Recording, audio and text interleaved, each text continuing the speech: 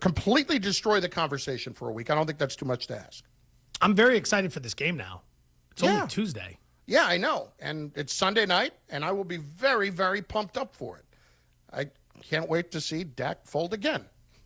Individuals and businesses with tax problems, listen carefully. Do you feel like you're losing control of your finances? If you owe over $10,000 in back taxes or have unfiled tax returns, we can help you take back control. The IRS is the largest and most aggressive collection agency in the world, and they can seize your bank accounts, garnish your paycheck, close your business, and file criminal charges. Take control of your tax problem now by calling the experts at U.S. Tax Shield and take advantage of the Fresh Start program and new laws that may allow us to negotiate a settlement for the lowest amount possible. Our team of tax attorneys and enrolled agents can stop collections and get you protected so you can take control of your financial future. U.S. Tax Shield offers a price protection guaranteed quote to get you protected today. U.S. Tax Shield is A+ rated with the Better Business Bureau, so call now. 800-687-5192. That's 800-687-5192. U.S. Tax Shield. 800-687-5192.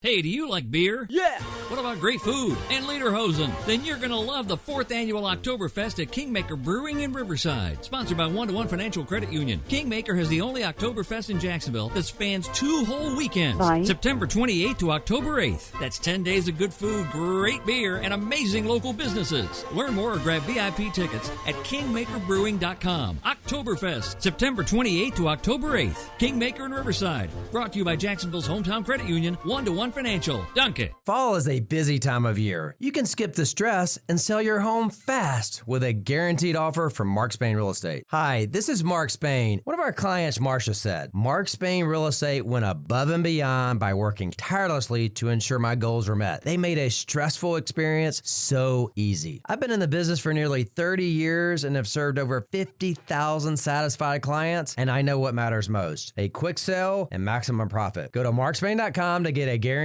offer on your home today and start packing. Hey folks, Dave Benyon here with Zero Res. I'm here today with my son Ammon. Ammon is the air duct manager for Zero Res. So Ammon, many people may be wondering, why should I get my air ducts cleaned? Well, there's 2 good reasons. First is indoor air quality. As we live in our homes, we generate a great deal of air pollutants such as dander, dust, and chemicals. These contaminants are pulled into the HVAC system and are recirculated 5 to 7 times per day.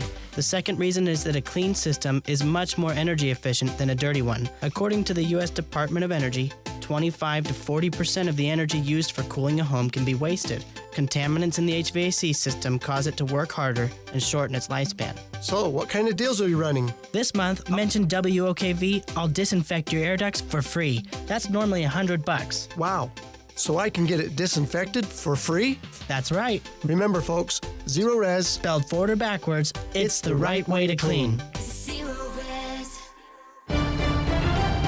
Ian Eagle here from Thursday Night Football on Westwood One. Join Ross Tucker and me for the Commanders hosting the Bears in primetime. Quarterback Sam Howell in Washington took the Eagles to overtime last week, but came up short, dropping to 2-2. Now they face a Chicago team desperate to get a win. Don't miss any of the action on Thursday Night Football. Coverage begins Thursday night at 7:30 on ESPN 690. Hey, it's Brent Martineau. Check out Action Sports Jacks weekdays from 3 until 6 on ESPN 690. What's up? It's Kasey. Check out the podcast Action Sports Jacks on ESPN 690, wherever you get your podcasts. Broadcasting live from the Anajar and Levine studios.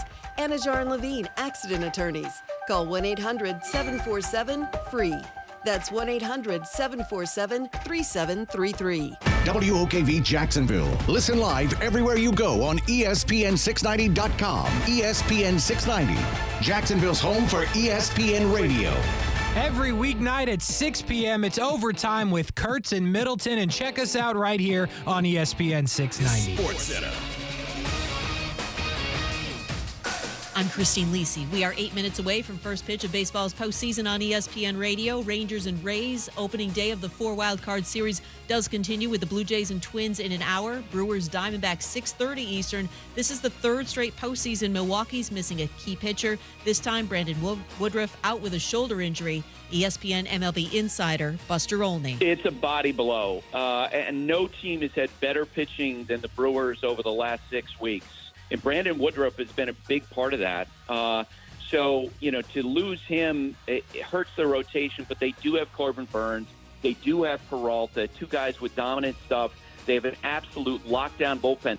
Buster on Unsportsmanlike. Final game of this day, Marlins-Phillies at 7:30 Eastern. Terry Francona says he is stepping away from baseball, ending a 23-year managerial career. He's dealt with serious health issues in recent years. NBA, ESPN's Adrian Wojnarowski reports James Harden expected to arrive in Colorado as soon as today to join 76ers training camp. He did sit out media day yesterday, continuing to push for a trade to the Clippers.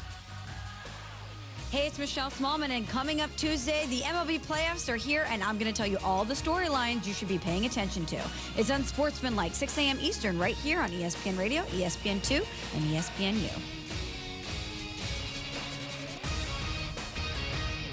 ESPN 690 and Action Sports Jax presents Brent and Friends. Today is one of the worst days that I've had in a long time. We're getting a little punchy around here, people. It's been a lot in a row. I would love to punch you guys. Ow! It really hit me.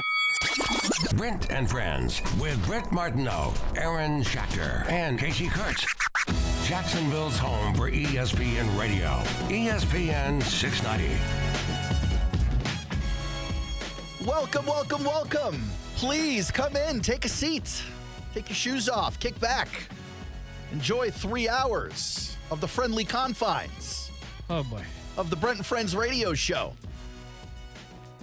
That voice, that desperation you just heard, that's one Kasey Kuhrts. What's up? Producing for the show Behind the Glass. How you doing, Case? I am okay. My name is Aaron Schachter. I'm here with you a lot of days, not most days. Some days. Some days. Occasionally. Not most Fridays. No. I've got a pretty decent deal here. How's the pay? Not great. Cool. And then you've got Brent Martineau out in London. Tottenham. Is he over there yet? We don't know. We don't know where Brent is currently. Okay, fair enough. He's hanging out across the pond with the team, getting his stuff done. Very funny case. Brent had a situation today where he's out in London with the team, and he didn't have much to do. He's visiting London. He only goes once a year. You'd figure he'd have a list of things he had to get done. No things. No things. So he goes, I don't know what to do today. But apparently he found something. Because he's late. Because he's late. Didn't make it back in time for the radio show. How are you late to your job with no plans in the beginning part of the day? How are you late to the show with your own name on it? Yeah, that's a good point. Does that happen? Yeah, well. Sorry, fellas. I was getting a very long tour of the room temp water factory. Sorry, guys. It was a very interesting lecture at the Trail Mix store. Like, what are you doing? They may have those. He may have been hanging with the boys. No, of course not. It's Brent. Well, he may have been hanging with the boys because we got a lot of audio from the boys today. We'll hear from a ton of the dudes. We will. We got Andre Cisco. We do. We got Foye Oluokun. We almost didn't. Whose name we learned how to spell correctly finally. Maybe one of us did. Yeah, don't look at me. I'm not going to speak for you. Foye Oluokun, equally as hard to spell. No. But just as fun to listen to in an interview. No, there's no hidden letters. Oluokun, there's hidden letters. This has inspired me, Case. Before I get to that point, let's just say we also have got Chad Muma. Mm-hmm. We've got Evan Engram. Do we have one more? I think we did it there. We got a lot of guys. Okay, cool. All that is exclusive, by the way, because the competition in town, who no one is comfortable with me saying their name. What do you mean? Decided not to go to the game. Either one of them. I'm fine with you saying whatever you want to say. You're fine with me saying 1010XL decided not to go to London? Yeah, that's fine. That's on them, bro. I mean, Brent probably not, but, he's not here. Oh, he's so flush with money, all their fun and gadgets. They can't get a plane ticket? Apparently we'll help you out next time, guys. Just give us a call. No, we won't. No, we won't. Because we're here, too. But Brent's there. Brent's there getting the work done. Certainly not for this radio show, but getting the work done. When are we going to talk about Daniel Jones? we can get to Monday night's game. Rumor has it he's still on the ground. Because it was not a pretty one for the boys in blue last night. The Giants taking on the Seahawks. Kind of a walloping right there, wasn't it? Yeah, I told you, I was very confused moments before kickoff when I looked down and saw the line at Seattle, the very, very, very slight favorite. I understand they had to go across the country, but the Giants suck. Like, the Giants are no good. They're not playing well at all. Can't be found. He's hurt. Andrew Thomas is hurt. Saquon Barkley hurt. I'm like, why is this team the slight favorite? I look up and I see, okay, DK playing. Listen, Vegas, if nothing else, Vegas has faith in Matt Breida. They shouldn't have. You're supposed to go, who? Vegas has faith in Wan'Dale Robinson. Who? What was that? Maybe it's Paris Campbell, they thought, would be the difference. The Colts guy? There. No, he's not a Colts guy anymore. Well, that's shocking. That's new news, and I watched the whole game. Yeah.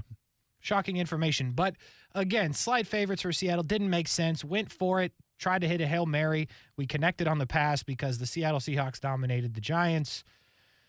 Giants are in a world of trouble. They are not looking good right now. 1-3 on the season. 0-4 against the spread for those of you trying to move units. 1-3. 1-3 on the year. How are they 1-4 against the spread? I said then? 0-4. Oh, I thought you said 1-4. 0-4. The big donut. Yep. The golden sombrero against the spread. In any case, you're talking about a Giants team that made the playoffs last year.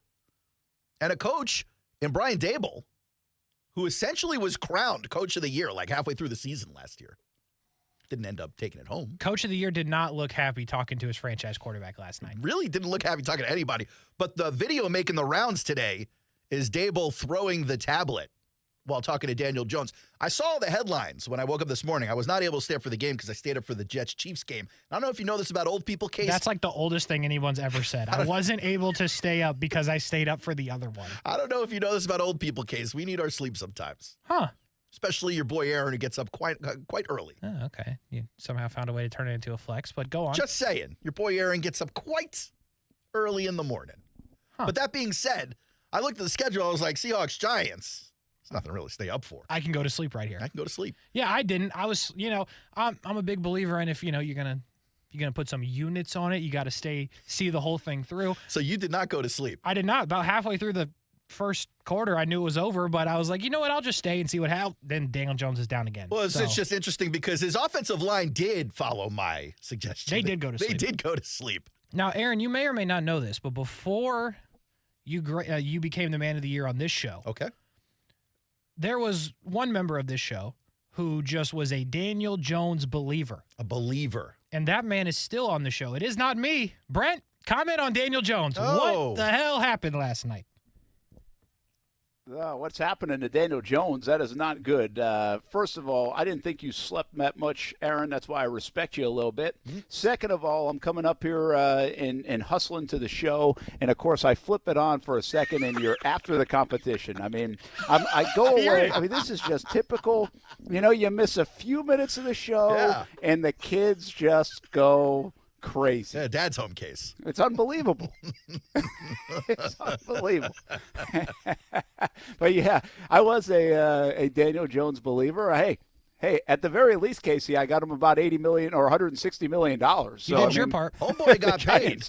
Believed in him too. Yeah. Not looking good. Not looking good. You know what happens, guys, when people like maybe the Orlovskis or the Mannings or whoever out there grading these players, not Rodney Harrison because he had to apologize, but especially the quarterbacks grading the quarterbacks, when they say stuff like, he's played way too much football to make these kind of mistakes, that starts to scare you, Aaron, and maybe he's just not going to consistently get the job done and be good enough for the Giants. They have more problems than just Daniel Jones, but he was a big problem yesterday. Yeah, you can make the argument that the reason he's making those mistakes, despite his long resume of football playing, is because he's out there running for his life on every single play.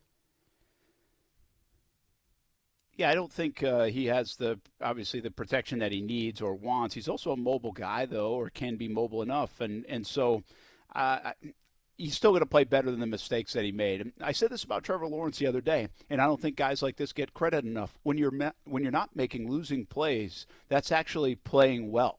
Is it playing great? Not necessarily, but that's playing well. Well, Daniel Jones showed you why. Like, when you're making losing plays, you lose the football game. If he throws an incompletion on a couple of those or holds on to the football instead of fumbles, well, now you're giving yourself a chance. So in this game, making the critical mistake is a heck of a lot worse than just playing average game manager kind of football in spots. That's not always a bad thing. And Daniel Jones probably is more that guy anyway. But right now, Dable and him and this offense don't have it figured out. Giants have a lot of problems. I agree with you. The Giants, I think, were a predictable team that could take a step back. I thought the Lions were one of those teams that you could debate. Heck, some people on the outside thought the Jags could be, but I think that's hard to say with the way the AFC South looked relative to the Jags. But all of a sudden now you got the Giants in trouble. You've got the Cincinnati Bengals in trouble. Which one are you more concerned about? Oh, if I'm the Giants, I am very concerned about the Giants. Everyone looked at them last year, 9 wins. You're like, man, they're playing a little bit above their head. You think Brian Daboll is the reason. You end up paying Daniel Jones $40 million. You tell Saquon thanks, but no thanks. We'll just do the 1-year deal and figure it out after the fact because anybody can play running back on this team. No problem. Well, apparently that's not the case. Giants are in significant problems here, and I don't know how you fix it. Yeah, at least at least Cincinnati has Joe Burrow, who eventually will play his way out of it, whether he's hurt or whatever. We've seen enough from Joe Burrow. He's good. Daniel Jones, not good. It paid him a lot of money. So the Giants are by far in a worse scenario.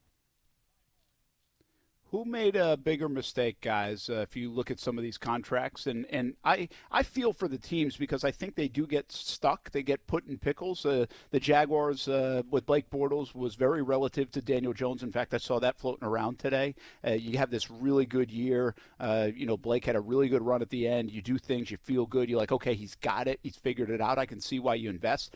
The thing about the Jags is they did not invest to the degree of this. And of course, the price tag has gone up so much on the quarterback position. But they obviously felt like their hands were tied and they had to do it. And I'm not sure I blame them for doing it. I just think I blame them for doing it to the degree they did it.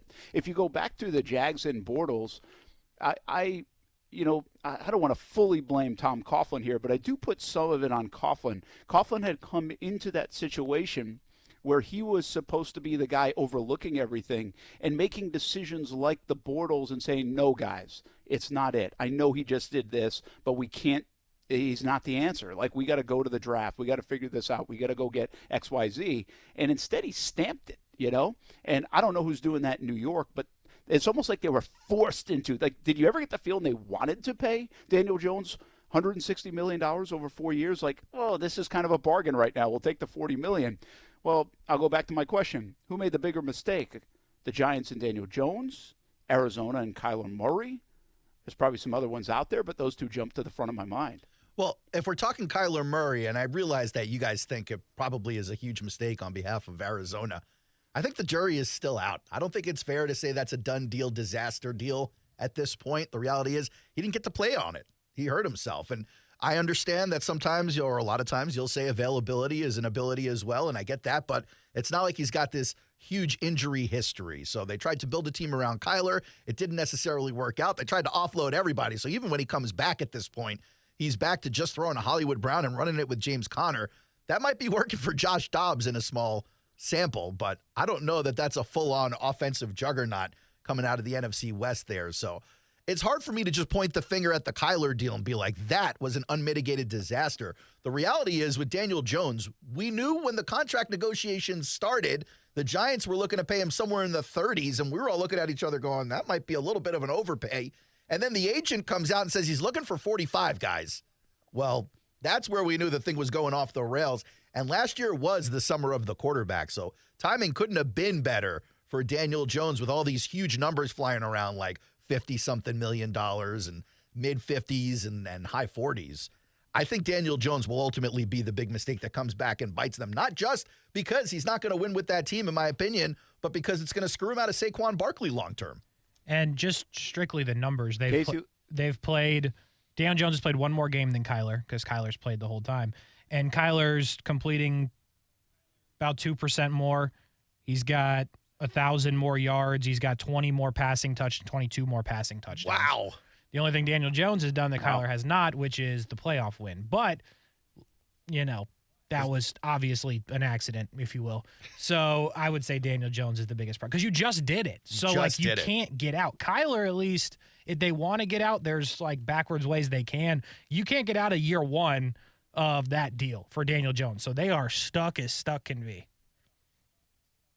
Let me add another name to the mix then. I'll throw the Broncos in here with Russell Wilson. He's playing better this year, but obviously was awful. So, I mean, if you look at franchises who invested in the quarterback position and you're sitting there months later or even a year and a half later and saying, oof, we're going to be stuck. We got to get up from underneath this, whatever it might be. I think the Broncos are in that equation too. And I don't know which one made the bigger mistake. But right now, the Broncos haven't got any wins. At least Daniel Jones got this team to the playoffs last year, and like you said, won a playoff game, something Kyler Murray and Russell Wilson haven't done. Yeah, it's a good point. I think for the Broncos, the big issue there is that you've now tied up so much money in the quarterback and his wide receivers.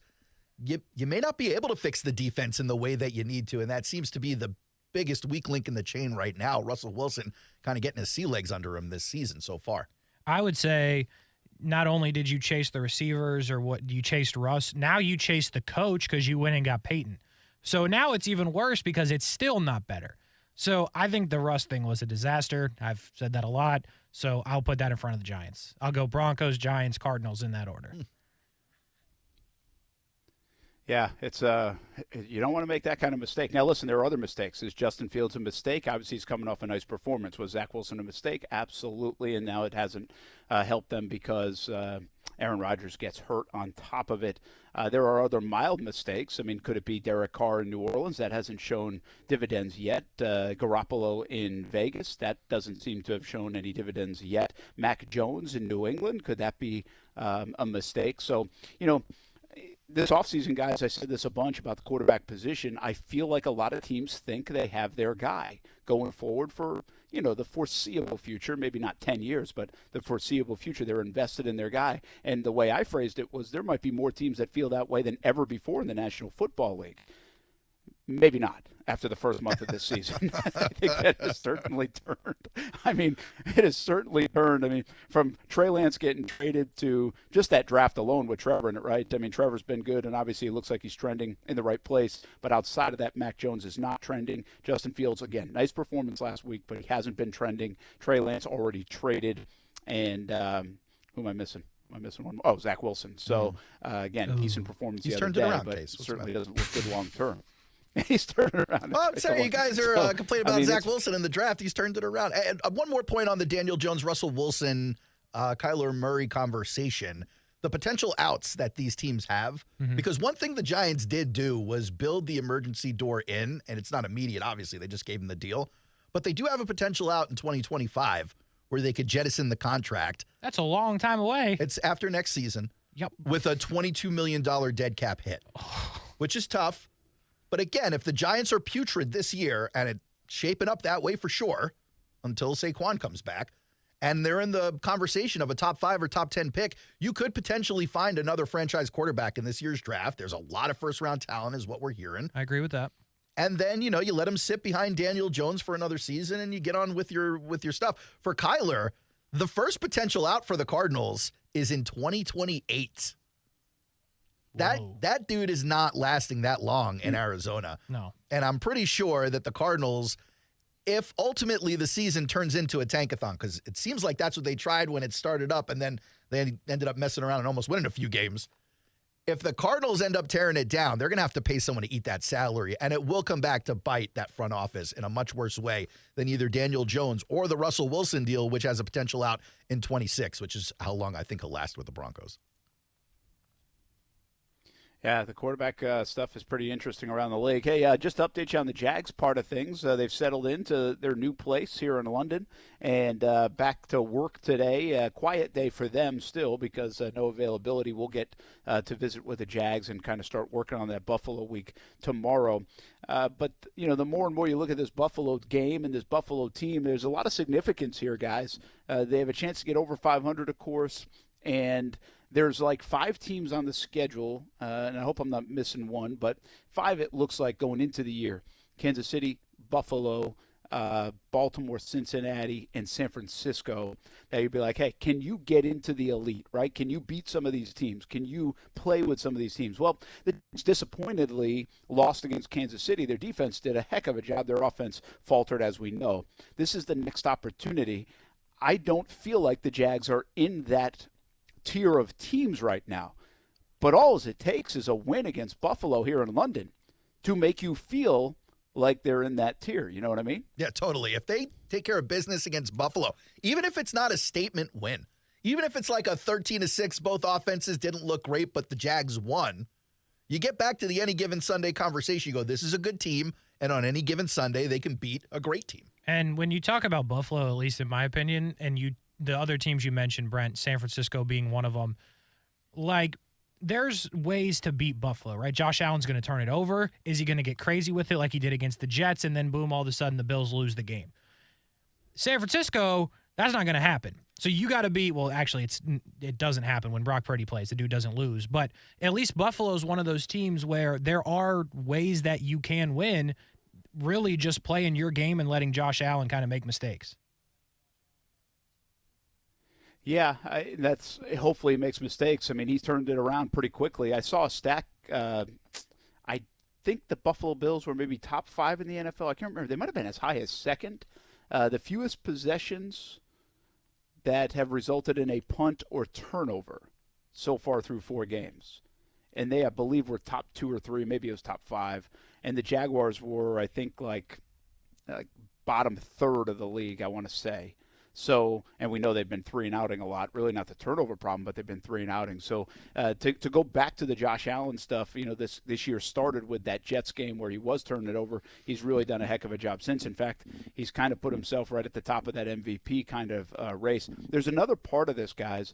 Trevor Lawrence, Josh Allen. We got Trevor Lawrence, Patrick Mahomes. That did not turn into what we thought it could turn into, the shootout. When you have a quarterback, your quarterback goes against a lot of other good ones, and you start the measuring stick. That's going to happen a lot in the AFC South with Anthony Richardson and C.J. Stroud. Later this year, we'll even get Bryce Young if he's playing by then and on the schedule. But this is the next test. Like, I think that's part of this. Trevor Lawrence, in my opinion, is playing good football. Can he play elite football in a game with another elite quarterback? And so I think a lot of eyes on Trevor and obviously Josh Allen coming up this Sunday as well. But there will be a lot of eyes. You can play elite, but I think Trevor, the difference right now between Trevor and Josh Allen is you've got Josh Allen where you saw in that Buffalo game, he throws a 10-yard out to Diggs, nobody can tackle him, and it turns into an 80-yard touchdown. It doesn't happen every time, but Stephon Diggs, Gabe Davis, those guys are making Josh Allen look good and real good right now, where the Jags receivers and their offensive line, frankly, aren't doing that. Like, we all think Trevor, or at least me and Brent, Aaron, I think you're in the camp as well, think Trevor's playing well. Not everybody does, but if you had a play like that Josh Allen got from Stephon Diggs, some of those other plays, the stats look better, the numbers look better, and then everyone's buying into, wow, this is Josh Allen, Trevor Lawrence. I just think it's hard to get there right now at this point, what we've seen so far in the season. Aaron, do you think it's a big measuring stick game? I mean, do these matter in the eyes of where Trevor sits on the Kyle Brandt tier list, not being 6th on the tier list? I don't know that it's a big measuring stick game for Trev as an individual, as a quarterback, where he sits in the pantheon of quarterbacks, what tier he's in for the season. I do think it's a huge statement game for the Jaguars. They need to take care of business here. If they're going to be considered a serious player, looking to make a deep playoff run, despite a slow start, you got to beat good teams this season, at least some of them, and Buffalo's one of them. Yeah, I think the Jags, in a way, they have a lot to gain with a strong offensive performance. I mean, the Bills just put up 48. I think they're averaging 34 a game or 31 and a half game. I can't remember which one I saw. They're like top 3 in the NFL, and they're averaging a bunch a game, right? So can the Jags put themselves at, like, I think people could leave this game Sunday, even loss and you lose in a shootout because your offense went up and down the field. Like, I really believe right now the Jags fan base wants to see this offense explode more than they want to see them win. Yeah. I shouldn't say I really believe that because I don't think that's true, but you get my point. Well, like, you get the feeling. I mean, yeah, the wins are not going to be good enough. Yes. Yeah. They're not going to be good enough until they score. And people want to see all the toys. They want to see Calvin Ridley going downfield. They want to see ETN break off a big chunk. They want to see Trev throw a dot to the sideline. Not that he hasn't been doing that, but still, like, that's excitement. That being said, I think if you did put a poll up and it got maybe as much engagement as your, ketchup on eggs? If you did one of those polls, I think you would find people are more interested in a win, but definitely want to see the offense get involved. Yeah, we'll see if they can do it. We'll talk more about the Buffalo Bills, the Jacksonville Jaguars. I got a question for you guys when we come back. Should Cam Robinson play this Sunday? And that's a tough one for people to answer because we have no idea what he's going to look like when he steps out on the practice field tomorrow after not playing for quite some time. But how much does that matter, I guess? Like, how much are you putting stock into that? Because he's a veteran player who's played a lot of football in the National Football League, and the Jags might actually need the help. So let's put the coach's hat on. And would you play Cam Robinson in this football game, and what kind of domino effect does that create? It seems like it's the big story everyone's talking about, this offensive line and how to fix it. And Cam Robinson, can he be the fix for short yardage, for third downs, and for protection for Trevor Lawrence? Can he help all of those things out? We'll talk about it when we come back. Brent Friends on ESPN 690. Our London coverage all week presented by Bolt City Heating and Air right here on ESPN 690.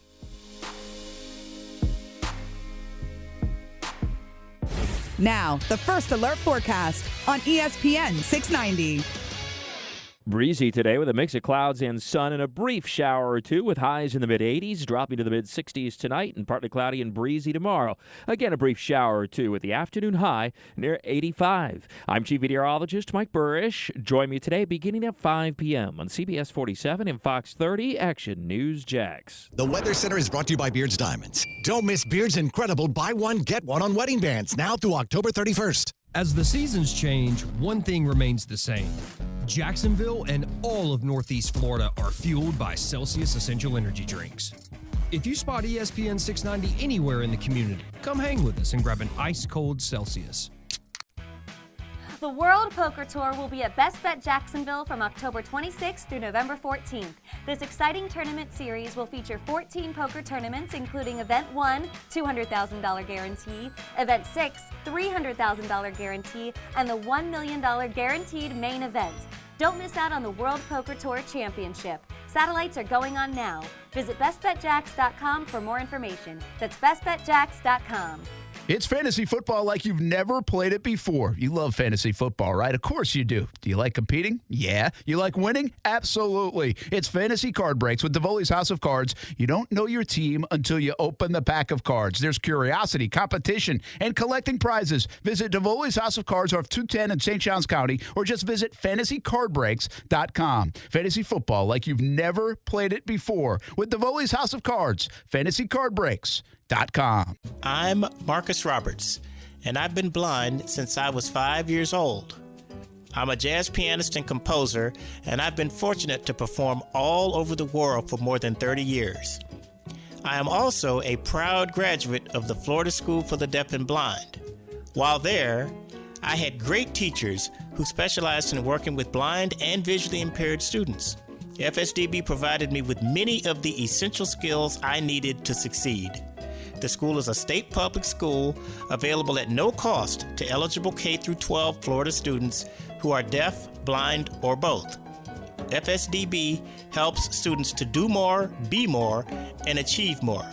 It prepares them for a lifetime of success. For more information, call 800-342-3732 or visit www.fsdbk12.org.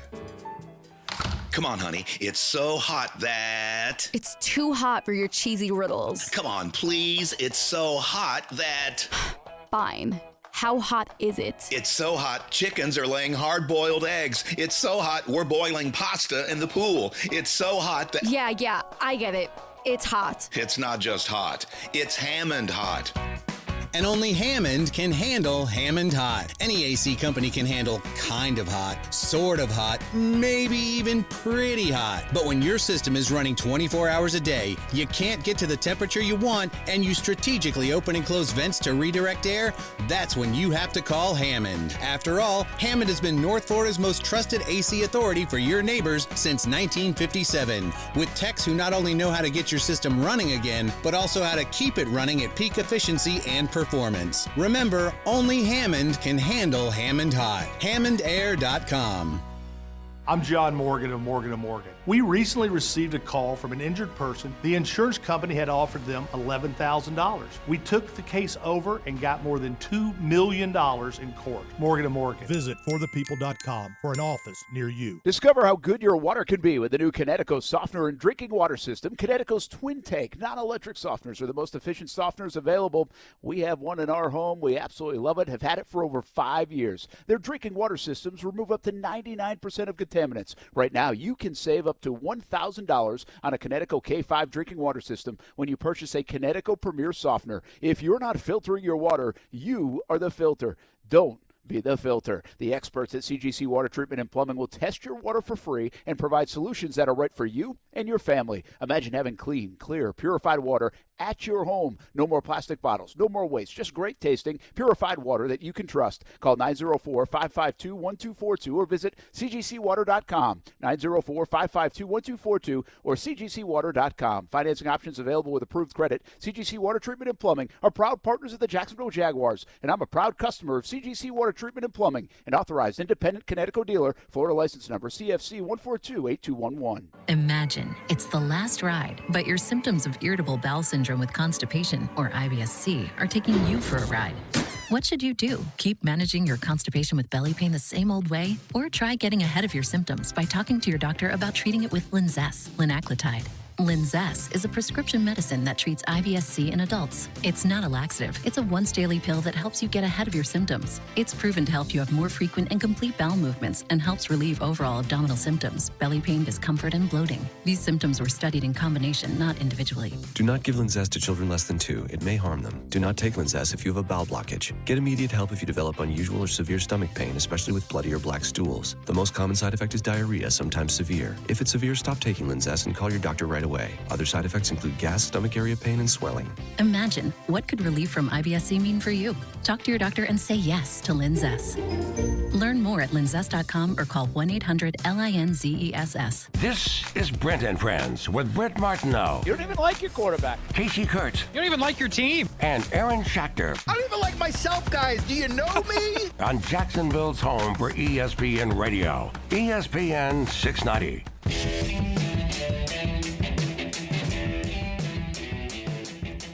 You know what I've thought about a lot from over here in London the last couple of days, and probably way too much. I'm going to tell you. Brent Friends on ESPN 690. It's not Aaron Schachter. It's not Kasey Kuhrts. Well, that's a shame. I'll say it's my family just to be politically correct. That's nice. But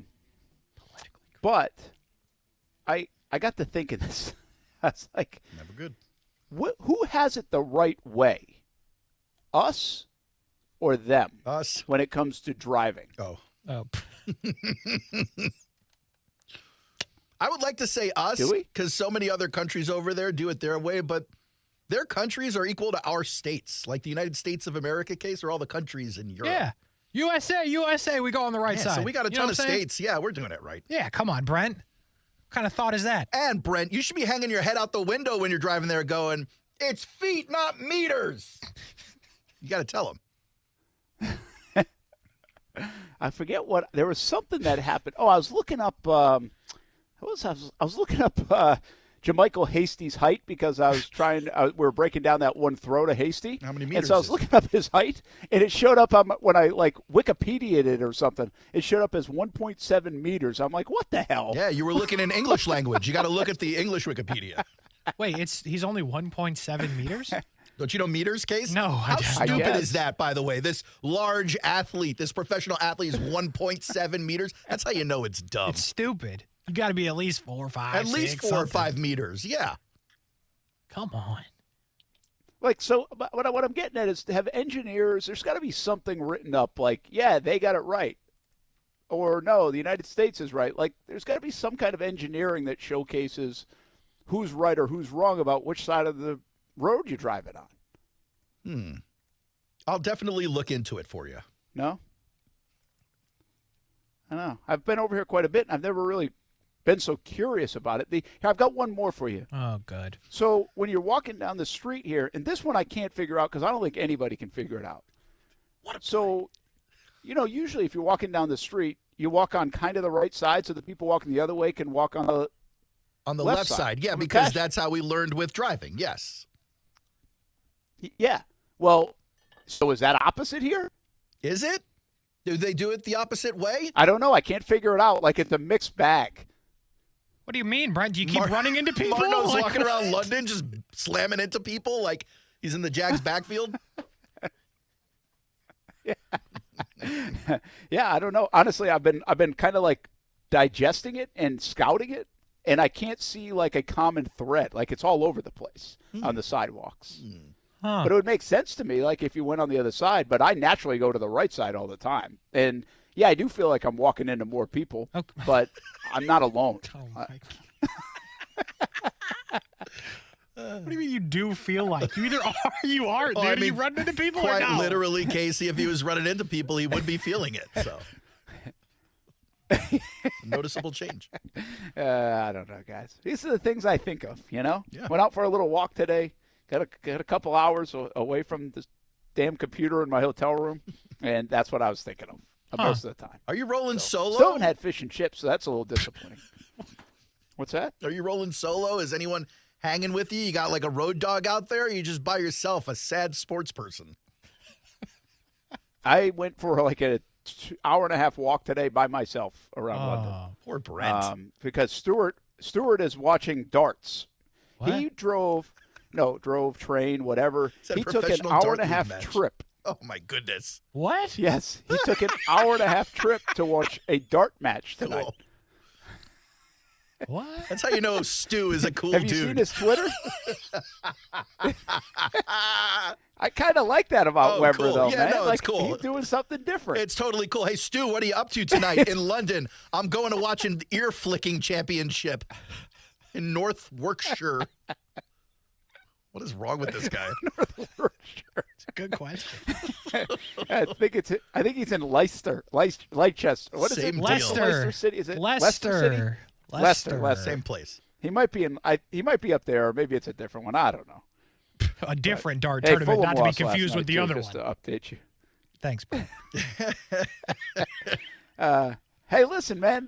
There's beer at the dart tournament. I mean, it can't be that bad.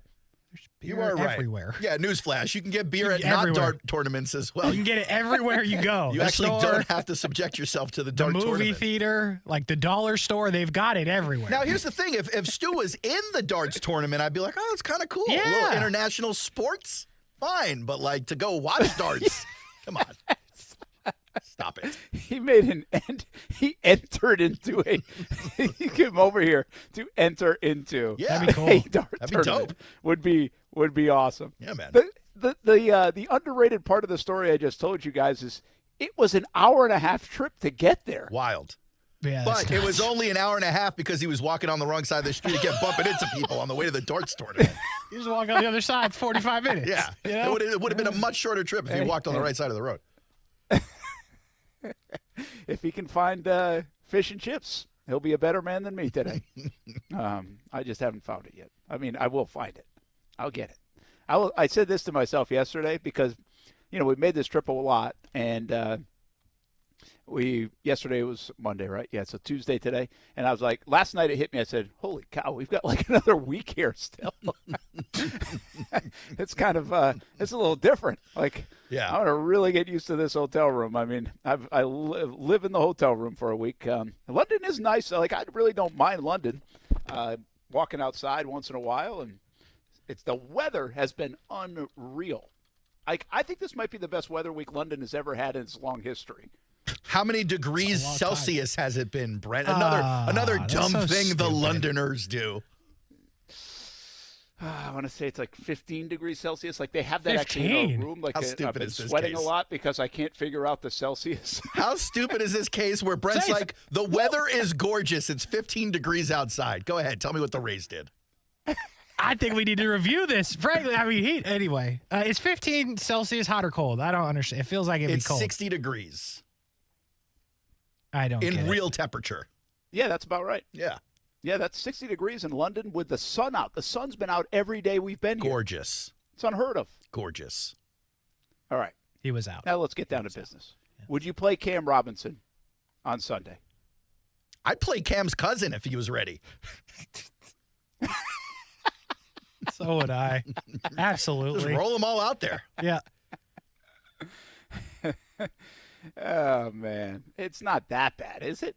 No, it's that bad, Brent. It's really, Look, it's Trev's terrible. not getting sacked 10 times. It's not New York Giants bad. I mean, it's no Daniel Jones, but he's still getting hit a lot hard. I do think, though, the conversation we had yesterday where we're talking about Cam at left tackle, Walker at left guard, maybe you make a change at center, maybe you don't, you figure it out. Then you got Sheriff at the right guard, Harrison at the right tackle. Like, I don't know. It sounds like a much improved line on paper to me. I'm kind of excited about to see what that develops into. Yeah, I had a lot of response when we put that out on the show yesterday about could you slide everybody and what that could look like. Now, there's some back and forth about Fortner. And, do you stick with him or not? And these are – I just try to be as honest as I can. We have opinions on a lot of different things when it comes to the Jags, and what we see is what we see, and we're not always right about what we see. I think Doug was pretty good Monday when he said, hey, listen, you guys don't know the protections and the schemes and what are the times on what play you might have to get hit and take a hit if you're Trevor or what else, or what an offensive lineman might be letting a guy go, all these different things. I understand that. There's stuff that we don't get. Well, the one thing that I try to be as transparent as possible with everybody that listens is I don't know how bad or good an individual offensive lineman is playing. Like, I really don't. What I can tell is this offensive line as a unit is not playing well enough. And I think you guys hit it. They are not as bad as the Giants or Jets or others that we've seen, but I simply will compare it to last year's line. And Kasey and Aaron, they're just not as good right now as last year's offensive line, which wasn't an all-pro offensive line, but certainly was doing a better job in the run and pass pro game than this one seems to be doing in the first month. No, and in the chat case, Delphonic spells it out in the exact way that I think the problem needs to be diagnosed. It's not just the hits. Trev's getting the ball out quickly. It's not like he's taking too many hits. Guys are getting hit. Granted, Trevor's getting hit a lot too, but it's the fact that the team can't execute the offense. I saw a stat today, average time to throw versus average depth of target. And Trev is like one of the leaders in average time to throw, but one of the lowest in the league in average depth of target. You can't get those long passes out. Anytime Trev needs to get creative or go downfield, he's got guys in his face or he's getting hit. And that's where the offense kind of struggles to execute at that point, Kasey. And that's why I move away from what is the overall issue that we've been trying to figure out for 4 weeks now. Is it the play calling? Is it the line? Is it something else? That's why I don't think it's the play calling, because they are trapped. Like, they can call what they can call, and that's all they got because they don't have time to do anything behind their offensive line. So I think, to the overall question, if Cam Robinson is in shape, he's in there because it can't look worse, I don't think, than it does right now. Yeah, I'm wrestling with – I fully understand the difference between being in shape and in football shape. I think there is a big difference in that. I really do. I thought it was Demetrius Harvey. I thought he mentioned something that's pretty good today about Ben Barch. Did they give him a fair shake coming off that significant knee injury with very little the doorbell, Brent? Preseason action? I don't know. Yeah, maybe it was a doorbell. I heard a doorbell. Very little preseason action. I didn't hear it. I was like, what's going on right now? Maybe I'm not getting it because I'm talking. But they're going to be like, what is this guy doing? They're going to be like, we heard you guys were making fun of centimeters and Celsius. Let us in here. Let's go back to Ben Barch. I think it was Demetrius Harvey. It's like, did they give him enough time in August and into the lineup to get acclimated to the real deal stuff in the regular season? And I mean, I'm not giving him an excuse, but I think it's a decent point. So Cam Robinson coming back in off this injury, off this layoff, off not being in the building and practicing as much as everybody else for the last 2 months. Is this a fair shake for Cam? Are you putting him in the best position to be successful and therefore putting your entire offensive line in the best position to be successful? I think that's what they have to wrestle with. But at the same time, I'd say, you know what? This guy's played for a long time, and he knows how to play in the NFL, and I'd probably take my chances. Stop interrupting me with your laughing on the doorbell. I'm not getting the doorbell. You should take the mic over to the door and answer the doorbell. That's what you should do. Go ahead. I can't take it all the way over there. I'm lucky the connection's even working. One other thing that I just put out there before we hit a break. Oh. You guys are bringing up the vertical game. Everybody's bringing up the vertical game. You just showed the metrics on the short passing, everything else. Should Trevor just take a shot or two anyway and let his guy go make a play? Should they be throwing it up to Calvin Ridley a little bit more and just taking a chance down the field and to try to open things up? I actually think they will do that. I just think Trev and Calvin need a couple of more weeks to get the timing down a little bit better. We saw it last year with Christian Kirk and Zay Jones and the guys. Trev needed about a half season to get that timing down perfectly, and then it was off to the races. And I think as Calvin gets more acclimated to the playbook, understands where he's supposed to be more of the time, him and Trevor get that timing down because as we saw in the preseason, Calvin's probably about a gear or two faster than what he's already got on the field. Once he gets that timing down, I do think you're going to see a few more shots down the field, whether he's got them open or not. I would say not this week, not against Buffalo, because you're not going to be, I don't think, in position to give away possessions, especially if Buffalo's scoring the way they're scoring. So maybe hold that for the Colts. Because Buffalo does do that, by the way. Buffalo will take shots downfield when they have no business taking it, which is why Josh Allen ends up with 10-plus interceptions in a year. And 50 touchdowns. Yes. Well, and here's the deal. You're seeing this a little bit with, like, the Colts. Anthony Richardson's just taking shots down the field. And they don't even have as good of receivers as the Jags have, you know? So, Kasey, I would counter your point with this. The pass rush of the Buffalo Bills is pretty good. There's a decent chance they have one-on-one opportunities out there, and plus Tre'Davious White is now out because of the Achilles injury. So, again, you got to think your guy's better than the other guy. And I remember for the last few weeks people telling me and players saying in the locker room, I don't think there's anybody that can guard Calvin Ridley. Well, you know what? Then let him go make a play and go get it. I wouldn't mind seeing that. And I'm not screaming from the mountaintops that. I'm just saying, hey, once in a while, it's okay. And you know what? If you throw an interception 30 yards down the field, so what? Like, at least you gave yourself a chance to make a play. I know that's easier for me to say because then everybody's going to complain when it does happen. But I wouldn't mind an extra shot or two once in a while just to at least have the threat. You know what? If it goes incomplete, at least you had the threat of throwing it down the field. Hey, guys, I'm going to answer the door. We'll be back. Brent and Friends on ESPN 690. Our London coverage presented by Bolt City Heating and Air. Brent and Friends is sponsored by Best Bet, now open in St. Augustine. ESPN 690 wants to pay your bills. We'll have 5 chances every weekday to win $1,000. All you have to do is enter the correct keyword at ESPN690.com to be eligible to win. This is a nationwide contest. Message and data rates apply. ESPN 690 pays your bills. Sponsored by Arlington Toyota with over 800 new and used vehicles available. Weekdays at 8 a.m., 10 a.m., noon, 2 and 5 p.m. Tune in to win from ESPN 690, Jacksonville's home for ESPN Radio. The pandemic is over, but COVID-19 is here to stay. In fact, it's still among the top 5 leading causes of death in the U.S., just after heart disease and cancer. So this fall, stay up to date with the latest COVID-19 vaccines, just like you do with the flu, because you've got no time for 19. The vaccine may not be for everyone. Please consult with your doctor. Brought to you by Moderna. Hey, did you know Vistaprint prints everything a small business needs? Like if a barbershop needs signage, we print outdoor signs, posters, and banners. Or if a ballet school needs merch, 1, 2, we print tote bags, t-shirts, hoodies, hats. Or if a coffee shop needs a total refresh, latte for Mike? Vistaprint designs logos and prints it on menus, mugs, paper bags, anything. Because with Vistaprint, the printabilities are endless. Print it all with 25% off for new customers with code NEW25 at Vistaprint.com. As the seasons change, one thing remains the same. Jacksonville and all of Northeast Florida are fueled by Celsius Essential Energy Drinks. If you spot ESPN 690 anywhere in the community, come hang with us and grab an ice-cold Celsius. This is Ortho Health Insights, tips for life in motion, brought to you by the Jacksonville Orthopedic Institute.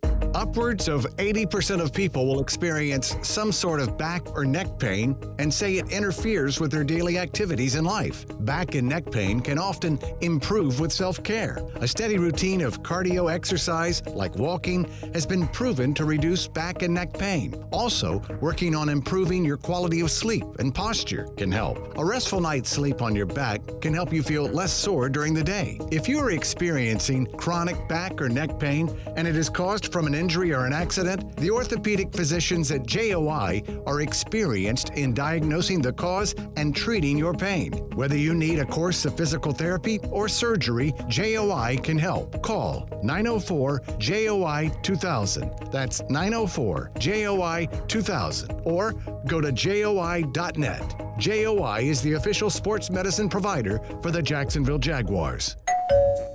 Frank, you got to come see my new windows from American Window Products. They're beautiful and they keep the house so cool. Oh, slow down, Jim. No, Frank. American Window Products is having a sale right now, and you said you wanted a locally owned business with qualified products and professional installers. Well, American Window Products has all that and more. More? Yes, selection and great prices at American Window Products. Whoa, what's that number? 731-2247, a family-owned business since 1981. Check them out at AmericanWindowProducts.com. Call them, Frank. I'm calling American Window Products right now, Jim.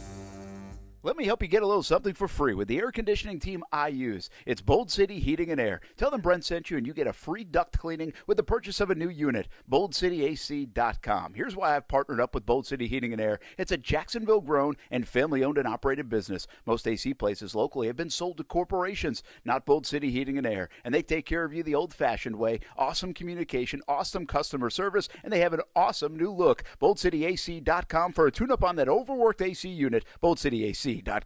I'm Mark Anajar. I'm Glenn Levine. I'm Ellie Anajar. Together, we're Anajar and Levine. If you've been hurt in a car crash, we'll fight to get you the maximum compensation you deserve. Call Anajar and Levine for your free consultation. 1-800-747-FREE. Main office, Jacksonville. Are you searching for your next great ride? Then I've got great news for you. Arlington Toyota Pre-Owned has just announced an unbeatable inventory of over 500 used vehicles all in one place. I'm talking cars under $18,000, over 200 SUVs, and more than 100 pickup trucks. Even better, right now, get no payments until January 2024. Arlington Toyota Pre-Owned, 10939 Atlantic Boulevard, or online at arlingtontoyota.com. Visit arlingtontoyota.com/offers for full details. Finding great candidates to hire can be like, well, trying to find a needle in a haystack, but not with ZipRecruiter. Its powerful technology actively finds and invites qualified candidates to apply to your job. So while other companies might deliver a lot of hay, ZipRecruiter finds you the needle in the haystack. See why 4 out of 5 employers who post a job on ZipRecruiter get a quality candidate within the first day. Try ZipRecruiter for free at ZipRecruiter.com/free. That's ZipRecruiter.com/free. Play a little pool, watch some football, eat wings, and, of course, plenty of adult beverages. Perfect Rack Billiards is the place to be on game day and every day. Now open for lunch at 11:30 on Friday and Saturdays. Daily specials like 75-cent Wing Wednesday, $3 Draft Thursday, and $3 Seltzer Saturday. Pool, darts, shuffleboard in a fun, clean atmosphere at Perfect Rack Billiards. It's your Jags game day headquarters. 10 wings and a pitcher for $20 and a free shot with every Jags touchdown. It's up to the Jags to score. It's up to you to have fun at Perfect Rack Billiards in Jacksonville. Hey, it's Brent Martineau from Action Sports Jacks. Did you know you can watch our radio show? Yeah, video of a radio show. Just search ESPN 690 Jacks on Facebook, YouTube, and Twitter. Or follow me on Twitter at Brent A.S. Jacks. Watch the show live weekdays from 3 p.m. until 6 p.m. or listen on ESPN 690. Hey, just got a couple minutes before we check in at the top of the hour with our JOI doctor. We'll get the latest going on in the NFL from an injury standpoint. Good news for the Jacksonville Jaguars. I think they'll get some guys back this week. Zay Jones, Jamal Agnew should be trending to play on Sunday. We'll get a further update on Wednesday from Doug Peterson. And it'll be interesting to see what they do with Dewan Smoot, guys. Now eligible to go in that 21-day window and get back on the field. Now, practice field first probably, and he did make the trip. So does that mean the Jags have intentions of doing it? I will say this. I saw him walking around Wembley Stadium on Sunday, just kind of like pregame. Nothing crazy. He was just really walking. And it looked to me like he's got a limp still. Oh, no. And if you remember remember James Robinson coming off that injury? Didn't it kind of feel like that? It did. Kasey, you remember? Yes. Like even in camp that he was kind of favoring that still, and then he played like a couple weeks later. So I'm not saying it's an indicator, but it's always a little bit concerning to the eyes to see, okay, is this guy going to come back in, soon if he's limping just walking around the field? Especially a position where, and it's, similar to running back in the sense of like when you got to go, it's like now or never. There's no like lead up to it. If you're playing in the secondary, you can kind of walk into it, boom, boom, and then you're moving. It's like, nah, we are going right now, which is, I think, harder for the rehab for that position. Well, we had the doc on last week from JOI, and it stuck with me. Most players, even if they do get it back to where they want to be or thought they would be or were, it's usually not happening right away. And some don't. And brought up some good examples. And I think I don't know if you can say James's example is directly related to the Achilles because he also had some knee issues, although nothing structural that kept him out. But certainly was at least the reports here and in New York. But also brought up a guy like Cam Akers. Now, those are running backs. The thing about Smoot is you need it for explosion and burst and power. And I just remember the doc last week saying, hey, you have to build back a lot of that strength. Not if you're Aaron Rodgers. In a while, that dude out there on the sideline walking like it wasn't no thing. You saw him walking down the sideline. Case, Brent, I know you didn't watch the Sunday night game because it was like 3 in the morning when it was on. I did see that. You did see it. Aaron Rodgers out there looking like Superman. Yeah. Come on. For the 1-3 Jets, you're right. That's right. There might not be football. He might play the season ender. We'll take him on the Mets too. They need arms. 4 o'clock hour coming up. We'll hear from Evan Engram, Andre Cisco, Foye Oluokun, Chad Muma, Foye Oluokun. In that order. Got some interviews lined up in that order.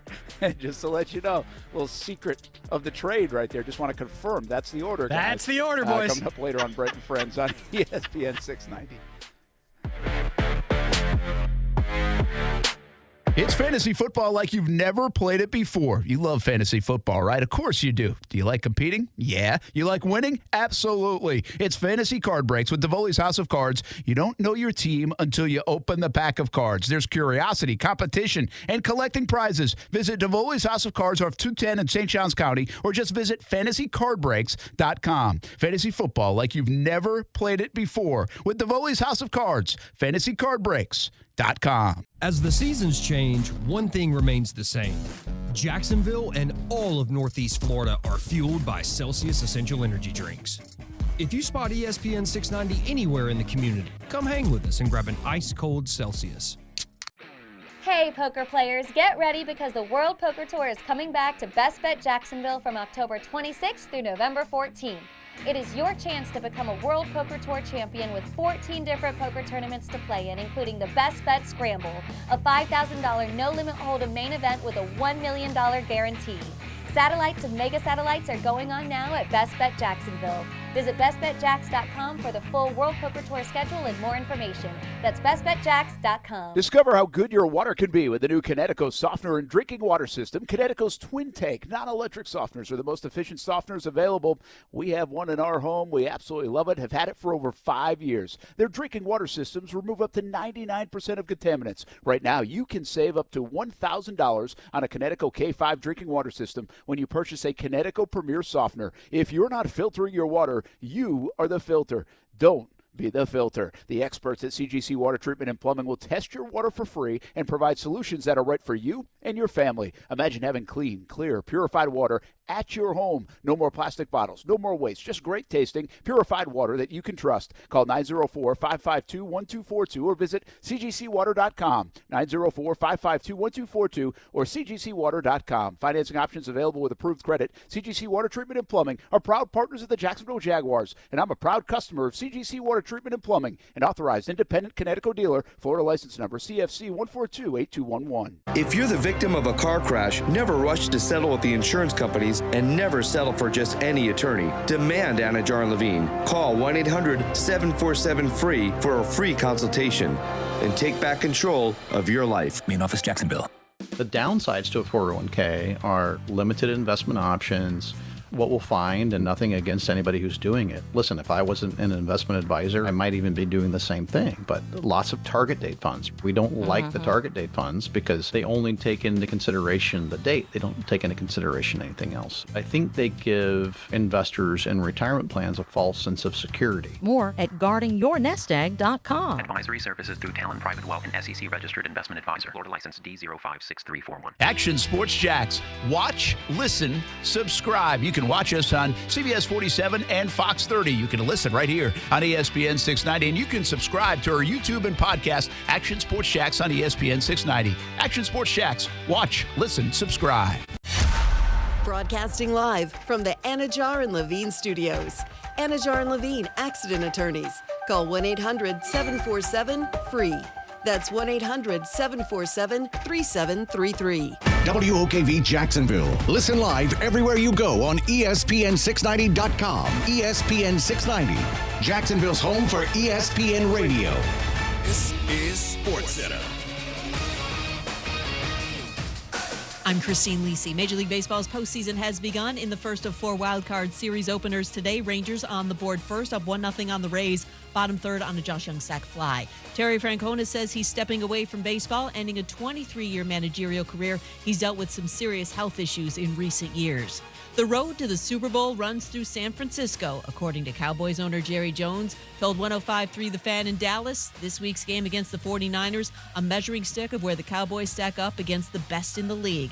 First quarter will be huge for quarterback Dak Prescott, says Pat McAfee show host Pat McAfee. What this Niners team has been able to do is smother folks. Their defense is everywhere. Brock Purdy limits his mistakes, and Christian McCaffrey's able to do what he does. So this is a measuring stick, obviously about a quarter of the way for this through the season for both of them. But that first quarter is going to be massive for how the Cowboys can contain it. NBA, ESPN's Adrian Wojnarowski's reporting James Harden expected to arrive in Colorado as soon as today to join 76ers training camp. He did sit out media day yesterday, continuing to push for a trade to the Clippers. Hey, it's Michelle Smallman, and coming up Tuesday, the MLB playoffs are here, and I'm going to tell you all the storylines you should be paying attention to. It's Unsportsmanlike, 6 a.m. Eastern, right here on ESPN Radio, ESPN2, and ESPNU. ESPN 690 and Action Sports Jacks presents Brent and Friends. Today is one of the worst days that I've had in a long time. We're getting a little punchy around here, people. It's been a lot in a row. I would love to punch you guys. Ow! It really hit me. Brent and Friends with Brent Martineau, Aaron Schachter, and Kasey Kuhrts. Jacksonville's home for ESPN Radio. ESPN 690. 4 o'clock hour back in Jacksonville, 9 o'clock hour here in London. Brent and Friends on ESPN 690. Our coverage all week presented by Bolt City Heating and Air. Tuesday on London Week, like London Week has never been before. Jaguars are the first team in NFL history to play 2 games over here and stay the week. And some of the nuances that come with it, I can't even predict. But I think you'll, at the end of this week, find some things that went well, some other things that might irk the team, or we got to fix this or that. And I'll tell you one thing that I think the league is going to probably have to work on. I don't know if they have to, but I think if the Jags are going to do this, if this becomes a trend to play a home game and an away game and spend 9-10 days here, then I believe the Jags should be able to stay in the same hotel. I don't care about the home team picking the hotel. And that's what happened this time. The home team picks the hotel. And so the Jags were staying at the Grove, which is where a lot of teams like to stay. And so the home teams get the first pick. So the Buffalo said, hey, we want to stay at the Grove. And because of that, they got to go there when they come here, which is later in the week, I believe. And the Jags had to move hotels and find a different spot. Is it a big deal? Probably not. But if you're going to be the team doing something that nobody else is, you should get a perk. And if that perk is you get to stay in the hotel, then so be it. But it'll be things like that with this new experience that I think get looked at, and feedback from the Jags and feedback from the team and NFL and everybody else. The one difference now in this game versus the Jags game that we saw on Sunday, that was a Jags-operated game at Wembley Stadium. It was a ton of Jags signage. They have rights around Wembley Stadium. They have a sales staff here full-time that that works on this game. They brought a lot of their own people over from the States to here for that game, and a lot of those folks have gone back to get ready for the Indianapolis game, which is the next home game for the Jags. This game totally different because it's an NFL-operated game, so everything runs through the NFL. Just give you probably the easiest example of this. When we put in credentials for the Wembley Stadium game against the Falcons, we went through the Jags. When we put in credentials for this game against the Bills, we go through the NFL. So just even the little things like that is kind of what's going on, and it's just kind of an interesting thing to watch unfold when it's the first time happening. Brent Martineau, Aaron Schachter, Kasey Kuhrts. We call it Brent and Friends here on ESPN 690 from Jacksonville to London. And let's talk about some injuries around the NFL. We've got a doc from JOI joining us right now. This week's injury update is brought to you by the Jacksonville Orthopedic Institute. JOI is the official sports medicine provider of the Jacksonville Jaguars. Say hello to Dr. Michael Urio from Jacksonville Orthopedic Institute. We appreciate a doctor from JOI joining us each and every week during the football season as we learn about some of the injuries around the league and even close to home and how it impacts the Jags and other NFL teams. And the latest injury, the Achilles continues to be a talking point. We've done that many times over the last couple of weeks. We have our eyes on one here with Dewan Smoot and his recovery. But an injury that happened last night in the game is concussion, Jamal Adams. And this is the new system at work in the NFL where they identify, get a player off the field, and if they need to, keep a player off the field. And that is exactly what happened in the Monday Night Football game last night. Dr. Michael Urio specializes in internal medicine and concussions. Doc, thanks for taking a few minutes. And I guess the system at work was on display last night, and we've seen the new rules and things that the league, along with the medical professionals, put to work. Yeah, thank you for having me. I hope you can hear me. I'm in London as well. Yeah, the league and the PA has put a lot of time and effort into putting together the protocol. It's not perfect, but certainly it provides a lot of opportunities to identify players who have injuries that may not be aware that they're injured. They get up and get ready for the next play and try to move forward. So it's not just the doctors on the sidelines. We've got eyes up in the booth, numerous people who are watching to identify players that are injured. Dr. Urio with us here on Brent and Friends on ESPN 690. We can hear you loud and clear, by the way.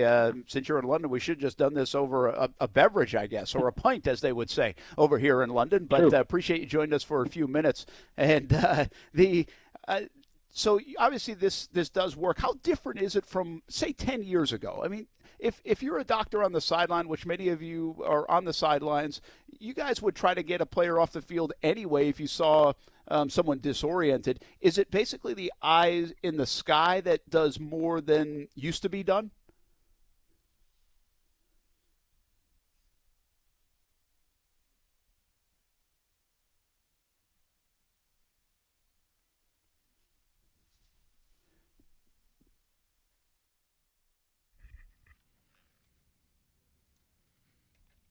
All right, and we are trying. There we go, Brett.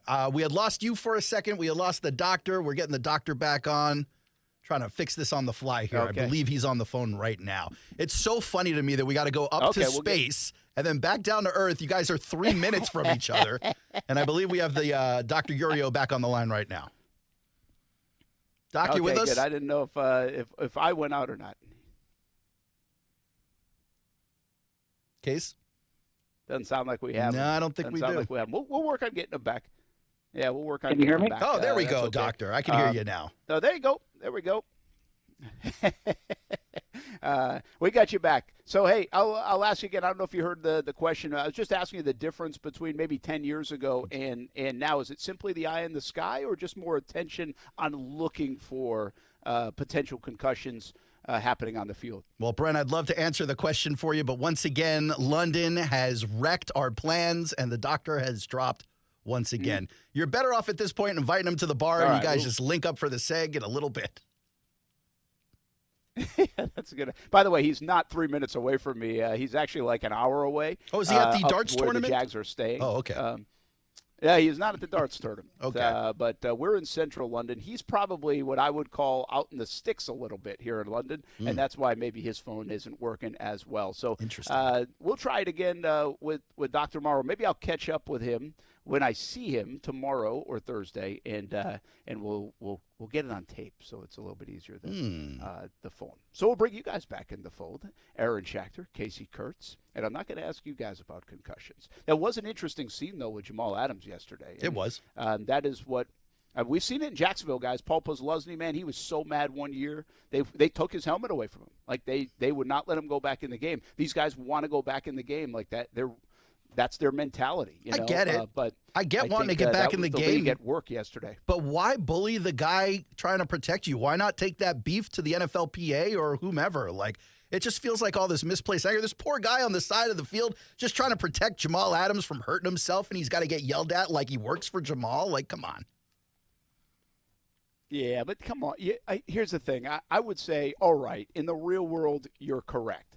These guys are in the heat of doing something as violent as there is in sports. They're in a totally different mindset because I think you almost have to be.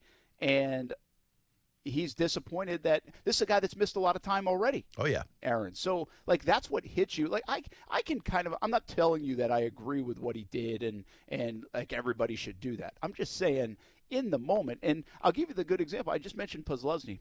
Posluszny, he was livid. Now, it wasn't like that, didn't look like that, but he was livid and he was animated when they took the helmet away from him. And then when we talked to him like a couple of days later, I think it was, we didn't talk to him right after the game, talked to him a couple of days later, and he was almost grateful and thankful for what those doctors are doing and, you know, to have his back and everything else. So I think that's, you know, that's what it's supposed to do. Yeah, and I think it sounds that's like a good thing. I was going to say it sounds like an all's well that ends well situation, but I do think it would be hard. Kasey, tell me, would it be hard for you to work in the NFL with some dude yelling at you like he's Chip Kuhrts instead of Jamal Adams? Yeah, probably. As a grown adult. Yeah. Like, I get it. I'm supposed to have a lot of reverence for the sport. I'm working in the sport. It's fine. But, man, it's just hard to remember I'm working a job when someone's yelling at you like that. That's all. Hey, Kasey, I know you got Dr. Uriel back on. Aaron's going to love this, but I'm going to say, what the heck? Let's go for it. Let's try it. Since he's making the call and making the effort here in the 9 o'clock hour on Tuesday here in London, Dr. Michael Uriel from JOI is with us. And we're going to try to get them back on connected. Again, their team hotel's a little bit different from where we are in central London, but we are both over here in London and try to get this connection back to Jacksonville. So I think we're going to try it again. You tell me if I'm wrong, Kasey, but we can Fingers give crossed. it a whirl. All right, good.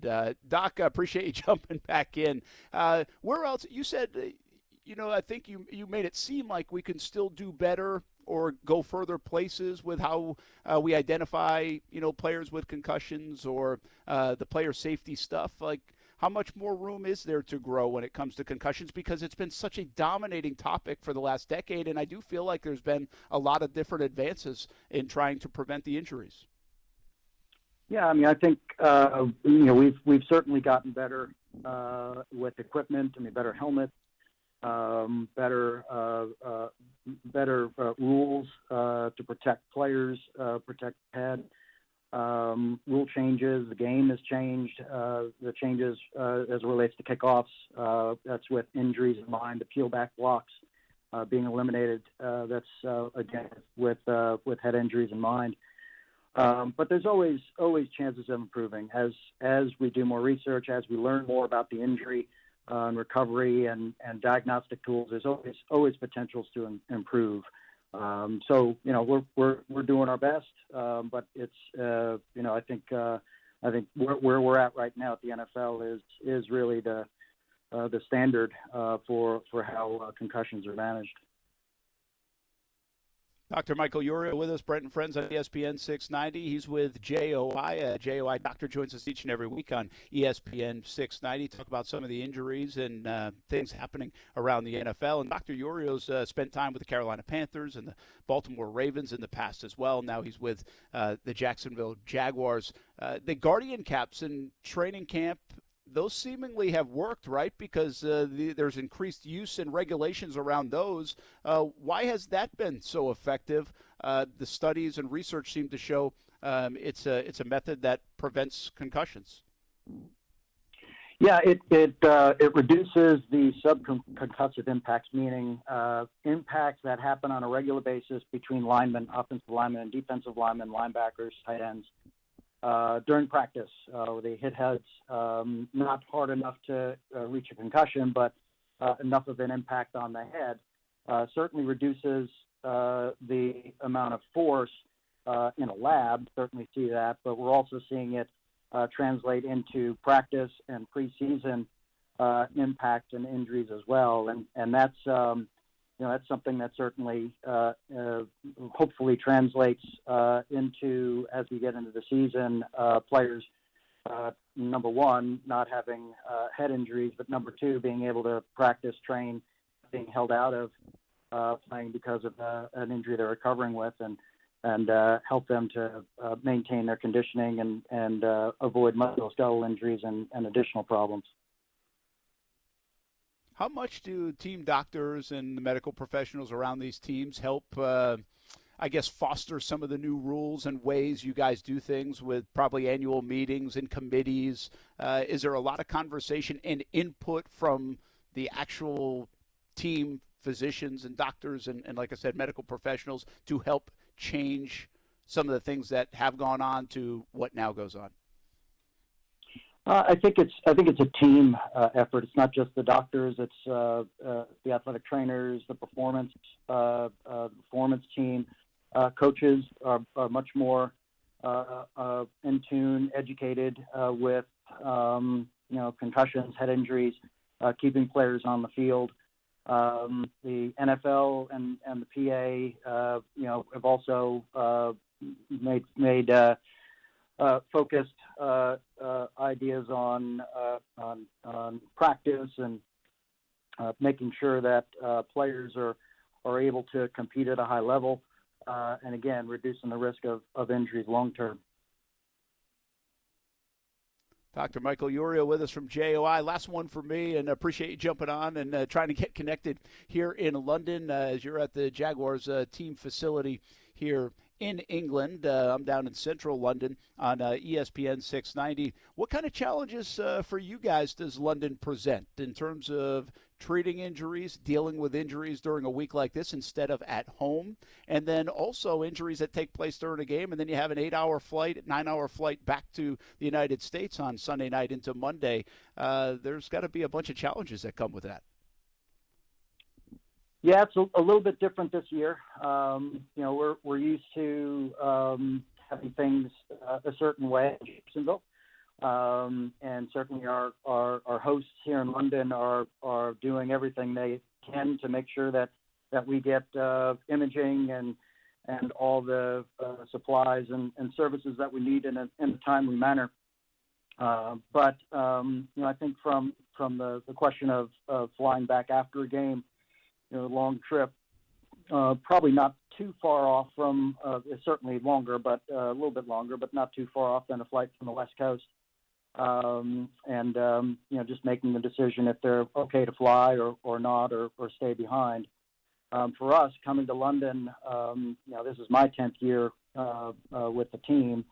So the adjustment for the time change, the adjustment in sleep, all of that has become fairly routine since we do it every year, except for the COVID year. But things have been a little bit more routine for us, seeing that we do it once a year. I will ask one more follow-up. So you guys can do everything, X-rays, MRIs, like all that kind of stuff, or are those things that, like an MRI, would you have to wait to get back to the States, or can you do that this week? No, we get everything here. So if we needed an MRI, we'll get it in the same pretty much the same amount of time as we would in the United States. All right, good deal. I kind of figured it would, but just one of those little nuanced things, kind of a curiosity with the first time that's ever happened. Dr. Michael Iorio from JOI, I appreciate your time. Thanks for trying to stay connected, and we'll see you the rest of the week here in London. Thank you so much. Really appreciate it. Have a great night.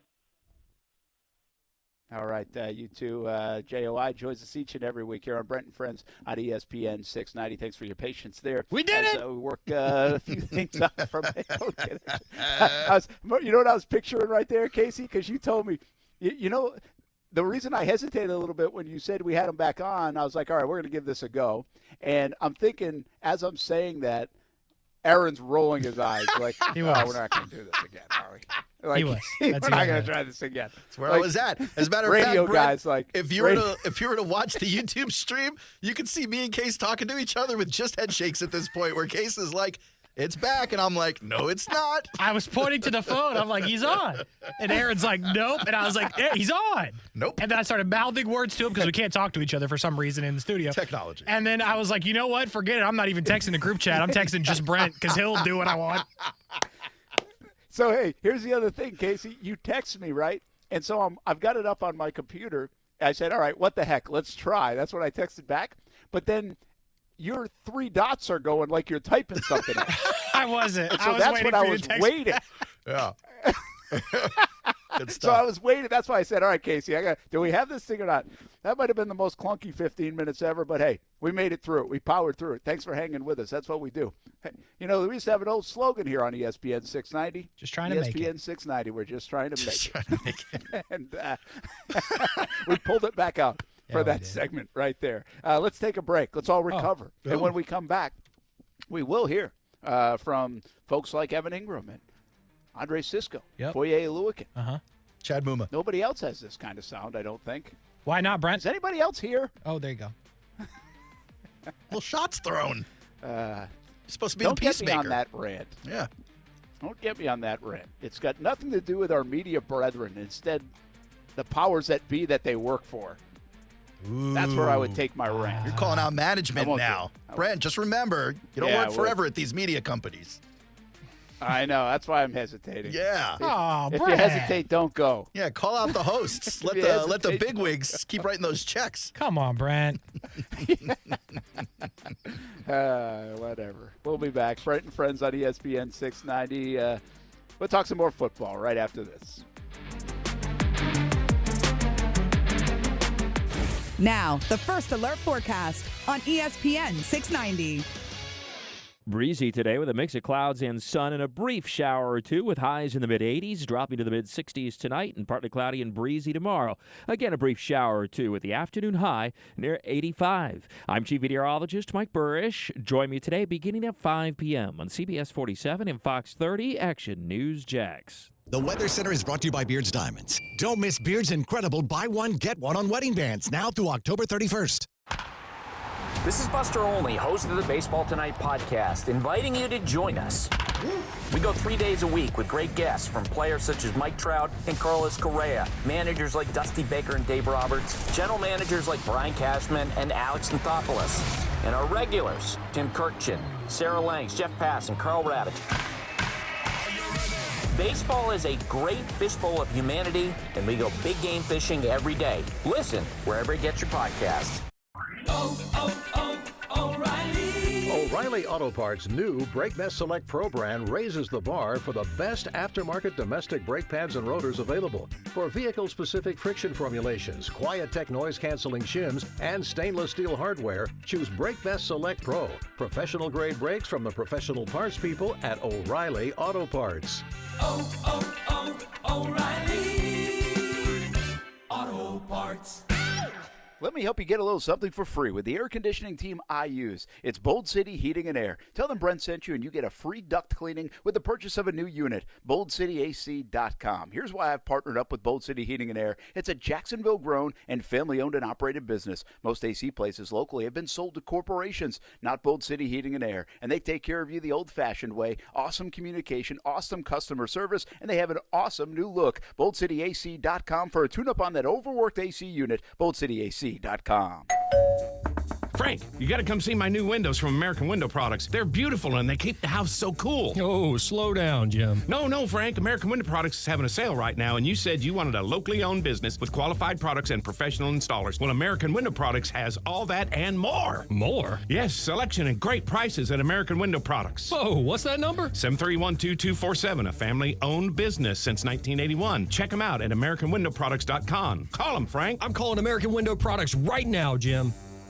Are you a real estate investor or have considered investing and want to know where you can put your money that offers solid returns and protects against market volatility? It's Rich Jones. I want to introduce you to DLP Capital, CEO and founder Don Wenner. For more than a decade, DLP Capital has delighted our investors with consistent double-digit returns. Through the smart, conservative real estate investment strategy our company is built on, we have been able to achieve this with monthly distributions and tax shelters so our investors can keep more of their returns. Dial ** invest on your cell phone or visit highyieldreturns.net.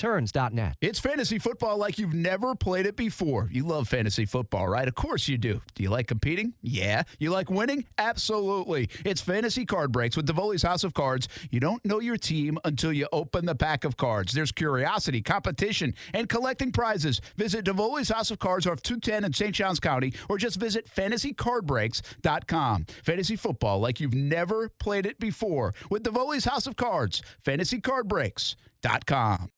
Hey, this is Brian Middleton, and I'm here with Mike, a fellow Awaken 180 weight loss client. Mike, can you tell us a little bit about your story? I was on a trend where I was about to go over 250 pounds. My cholesterol was getting higher. Since I've gone on the Awaken 180 plan, by the way, I've lost about 50 points on my cholesterol. So I went in for my blood panel within about 60 days of starting the program, and it dropped about 50 points through my doctor. So he went on the plan. My own doctor, as a cardiologist, went on the plan because he was so impressed. He knew what my stomach looked like, he knew my build. I came in and he just was astounded by the blood panel results. If I hadn't found Awaken 180, I probably would be on cholesterol medicine, higher blood pressure medicine. It was just a life of medication in front of me, and I didn't want that. Well, Mike, his doctor, and I all took control of our health thanks to Awaken 180 Weight Loss. Become your own success story and call 844-346-1800 or go online at awaken180weightloss.com. We're in the middle of it now, the fall season, as we hit October on the campus of the University of North Florida. Swoop with the Ospreys, soccer, cross country, volleyball, golf, swimming programs, all in mid-season form. Plenty of events to attend, something for everyone on the campus of UNF. And coming soon, it's men's and women's basketball. The schedule is out. Plenty of home games to attend. Bring the family. Season tickets are for sale. Get news, schedules, results, and tickets at UNFospreys.com. And swoop for the Ospreys all season. Have you Googled yourself lately? Are there negative posts from an ex-employee or from a former client? Maybe an outdated news article or sensitive personal information about your family? Search engines don't always get it right. For right or wrong, it's your reputation on the line. That's where Reputation Defender by Norton comes in. One of the most trusted names in online reputation repair, Reputation Defender has been fixing people's search results for over 15 years. Their cutting-edge approaches help you to wipe away unwanted information in your search results. They also promote the good stuff so that it rises to the top, helping you put your best foot forward. Your good name is too valuable to leave to the whims of a Google algorithm. Take control with Reputation Defender. You can start by getting your free reputation report card at reputationdefender.com or call 800-401-6681 to speak to an expert. That's 800-401-6681. Stay with ESPN 690 for your chance to see and hear our special events in the Farah and Farah Performance Studio throughout 2023. Powered by Farah and Farah and ESPN 690, Jacksonville's home for ESPN Radio.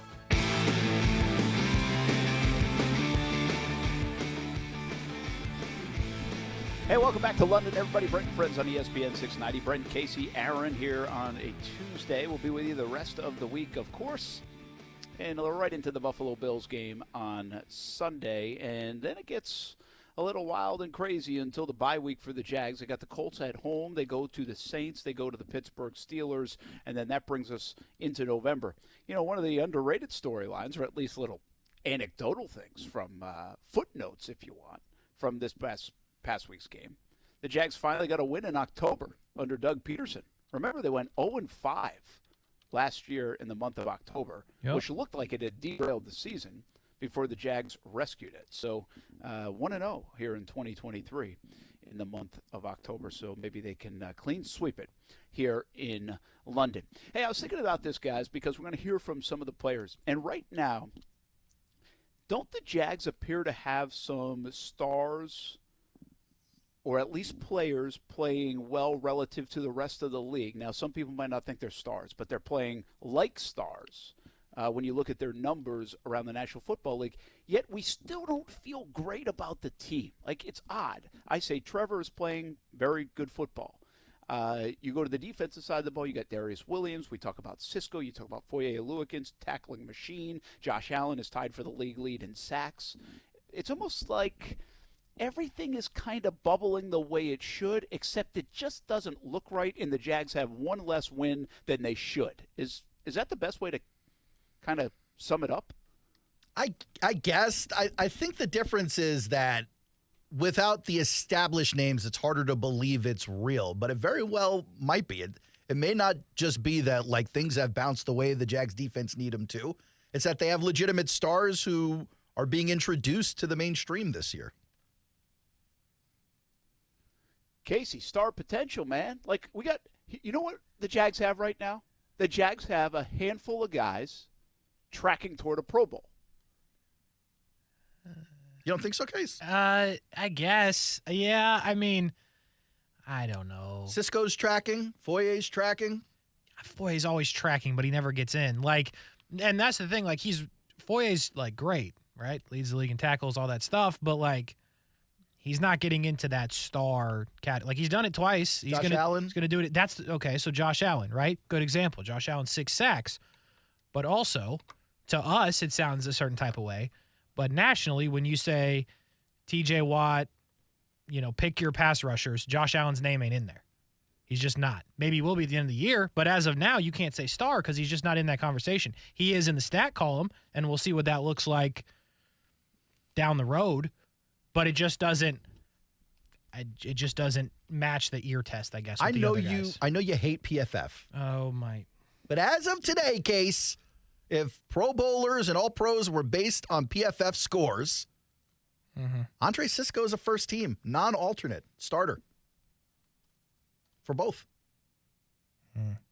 Ranked number 3 in the league. No, you're not feeling it. Cisco is? Yeah. Yeah, I mean, Cisco is playing at that level, guys. I don't listen. I get it. It's a popularity contest. I'm not telling you they're going to make the Pro Bowl. I'm telling you they're playing at Pro Bowl level. Like Rashawn Jenkins played at the Pro Bowl level last year for a lot of the year. Now there were some times that he didn't, but he put up a Pro Bowl kind of year. And Trevor is not putting up these gaudy numbers, but he's playing good football, which is going to set him up for if this offense starts to cook. Then the numbers are going to come, and you're going to see this compilation of a very consistent season if it stays on this track. Now, the offense does have to cook. I get it. And that brings me to the other guy, and I feel like I talk about him every day, and it's debatable who over time, now over this last year and a half, I have more of a man crush on, guys. Doug Peterson and what he's done, or Evan Engram and what he's doing. It is debatable. Yeah, I don't know either. It is debatable. But back to Evan Engram, because I think we could talk about him every day and it wouldn't be enough. Yeah, I want you guys to just to register. Say it in your mind after I say it. Listen while you're in your car. Listen while you're working at your computer. Listen while you're at home, wherever you're listening to us. He's on pace for over 100 catches. Crazy. After the first month of the season. Nobody even mentions Evan Ingram's name when it comes to top tight ends in the NFL. But you know what? Darren Waller, right now for the New York Giants? We talk about this with Kittle. Kittle's a good player, but he's kind of now like their 5th good player on San Francisco. He's not like their highlighted good player. Hawkinson got $17 million. I don't think he's putting up these kind of numbers. I don't know what his say. Obviously, Kelsey's Kelsey. I get that. And I'm not here to claim Ingram's the best tight end in the NFL. But you know what? The Jags might have got a deal on that extension, fellas. Yeah, I think they actually did get somewhat of a deal when it comes to what they got in return, because Evan Engram thought of mostly as a pass-catching tight end But dude throws a couple of vicious blocks as well. He doesn't mind getting down and dirty with some physical nature of football. And I think the Jags got a dog there for a nice price. Well, I had a chance to catch up with Evan Engram in the locker room after the game. You'll hear some of the post-game that maybe you haven't heard yet. And Engram is playing consistently good football. He leads the Jags in catches now with 25. He had 7 more in that football game on Sunday against the Falcons. Well, I talked to you earlier this week, said just need to get a win. You got it. Got it done. Got it done. Played good. All 3 phases. Complimentary football. That was a big goal for us. Starting fast. Got rid in the end zone fast. Defense played lights out. McManus was money all day. Special teams played good. It was just a good complimentary football win. How important to get out to the lead? It just hasn't been that familiar a spot for you guys. Yeah, I mean, that's something that we have to get better at. We have to continue to build on. We have to continue to, be consistent in that. It puts us in a much better spot, confidence-wise. Giving the defense some wiggle room. It's just a huge positive for our team and our kind of style of play to get the lead first. We got to continue to do that. My guess is you guys still feel like you left a bunch out there too, so room to grow. Yeah, always. We definitely left some touchdowns out there. Definitely always can get better. We're definitely going to clean up the tape and get ready. We got a great opponent in Buffalo coming in next week. Definitely got to be better. Give us an idea of the sidelines after the first play Trevor made, gets it to Ridley. I mean, just to be able to make the play you didn't make last week, really. Yeah, no, that was a big focus for us this week. More passion. Obviously, we all play with passion, but just more energy, more passion on the sidelines. Supporting each other, supporting the defense supporting the offense. Especially, it was big. It was big. Obviously, we got the lead with that, but getting red in the end zone against his former team, that was big. That was big for our team. One last one. Did you hear them singing "Sweet Caroline" during your catch? Yo, it was crazy. First of all, I couldn't hear the snap, so the ball snapped. It was a play for me to get the ball, and I never hear the crowd during a catch or a play. As soon as the whistle blows, I never hear the crowd. It was cool.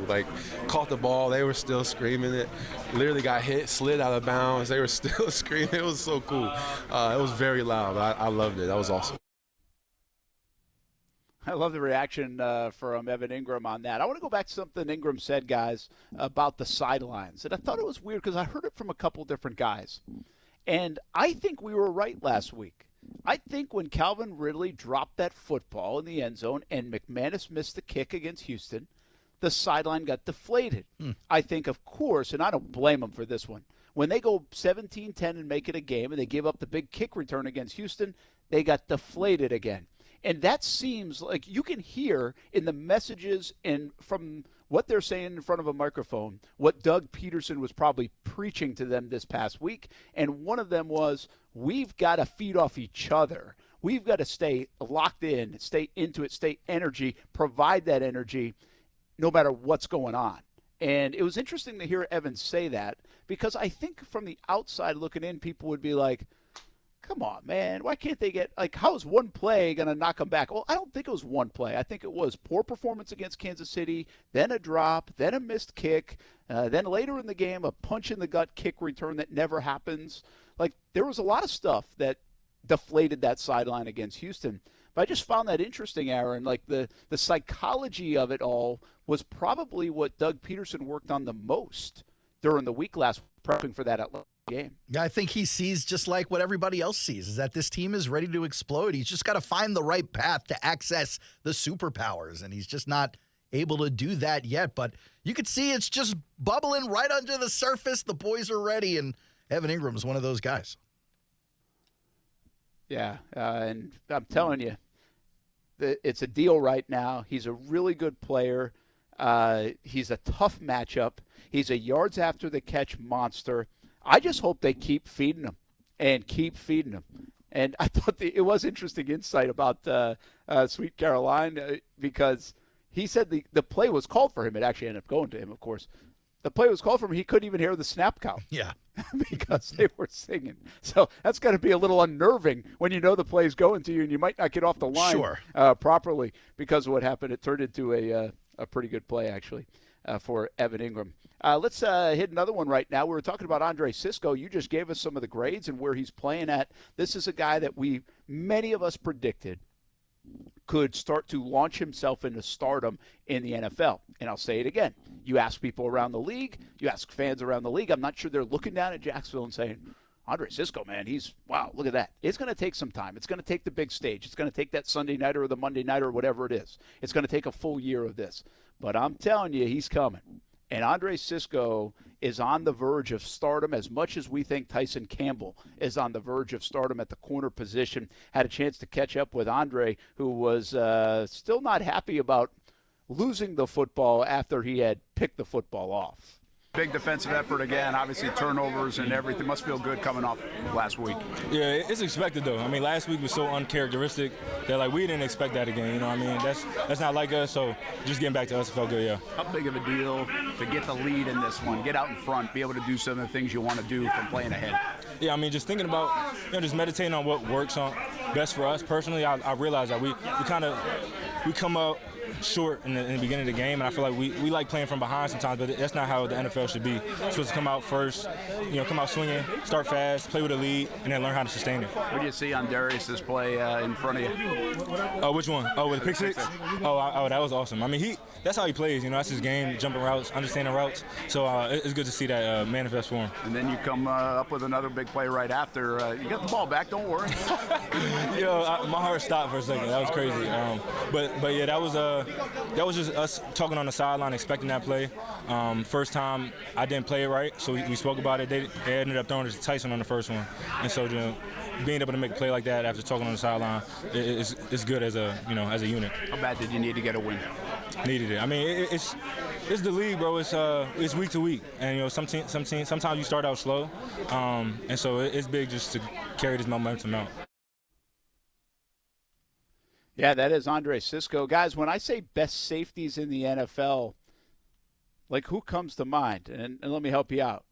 Derwin James, Minkah Fitzpatrick, guys like Budda Baker. Jesse Bates.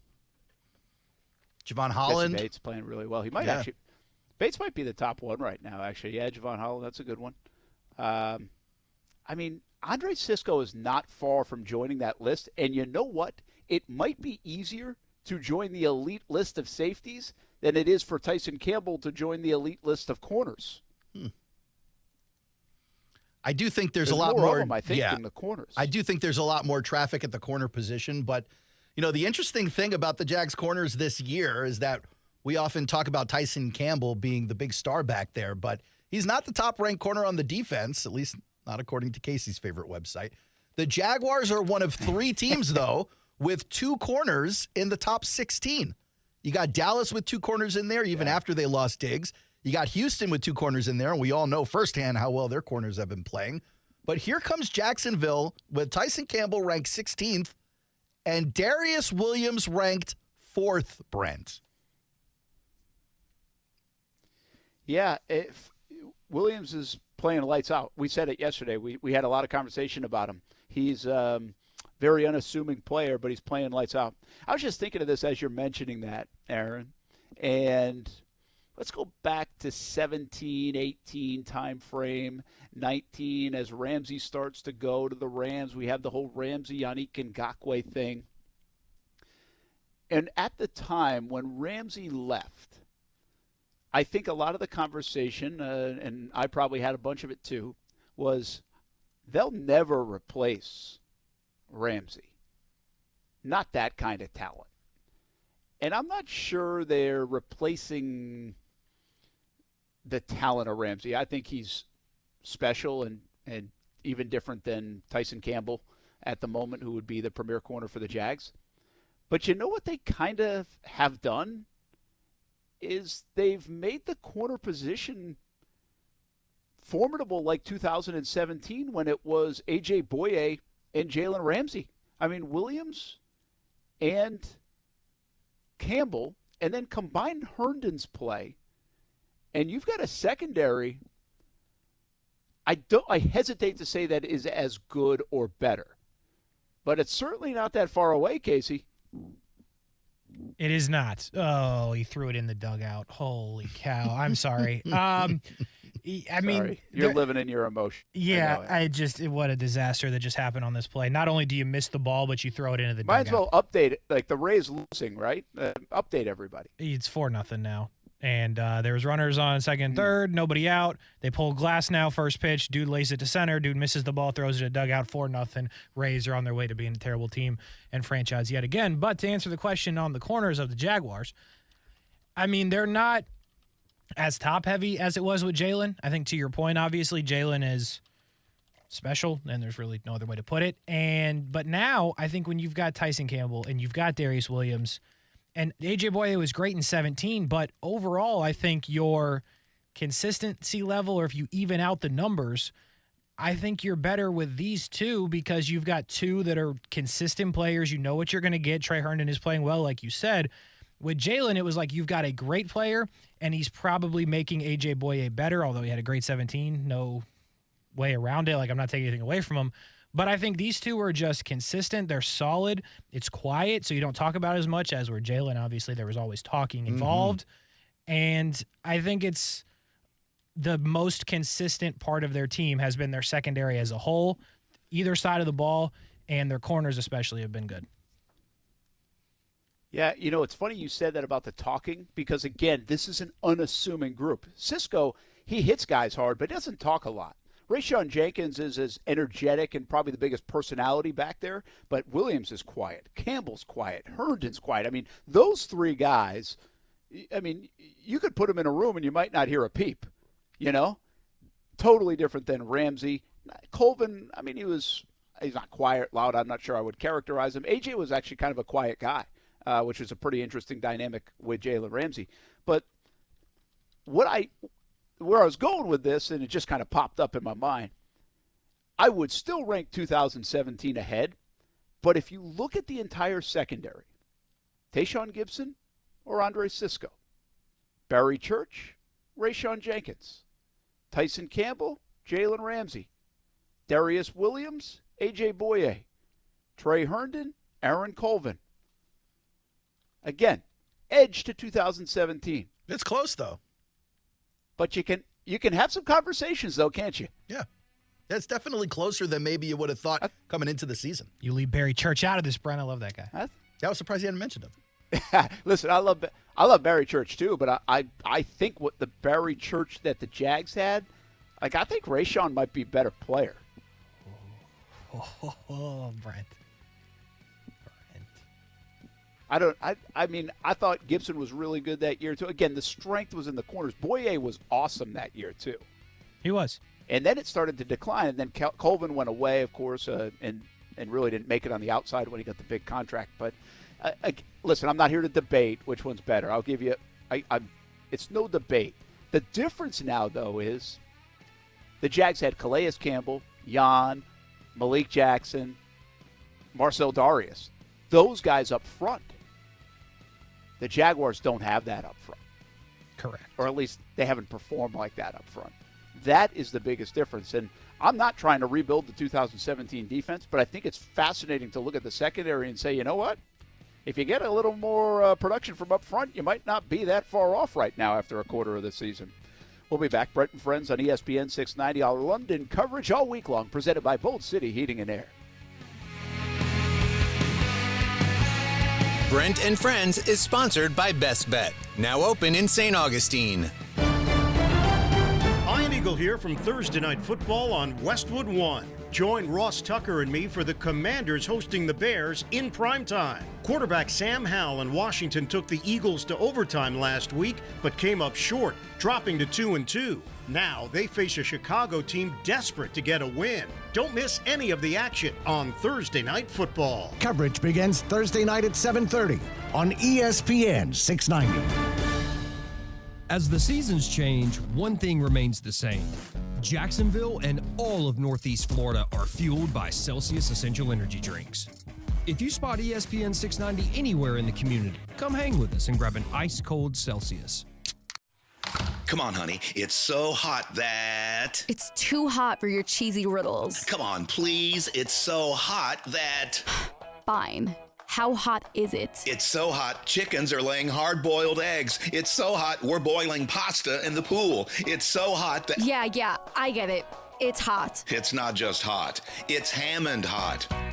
And only Hammond can handle Hammond hot. Any AC company can handle kind of hot, sort of hot, maybe even pretty hot. But when your system is running 24 hours a day, you can't get to the temperature you want, and you strategically open and close vents to redirect air, that's when you have to call Hammond. After all, Hammond has been North Florida's most trusted AC authority for your neighbors since 1957. With techs who not only know how to get your system running again, but also how to keep it running at peak efficiency and performance. Remember, only Hammond can handle Hammond hot. HammondAir.com. The future of joint pain relief is here. It's QC Kinetics, advanced regenerative medicine.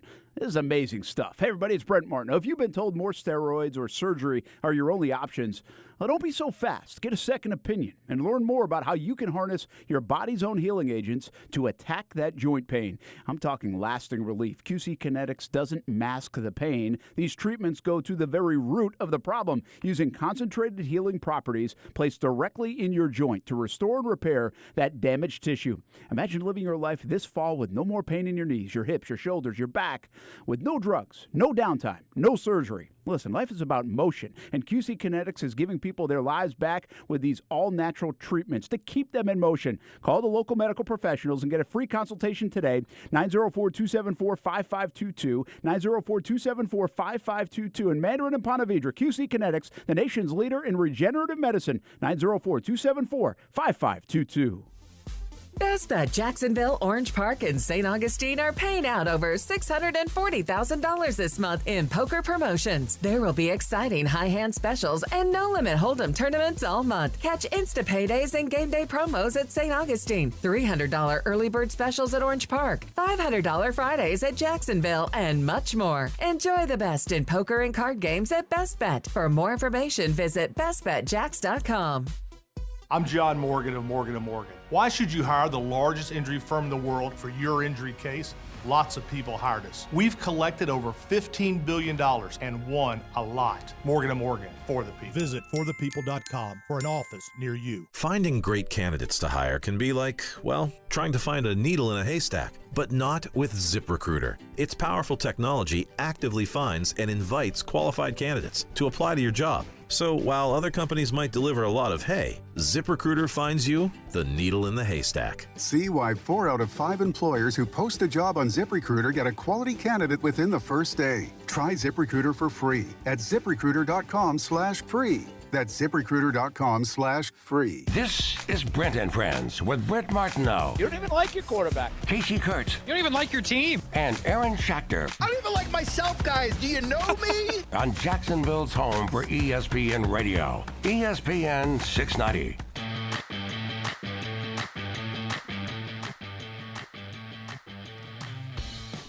Four o'clock hour almost in the books. Brent Martineau, Aaron Schachter, Kasey Kuhrts. Kasey's like going through a bunch of stuff during the commercial breaks. He's not having a good doing time. a great job with the show. That's him over here in London. Not really. But he's getting hammered by the. He's not doing a good job. Nah. I was just trying to keep him confident. Don't he turn can him do down. better. You know how that works. Yeah, I I mean, do. Come on. I do. He could do better though. The bottom of the sixth now. The Rays are being shut out 4-0, so that doesn't help our man Kasey. Yeah, I think he's emotionally And he's detached. Obviously from it trying to. Yeah. The immaculate grid he has now turned to. Yeah, it's a mess back here. Just overall, it's not a Is there anybody that does more immaculate grids during a show than Kasey Kuhrts in the country? Probably. I mean, there's a lot of people that do a lot more shows than me, Brent. I mean, there's got to be like at ESPN, like the real ESPN. You know, they're gridding the whole show. The real ESPN. What? What? Real ESPN? What do you mean? Like, what is the real ESPN? The one that's on like everywhere. If we weren't on, they're on that ESPN. Yeah. We're just pretending. You mean the real ESPN that, like, in our 5 years of having Brent and Friends on this little old ESPN has had like 15 different remakes of their lineup? Yes, that ESPN. That is correct. I'm guessing that one of their 8 producers is gridding at the moment. All right. The problem is you'd totally be guessing what show is on right now. I ain't going to argue with you there, Brent. I got no clue. Hey, want to make sure you know with everything going on, and I always hate this that we're missing back home. Well, I am. You guys aren't, and we'll hopefully have it covered as well. But Jim and Tabitha Furick's golf event at Timuquana coming up this week. It actually has already kicked off, and Constellation Furick and Friends Golf Tournament. So hopefully you can get on out and see some action. Obviously, it's the Senior Tour event, the Champions Tour event. It's got a terrific field, and they have raised over $2.5 million for Northeast Florida charities through the Jim and Tabitha Furick Foundation.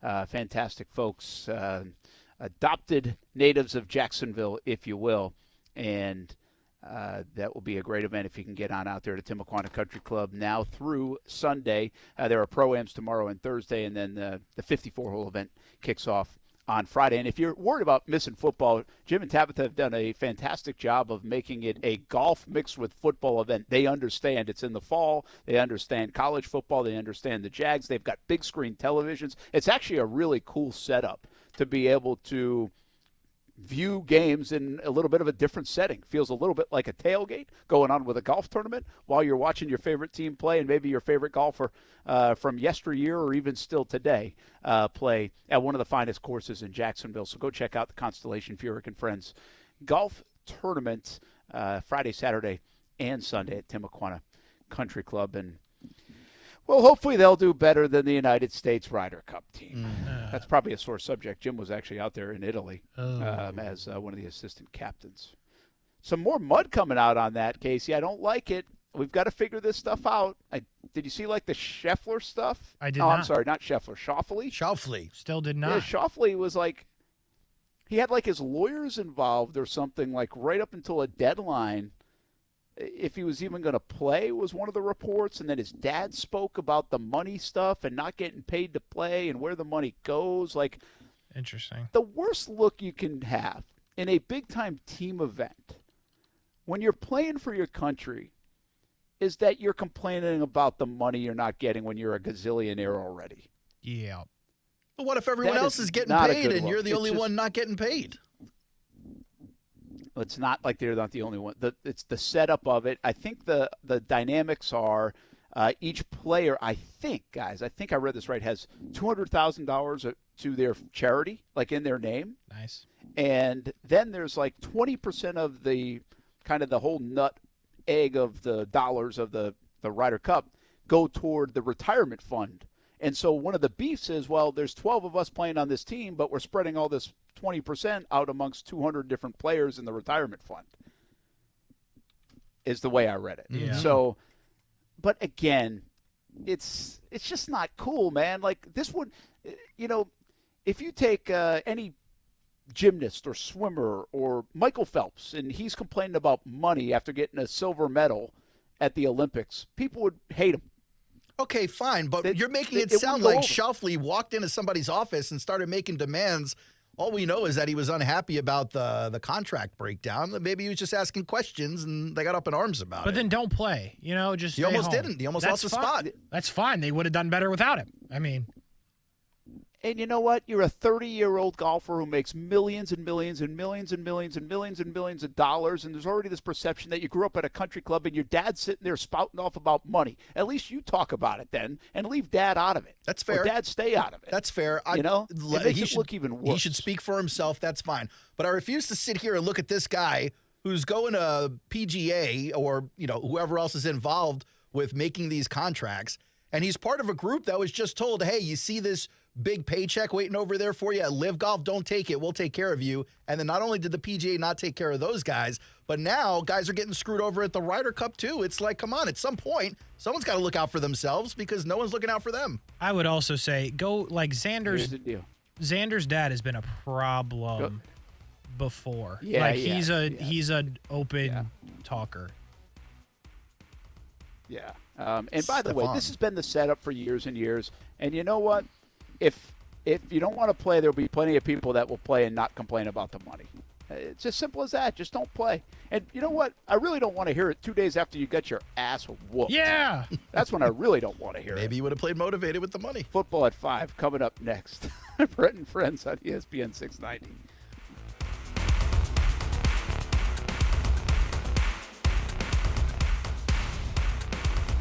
Discover how good your water can be with the new Kinetico softener and drinking water system. Kinetico's Twin Tank non-electric softeners are the most efficient softeners available. We have one in our home. We absolutely love it, have had it for over 5 years. Their drinking water systems remove up to 99% of contaminants. Right now, you can save up to $1,000 on a Kinetico K5 drinking water system when you purchase a Kinetico Premier Softener. If you're not filtering your water, you are the filter. Don't be the filter. The experts at CGC Water Treatment and Plumbing will test your water for free and provide solutions that are right for you and your family. Imagine having clean, clear, purified water at your home. No more plastic bottles, no more waste, just great tasting, purified water that you can trust. Call 904-552-1242 or visit cgcwater.com, 904-552-1242 or cgcwater.com. Financing options available with approved credit. CGC Water Treatment and Plumbing are proud partners of the Jacksonville Jaguars, and I'm a proud customer of CGC Water Treatment and Plumbing, an authorized independent Kinetico dealer. Florida license number CFC 1428211. Have you seen your financial freedom wiped out by stock market volatility? It's Rich Jones. Consider investing in real estate funds from DLP Capital. Don Winter is CEO and founder. DLP Capital has provided our investors with consistent double-digit returns by investing in cash-flowing residential real estate. For more than a decade, we have had zero losses, little volatility, and have shot above our return targets in all of our investment funds. Plus, we offer monthly distributions and tax shelter opportunities. To get your investor's guide and learn more, dial **invest on your cell phone or visit highyieldreturns.net. WOKV Jacksonville. Listen live everywhere you go on ESPN690.com. ESPN 690, Jacksonville's home for ESPN Radio. I'm Christine Lisi. The run to the World Series is underway. Day one of baseball's postseason is here with the Wild Card Series. Rangers back in the playoffs 2 years after losing 102 games, visiting the Rays in game number 1. Texas with a chance to add to its 2-0 lead in the top of the 6th. To lefty first pitch. Swinging a line drive into center field, falling fast in front of Siri, and it caroms off his glove off a hop. Carter races around and scores. Siri's throw sails at third, goes into the Rangers dugout, and it will score a second run. Mike Monaco on ESPN Radio. Rangers leading the Rays 4-0 top 7. Royce Lewis 2-run shot off Kevin Gossman. Twins with an early 2-0 lead on the Blue Jays bottom 1. Terry Francona says he's stepping away from baseball, ending a 23-year managerial career. He's dealt with serious health issues in recent years. ESPN's Adrian Wojnarowski reports James Harden expected to arrive in Colorado as soon as today to join 76ers training camp. He did sit out media day yesterday, continues to push for a trade to the Clippers. Colorado Buffalo's two-way star Travis Hunter likely out the next 2 games with a lacerated liver. Hey, it's Michelle Smallman, and coming up Tuesday, the MLB playoffs are here, and I'm going to tell you all the storylines you should be paying attention to. It's Unsportsmanlike, 6 a.m. Eastern, right here on ESPN Radio, ESPN2, and ESPNU.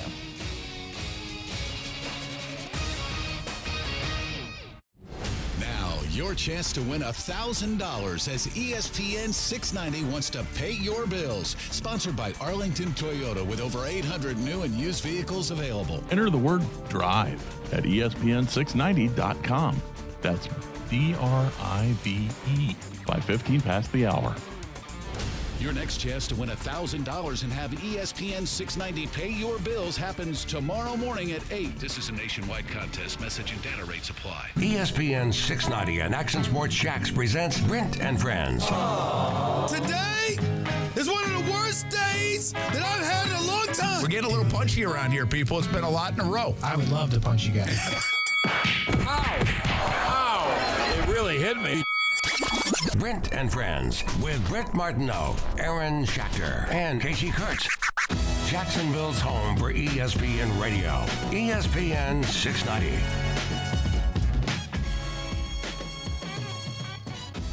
Hey, I want to give a warm welcome to Perfect Rack Billiards, partnering up with Brent and Friends and ESPN 690. Good to have them on board. Play a little pool, watch some football, eat wings at Perfect Rack Billiards. It's a place to be on game day and every day. Now open for lunch, by the way, 11:30 on Friday and on Saturdays. And don't miss daily specials like 75-cent wing Wednesday. They obviously have pool tables, and they even have darts, I'm sure, definitely. Should have. Yes, they do. They have darts. And that means that's where we could find Stuart Weber playing some darts at Perfect Rack Billiards. Yeah. We find him now somewhere in London coming back from the dart competition before he's catching a train. What was it like? Oh, my goodness. It was amazing. It was everything I hoped it would be. crowds chanting, the beverages were flowing, bets were being placed left and right. It was just an amazing experience. I loved every minute of it, exactly like I knew I would. And my guy, Michael Van Doren, the Dutchman, went out there and absolutely destroyed the competition, exactly as I would anticipate he would. I love how Stewart went to South Beach Gary's House of Phones to buy his telecommunication device before he headed to London. Jesus, Stu, what are you calling from? The English Channel? Are you in the tube? What's happening over there? I did just step into my train, which is taking off here in about 3 minutes, I think. But I made sure to go into a little bit of an isolated spot so I can continue to talk with you guys. Appreciate that. Sounds okay. Appreciate that. Yeah, sorry. Yeah. So I got to ask you, man, did it I take gotta get back to London, you know? Did it take you so long to get to the darts tournament because you also were walking on the wrong side of the street, or is that just Brent? Might be just Brent. It was all the way in Leicester. So I had to I took a train about an hour outside of London to go catch this event this evening. Leicestershire. Have you done any other tourism? Have you seen any of the sights? Hang with Big Ben? Is Ben Wallace in town or something? Big Ben. I mean, London has some sights. I don't know if Leicester does. It was a nice little walk, though. I got to the arena, and then I started to partake in the enjoyment that everybody was having there this evening. So now that you've done the darts, are you doing the cornhole tournament tomorrow, or what? I mean, if they had the same amount of flowing beverages and gambling going on and just fun and frivolity that they had at this darts tournament, let me tell you, the people there were not concerned with the darts that were going on. They were having a good time. They were laying their wagers. They were looking at all the different odds that were going on, and it was a cool, fun way to experience a different sport than we're used to. Look, if Americans knew the way these events took place, they would be so on board. You have no idea. Like, people just had tons of pictures on the table. You got these signs that you're holding in the air when somebody does something remotely remarkable, and you're laying these bets. It's just a fun time. I just had a blast. And I knew I would, by the way, which is why I made the trip all the way up here. So, there you go. Go ahead, Brent. I heard you had a question. Now you're talking Kasey's language. Give us an idea of a bet that Kasey would make at a dart tournament. How fast Kasey would fall asleep? Over under 4.5 minutes. No, he would be having a good time. I think he would enjoy this. And look, Kasey's got the same physique as many of the athletes up on the stage. So, he would be an ideal darts athlete out there. I'm just saying, I'll take it. This is a sport for you, Kasey. I'm telling you, man. This is nice. This is your calling. So as far as the bets go, obviously you're betting on who's going to win the match between these two gladiators of competition up on the stage. Yeah. But you're also trying to determine who's going to have the highest checkout, which is hard to explain in a short amount of time. But and also who's going to have the most 180s in a match, which is the maximum score you can achieve in one 3-dart session. I'll tell you what, I lose that every time. Who's going to have the highest checkout whenever I'm at Publix? It's just bad news for me, man. Stay away from the organic aisle. You'll do better. Weber. Thank you. Thanks for checking in, Weber. You had the most unique experience of this London trip, and it's not even over, but nobody's going to catch you. You know what? That's what I aim for. Okay, I'm on the train, so I'll be back in London in an hour, and we'll be rocking and rolling at Jags tomorrow. That sounds good. Good stuff from Weber. And I'm not sure, Weber, with all due respect to Courtney, was that kind of excitement in his voice the day he got married? Yeah, he really was a bit overly excited for the darts, wasn't he? He's pretty fired up, yeah. I'm not mad. He was pretty fired up. I mean, listen, you've got to be committed to a dart competition if you're going to take a train an hour and a half away. Sure. To watch it. Sure. Also, someone may want to explain to Stuart that they have beer and signs at regular sporting events, too. Like, honestly, bro, you go to any bar and you'll find beer. You don't necessarily need to go an hour and a half to the darts tournament.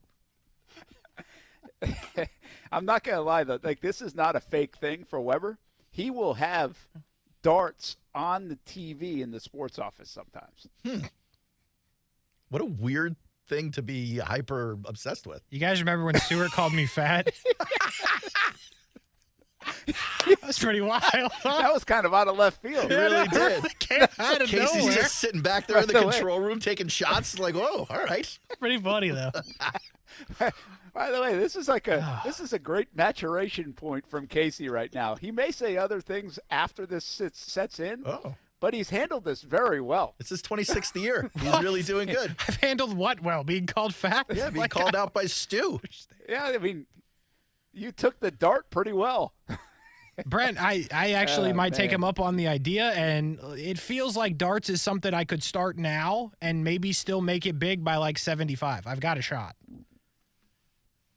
Yeah, you could. We have a dartboard downstairs if you want to come down. That's in the sports least surprising thing I've heard after all of the other darts things. Most surprising is that Stuart doesn't have to step on the step stool to throw the dart into the bullseye. You know what's funny? I think that dartboard. Did they used to have your face on They it? used to do gifts at Cox, right? Yes, they did. Back in the older days. I think that was like a 10-year anniversary gift that you could pick from like a website, and I think I picked the dartboard out. Yeah, Case, you don't know about this. They used to give us like a catalog, like a magazine or a website link, and then you'd go and shop for a gift on your 5, 10, 15, and 20-year anniversaries. Yeah, I know nothing about that. I don't even get paid to work here. You just had an anniversary. Brent, did you know that? Case just had his anniversary. 3-year anniversary, oh, right? yeah. Mm-hmm. Look at you, veteran. I'm 2 years away from a free shirt. Yeah, we would have lost. Yeah, we would. No, you won't get that anymore. Nope. You're right. We used to. We would have lost the over/under bet on you surviving 3 years. 3 years, three times over. Yeah. What do you mean, guys? I'm here, even being called fat by Stuart from Leicester. I'm pretty sure we took a bet at the beginning of this year and lost it. Hey. Yeah, I think we're right. Settle down. Settle down. Every week we're checking in. Let's get back some football. Football at 5, and we'll talk about the Jags a little bit more. Let's hear, before we get to catch up with the Jags again, we've got some reaction from the locker room that you haven't heard yet. And Foye Oluokun. See, this is what we were talking about earlier when we say the Jags have stars that not everybody else considers stars, or they have Pro Bowl caliber players that are playing at that level. And Oluokun's another one. We're going to take the tackles for granted. Tackles are, I think, a stat that not a lot of people give credence to. Probably not right to do that, but not a lot of people get wrapped up in the tackle stat. They're like, oh, that's kind of cool. He led the league in tackles the last couple of years. What was noticeable to me and notable to me on Sunday is he was in the backfield a few times, making more of the splash plays, not just the play that he usually makes, but tackle for loss. I think he had 2 that were -4 yards, and he had a third one as well, but 2 of them were very significant to set up the Atlanta Falcons behind the chains. Had a chance to catch up with Foye Oluokun, who is the ultimate pro in that locker room, and you'll catch a couple of things here that are interesting. Listen to what he has to say when Darius Williams returns the kick, and listen to what he has to say about not getting too excited about the win in London. You almost did take a big breath there. Maybe you guys take a sigh of relief now after a couple of weeks that were pretty tough. Yeah, not really relief, just understanding the energy it takes to win games in this league. I was pretty up, and now got to be able to relax and be able to go back and do it again next week. You had a monster game in the backfield. I think it was 3 tackles for losses. Obviously, you're all over the place tackling usually, but you just reading things the right way today? Definitely a lot of film study went into it, knowing some plays I could take my shots when things opened up. Took some shots there, and I was able to make the play because of it, but just getting to the ball still. Big bounce back for everybody, but the defense too. I know you weren't happy with last week's performance. You guys did a lot of things well today, it looked like. We could have stopped the run a little bit better. There were some plays that got out on us.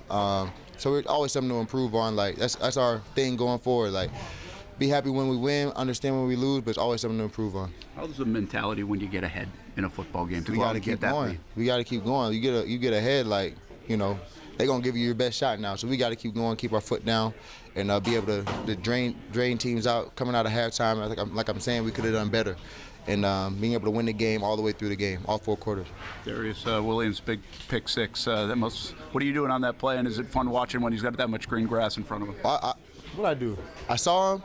The dude who was throwing to was on the ground, I think, so I didn't have to block the intended. I turned upfield, and we was going. And then Josh, he was over. I was like, block the quarterback, Josh. So he turned late, and then it was open grass for him. So I was excited. I went right back to the sideline, because we're going to have to go back out. So I was trying to take some deep breaths and stuff. Like, when I was young, I rant. Nah, I can't do that.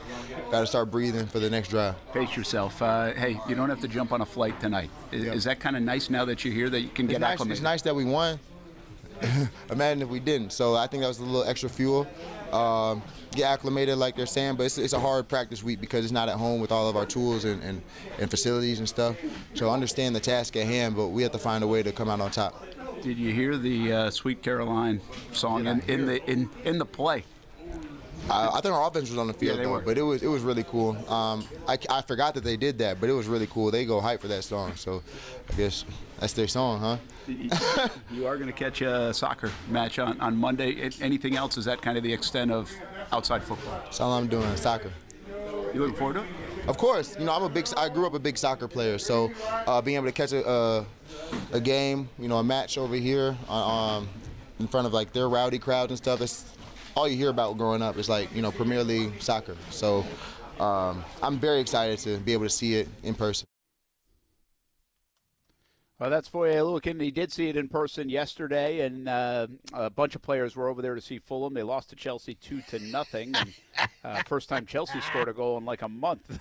Yep. Casey. Yeah, that's right. They suck. Casey's a Chelsea fan. They said, it was funny, I talked to some people over there, they were stunned at just how, for lack of a better term, rambunctious the fans were getting into that place before the game. It's pretty heated. Prior to, and then pretty heated during the match. Obviously, the Chelsea fans were much more happy than the Fulham fans. And then they said after, it's like, hey, good match. Getting out of there, not like any fights or anything like that. Really? But, it was pretty, it was just pretty intense, according to, I think it was Brian Sexton. He was telling us this morning, he went over there, and he was like, he couldn't believe the stuff they were saying to each other as they were walking through the gates. You know, it almost feels like Yankees Red Sox or something. That's how the intensity of the English Premier League and building up for that match. And got to be one of the few Monday night matches, I would believe, that Fulham plays. I don't know how popular that is in general in the English Premier League, but one of those unique Monday matches definitely for Fulham. So that's Foye Oluokun, guys. And, again, he fits he's just a heck of a player. You know, we talk about good signings. Darius Williams. You talk about Foye Oluokun last year, that free agent class. They continue to play well. And there's something that I did a study, well, a very unofficial study, a couple years back, where teams that spend a lot of money in free agency, they often get a bump in year one, like the immediate. The Patriots did this a couple years ago. The Jags have done it a couple different times. I think Denver's another illustration of it a few years back, like when they won the Super Bowl. But a lot of times in year two, those investments don't pay off as well, or there's sometimes a bigger drop-off, and you're like, why did they pay them this much money? You know what's interesting about what the Jags have done? I don't see a lot of drop-off with a lot of those investments last year in free agency. Do you? No, not yet, although I think it's still an early sample for the second year. We're only a couple of games in, but the reality is Christian Kirk is still playing like he's your number one as well from 2 years ago, and Zay, when he's on the field, is important too. So it's not just last year. It's, you know. I mean, Zay, good. Kirk, good. Sheriff, I don't know. Fadakasi, kind of the same. I don't know. I mean, Darius Williams, good. Rayshawn, which was a year prior to that. But, you know, it's come around for Rayshawn. It was very bad in the beginning, you may remember, but it was also bad for everybody that year. So, like, I think we thought he was going to get cut, maybe. We did, because the cap hit was high, and then he played well, and then he stays here. So, more good than bad, but I think they've also had some that are just like, I don't know about that. Yeah, that's as you go through it, it was a big class, and I think the Sheriff pick, the Sheriff one's interesting because I think you could have a worse situation at right guard. The problem is he's a lot like the Jags offense right now. He hasn't lived up to what he was. Yeah. And what you brought him over and what you paid him. But it's also, I think it's wrong to say he's been bad. There's an expectation there that he hasn't met, in my opinion. I think that's crystal clear. I would say, I bet he would say the same. But you just went through that list, and, you know, Zay Jones missed the last couple of games, but I do think he's been so good last year, and it looks like even in camp and early on Looked like he was going to pick up where he left off. Kirk, you mentioned already. So I don't know if it's going to be as good as last year when everybody but Foye Oluokun basically made an impact on this football team. But I do think it's going to still show up roses when you look at their free agent class over a 2-year period. And by the way, if you're looking at the full 2021 free agent class, you're leaving out somewhat important names, like a guy like DeJuan Smoot, who re-signed on a 2-year deal. Or there were a few. Roy Robertson Harris signed a 3-year deal for $23.4. Yeah, Robertson Harris actually got extended since he signed that. So, I mean, they spent the money, it was the money we're talking about right now is not necessarily the urban money that's spent. Roy Robertson Harris was an urban. Rayshon Jenkins was urban. Yes. I mean, I guess you could combine Agnew was urban. But we're more – Agnew was urban. Marvin. But last year didn't they spend $175 million last year? Oh, so Engram, Kirk, Jones. Yep. Sheriff. Was last year. Sheriff. Oluokun. Darius Williams, Oluokun, Foley. Is that it? Yeah. I mean, that's pretty damn good. Even Zay, through a month Kirk, this year, I would say that's pretty damn good. Laquan Treadwell, Evan Engram, Ken Robinson got the big deal after the tag. Sheriff, Shatley re-signed. Gotsis re-signed. Arden Key signed a 1-year deal. Arden Key, that's right. Foley signed a 3-year.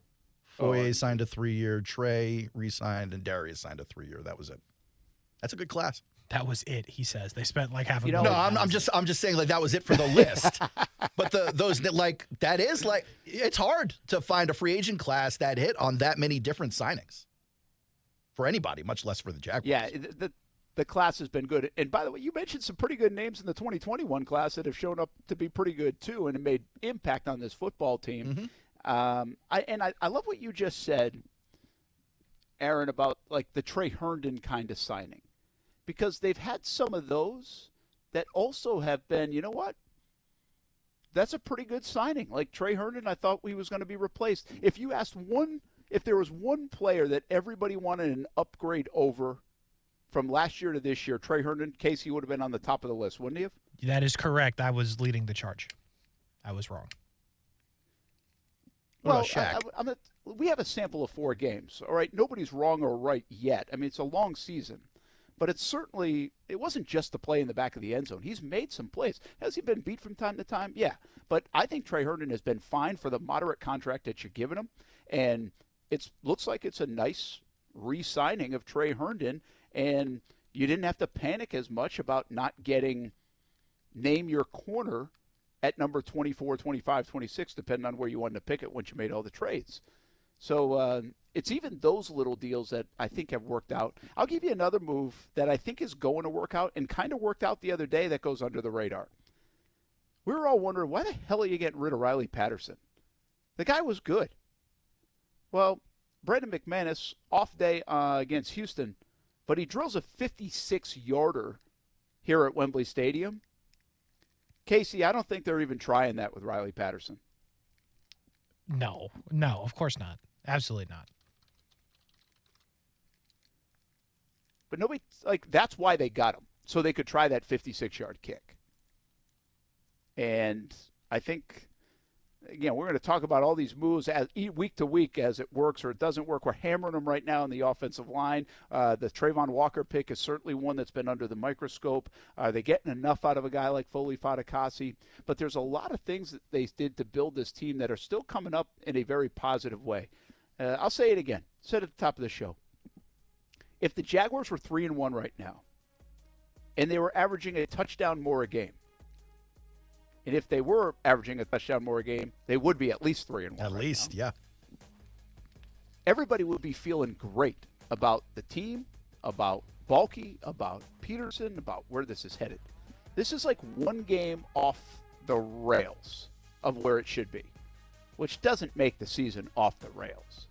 They just need to find it. And I do believe they're going to find it. I think this offense is going to erupt at some point. Will it be Sunday is probably the big question.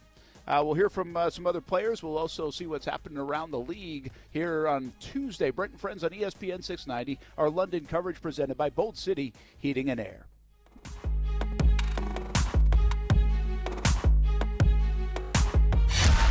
Broadcasting live from the Anajar and Levine studios.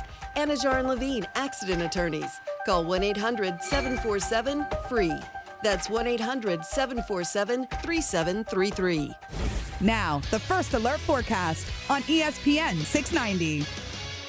Partly cloudy and breezy into this evening. A few brief showers moving in off the ocean, and still some haze and smoke in the skies as temperatures drop into the 60s and 70s. Your Wednesday will have a mix of clouds and sun, breezy, and a brief shower or two, highs in the 80s. For the CBS 47 and Fox 30 Action News Jack's First Alert Weather Center, I'm Chief Meteorologist Mike Burrish. The Weather Center is brought to you by Beards Diamonds. Don't miss Beards' incredible buy one, get one on wedding bands now through October 31st. The World Poker Tour will be at Best Bet Jacksonville from October 26th through November 14th.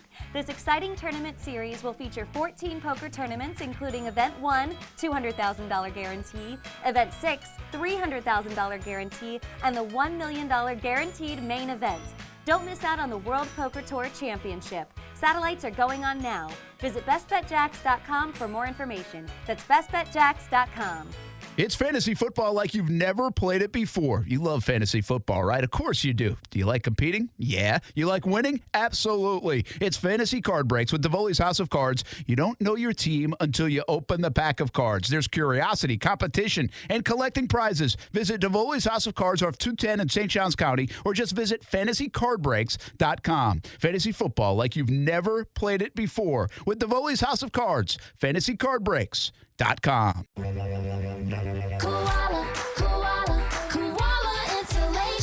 Hey, this is Bruce. And I'm Carrie. We're the owners of Koala Insulation. It's a great time of year to invest in energy-efficient improvements to your home. With our competitive rates and new tax credits for insulation upgrades, you can get huge savings to improve your insulation today and see long-term savings every month going forward. Give us a call and set up your free evaluation at 679-6282 or find us online at koalainsulation.com.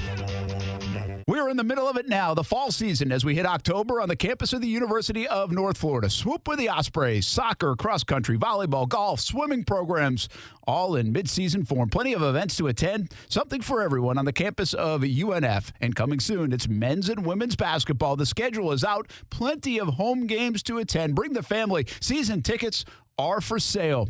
Get news, schedules, results, and tickets at UNFospreys.com. And swoop for the Ospreys all season.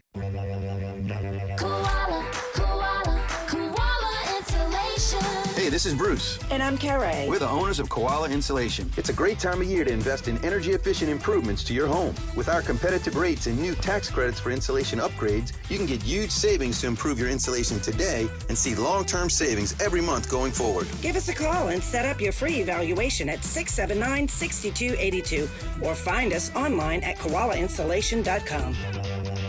Car Bravo is here at Nimnik Buick GMC, a better way to shop used vehicles with transparent pricing. Nimnik Buick GMC has joined the Car Bravo family and is the only Car Bravo dealer in Northeast Florida. Hey, it's a win-win for everyone. You always win at Nimnik Buick GMC. I've always won 6 different cars purchased for our family. Terrific selection of used cars under $20,000 at Nimnik. Experience Used-Phoria with Car Bravo online at nimnikbuickgmc.com or visit the showroom off Phillips Highway.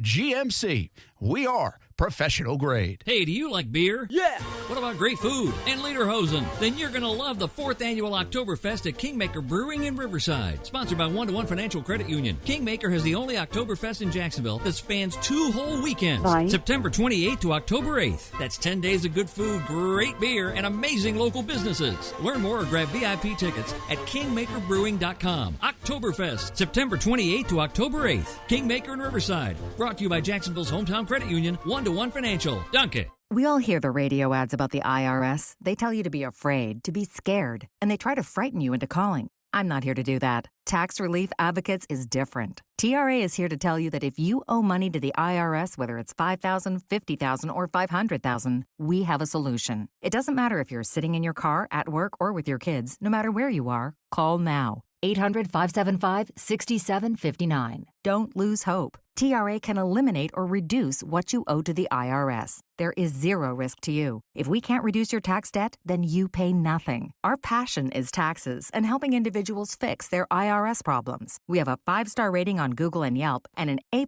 with the Better Business Bureau. You don't need to be afraid of the IRS any longer. End your tax nightmare today by visiting us online at TRA.com or call 800-575-6759. That's 800-575-6759. Tax Relief Advocates. Real solutions for real people. Play a little pool, watch some football, eat wings, and, of course, plenty of adult beverages. Perfect Rack Billiards is the place to be on game day and every day. Now open for lunch at 11:30 on Friday and Saturdays. Daily specials like 75-cent Wing Wednesday, $3 Draft Thursday, and $3 Seltzer Saturday. Pool, darts, shuffleboard in a fun, clean atmosphere at Perfect Rack Billiards. It's your Jags game day headquarters. 10 wings and a pitcher for $20 and a free shot with every Jags touchdown. It's up to the Jags to score. It's up to you to have fun at Perfect Rack Billiards in Jacksonville. The pandemic is over, but COVID-19 is here to stay. In fact, it's still among the top 5 leading causes of death in the U.S., just after heart disease and cancer. So this fall, stay up to date with the latest COVID-19 vaccines, just like you do with the flu, because you've got no time for 19. The vaccine may not be for everyone. Please consult with your doctor. Brought to you by Moderna. Hey, did you know Vistaprint prints everything a small business needs? Like if a barbershop needs signage, we print outdoor signs, posters, and banners. Or if a ballet school needs merch, 1, 2, we print tote bags, t-shirts, hoodies, hats. Or if a coffee shop needs a total refresh, latte for Mike? Vistaprint designs logos and prints it on menus, mugs, paper bags, anything. Because with Vistaprint, the printabilities are endless. Print it all with 25% off for new customers with code NEW25 at Vistaprint.com. Hey, it's Brent Martineau from Action Sports Jacks. Did you know you can watch our radio show? Yeah, video of a radio show. Just search ESPN 690 Jacks on Facebook, YouTube, and Twitter. Or follow me on Twitter at Brent A.S. Jacks. Watch the show live weekdays from 3 p.m. until 6 p.m. or listen on ESPN 690.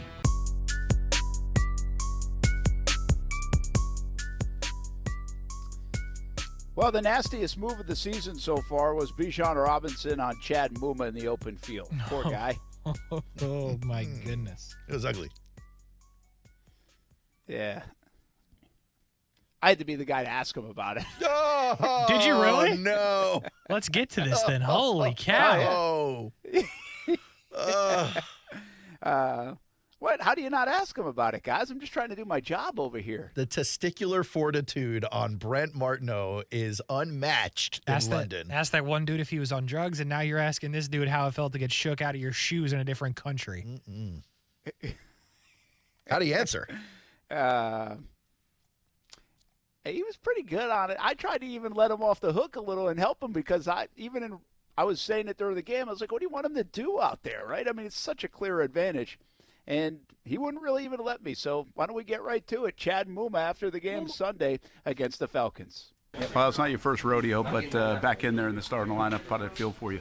No, it felt good. It felt good to kind of get my feet first couple drives, and then really just the communication that the whole defense had, and guys were making plays, and I just felt like everyone was building off the energy that we were creating, both offense and defensively, even special teams, those big kicks that we got, and so it just felt good to be out there today. You guys have so much expectation. You know you're a good football team.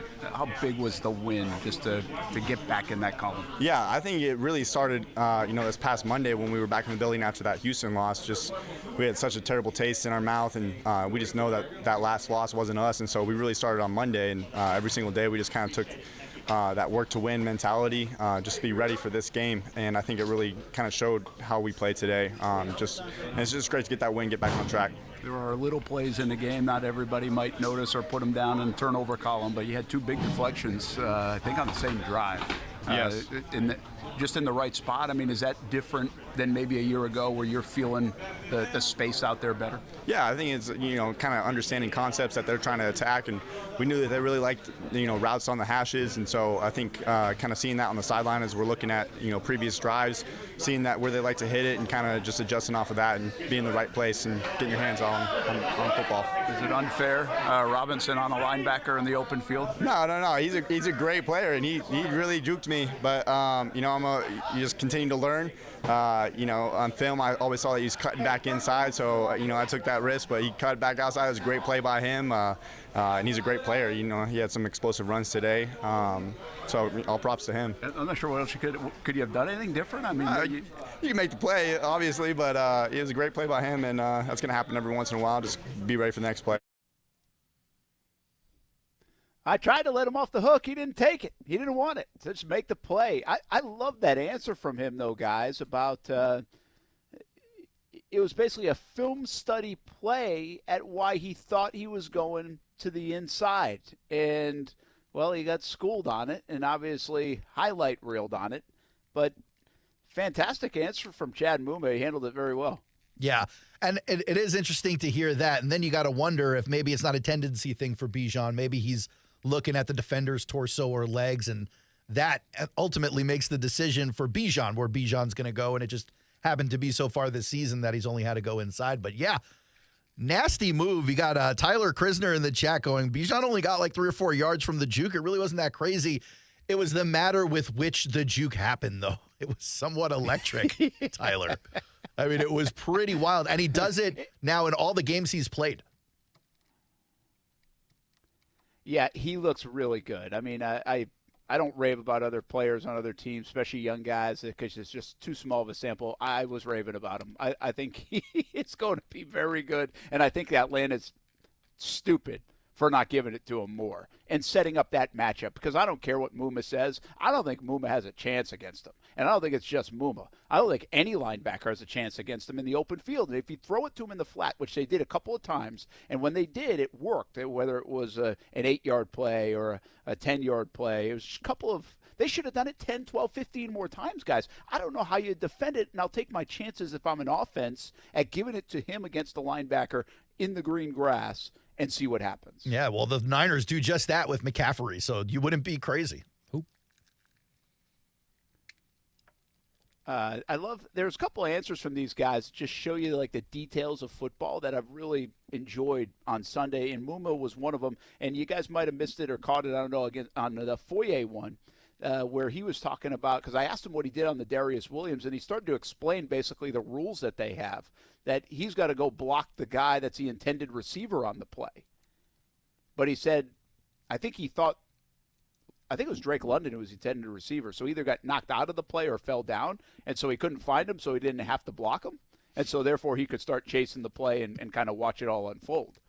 And then he also said that he had to go catch his breath on the sideline, forget about the Toy Story celebration and everything else. Yeah, the Foye just letting people know how it is to be a wily veteran kind of made me laugh. It's like, yeah, let those young guys do the run, and I'm going to go catch a breather. Thanks.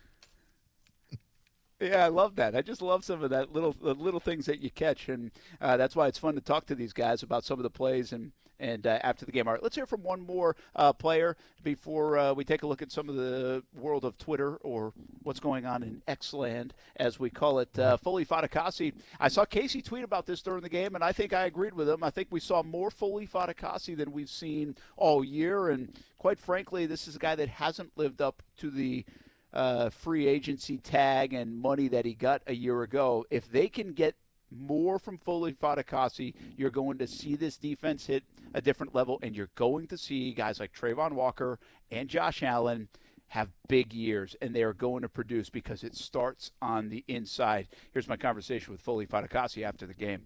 It must be nice not to have to jump on a flight right now and go back. Feels pretty good right now to get this win, Now we get to head on to the next spot and kind of just take it in. So, how bad did you need this one? Listen, it was pretty good to get this one. Every win in this league counts. You can ask anybody that getting a win in this league is very tough. It's very tough to do. So you want to appreciate the ones you get and look forward for the next ones. Bounce back in all three phases to get the lead early and then do what you guys were able to do in the first half on defense. little more like Jags football? Listen, we can say that we definitely tried to, get back to what our strengths are and really try to sharpen on what our weaknesses are. Great collective effort by the entire team. Feels pretty good. But obviously, we're going to go back into the film room and see what things that we can do better. Did you think you guys did a good job up front with the push? Josh was able to get home, Trayvon, able to make some plays. That usually starts on the interior. Listen, the entire team played lights out, Obviously, can't really, point a finger at it right now. But, obviously when we go back into the film room, we can see what areas that we can continue to work on and sharpen. But right now, we can say that, we executed enough to win the game. Do you have any plans the next couple of days other than recover and get ready for the next one, but sightsee London or Fulham, or what do you think? Me, honestly, I'm going to spend some time with family, recover, get ready for the next one. That's me personally. Not much of a sightseeing guy. Listen, I have family in London, so I could always come back. Personally, that's how much family do you have here? I have my auntie here, and I have some good family friends that live here. That's pretty cool for Foye Oluokun. And again, I thought he had a nice game. That was not me getting shoved into that locker, by the way, in the background noise of the Foye Oluokun injury. That's a shame. Again, I'm just giving you a little bit of insight here because I can. These are makeshift NFL locker rooms at Wembley. It's a soccer stadium. They have to make these locker rooms. They're not very big, and you're fitting all these people in them and big men in them, bigger than soccer players, and it is tight in these rooms. It was not easy to, first of all, get reaction, have players going to do whatever they got to do to get out of there, and the equipment staff. I think they probably hated us all for being in their way. But that's, the Jags have to build in Wembley Stadium like coaches' boxes. They don't have those for soccer. The communication from the boxes to the field, they don't do that in soccer. So in the locker rooms, they only need, what do they have, 15 guys on a soccer team? 18, 20? I don't know. Yeah, it's a little more than that. So if this is a Jaguars enterprise and not necessarily the NFL enterprise for this last game, does that mean the Jags have to foot the bill for outfitting the team with all that stuff? Wow. Oh, yeah. Yeah. They pay a lot, which also shows you how much they make. Yeah. Yeah, you gotta spend some to make some, I guess. Tell them, Sean. By the way, it's got to be worth it, right? Yeah. And so apparently it's worth it. And I think that showcases that they're making pretty good money over here in London. Hey, give us a tweet or two before we take a break, put a bow on the show, and Overtime with Kuhrts and Middleton on deck here on a Tuesday on ESPN 690. Let's start over in Indianapolis, where the Colts are getting a little help back, possibly. Colts head coach Shane Steichen said they're designating running back Jonathan Taylor to return from the PUP list, and he's expected to practice today. I haven't heard anything different out of Indianapolis, but guys, this Colts team was already looking better than maybe some expected. Does Jonathan Taylor turn this team into a legitimate playoff opportunity? Yeah, I think he could. I just don't know how he's going to be coming off injury and coming off the layoff, and we haven't really seen him in the good Jonathan Taylor now. 3 years? Shoot. 2021? Yep. Right? So, it's got a little bit of Calvin Ridley. He's been out for a long time, and how can he adapt to coming right back in? Is he in football shape and ready to go? Of course, they're going to say he is. I'm sure he is. But, listen, Anthony Richardson's off to a halfway decent start. He's got to be better than 50% throwing the football. That's just not going to fly in the NFL. But he's off to an okay start. They are 2-2, which is okay. Their defense at times plays well, and then at other times disappears. So I really can't figure. In fact, Indianapolis might be the biggest mystery team going right now in the NFL. They're hard to figure out, like which team's going to show up and what they're doing well on a given day. But I'll tell you this, Jonathan Taylor can't hurt you, and Jonathan Taylor is going to help Anthony Richardson get better and grow during this rookie season. So, as wide open as it appears after 1 month, I would say this is a big acquisition at this point for the Indianapolis Colts, guys. Case, I get that Jonathan Taylor should be expected to have rust on him, but did you really think his ankle was still hurt, or did you think it was a little bit of the running back magic? Yeah, I didn't think his ankle was a problem. I didn't think he had any problem other than the running back He magic said he situation. didn't. Yeah. I mean, so there might be rust, but he's healthy. I think that's the biggest part. At least we believe he's healthy. There's no reason to believe that he is not. And if they can get like good prime Jonathan Taylor back, then like, yeah, that's the whole problem, especially with what they can run with Richardson, and like it could be nasty. On top of the fact that they already struggle at the wide receiver, Richardson now has outlets in the flat. Yeah, that's a good point. Jonathan Taylor will make something happen. You guys want one more before we go to break? We can do that. Let's go to Next Gen Stats. Let's talk about the Houston Texans since we talked about the Indianapolis Colts first. Let's talk the Houston Texans and specifically that defense. This is from Next Gen Stats, guys. The Texans defense generated 14 pressures, 3 sacks with 4 or fewer pass rushers in week 4. The unit's 4th highest pressure rate on non-blitzes in a game since 2018. The Texans were at 44.4% pressure rate, 3rd in the NFL. This is a significant defense now we're learning from DeMeco Ryans, and I think we kind of expected that as this team was going to be going through what we thought were growing pains with C.J. Stroud. But just like I asked you about the Colts, guys, do you think the Texans are a serious contender to make the playoffs this year ahead of schedule based on the work that C.J., Tank Dell, and Nico Collins are doing and that defense? Yeah, I'll tell you what, this is impressive what the Texans are doing the last 2 weeks. I mean, they basically blitzed the Jaguars and they blitzed the Pittsburgh Steelers. I mean, I don't think we should take that lightly.